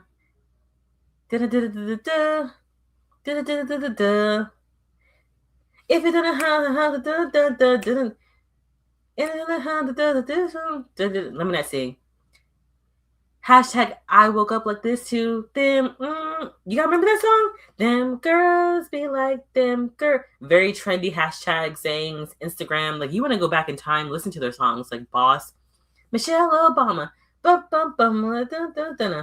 very they did not age well. But hashtag I woke up like this too. But it was cute. Them girls be like Yep, it was their fans. I know the group chat that did it. Oh, that's Melon, you're in the know. That's how Camila. Oh, you know what? Yeah, you're right. And that's why I jumped ship from her for a while. I was convinced those messages were fake. Yeah, You're right, Melon. But when I realized it was that group chat that leaked those messages, I was absolutely horrified. Yep, that's it. But the lyric was, "Do my ass look?" Oh! And who was singing that? Normani. That was Normani's line, right? It wasn't. Didn't she just turn 18? Yeah. Maybe I'm having rose-colored glasses because it's like, back in my day, Fifth Harmony wasn't as bad, but maybe I'm just used to that brand of TikTok. Oh my God, can I speak? I'm really tired, you guys. I have to end this really soon. But maybe I'm just used to that brand of toxicity, and I'm just like, oh, you're back in my day. We never did anything like that. But any problem? I mean, Cassie has a whole porn sample in their song. So, which is worse, man? They got a 17-year-old girl dancing on the floor, girl on girl action. I think it's safe to say, and I'm going to be biased when I say this, Fifth Harmony was not as bad. I'm going to stand on that. You guys, fun fact, do y'all know Slater? She was a criminalizer back in the Fifth Harmony days. She was racist on Twitter behind Camila. Dinah, she was 16. Dinah was singing that. Dinah was the youngest member in the group. Oh my God. Dinah was the youngest member. She looked like a grown-ass woman. I'm not going to lie. She had the height. She had the voice. Normani sang the second verse, and that's what we be like, girl, loving the life because we really don't care. Okay. Well, you all, thank you so much for this wonderful live stream. There was a lot of hiccups along the way. I might do this again. I'm going to try to do this with the next top model. I'm surprised I didn't get copywritten. I was like playing like long ass clips from these episodes. I'm surprised. Maybe the copyright, maybe because it's strictly in the UK, that maybe something in the US, I don't know. Maybe it's not flagging it in the US territory. So, yeah, let me know. Maybe I'll recommend some shows that you want me to review or to analyze or dissect or anything like that. I think it will be safer if we do more international stuff. Because I'm genuinely surprised that this live stream didn't shut down. I remember I was like testing this out months ago and I was playing music and they shut me. It was like from an independent artist and they shut me down like 30 seconds in. And I was like, wow, this person's not even that famous. It's crazy. Okay, y'all, thank you for your time. Thank you for caring. Thank you for stopping on by. Thank you for giving me your opinions, giving me your lovely energy. We should do this again sometime for sure.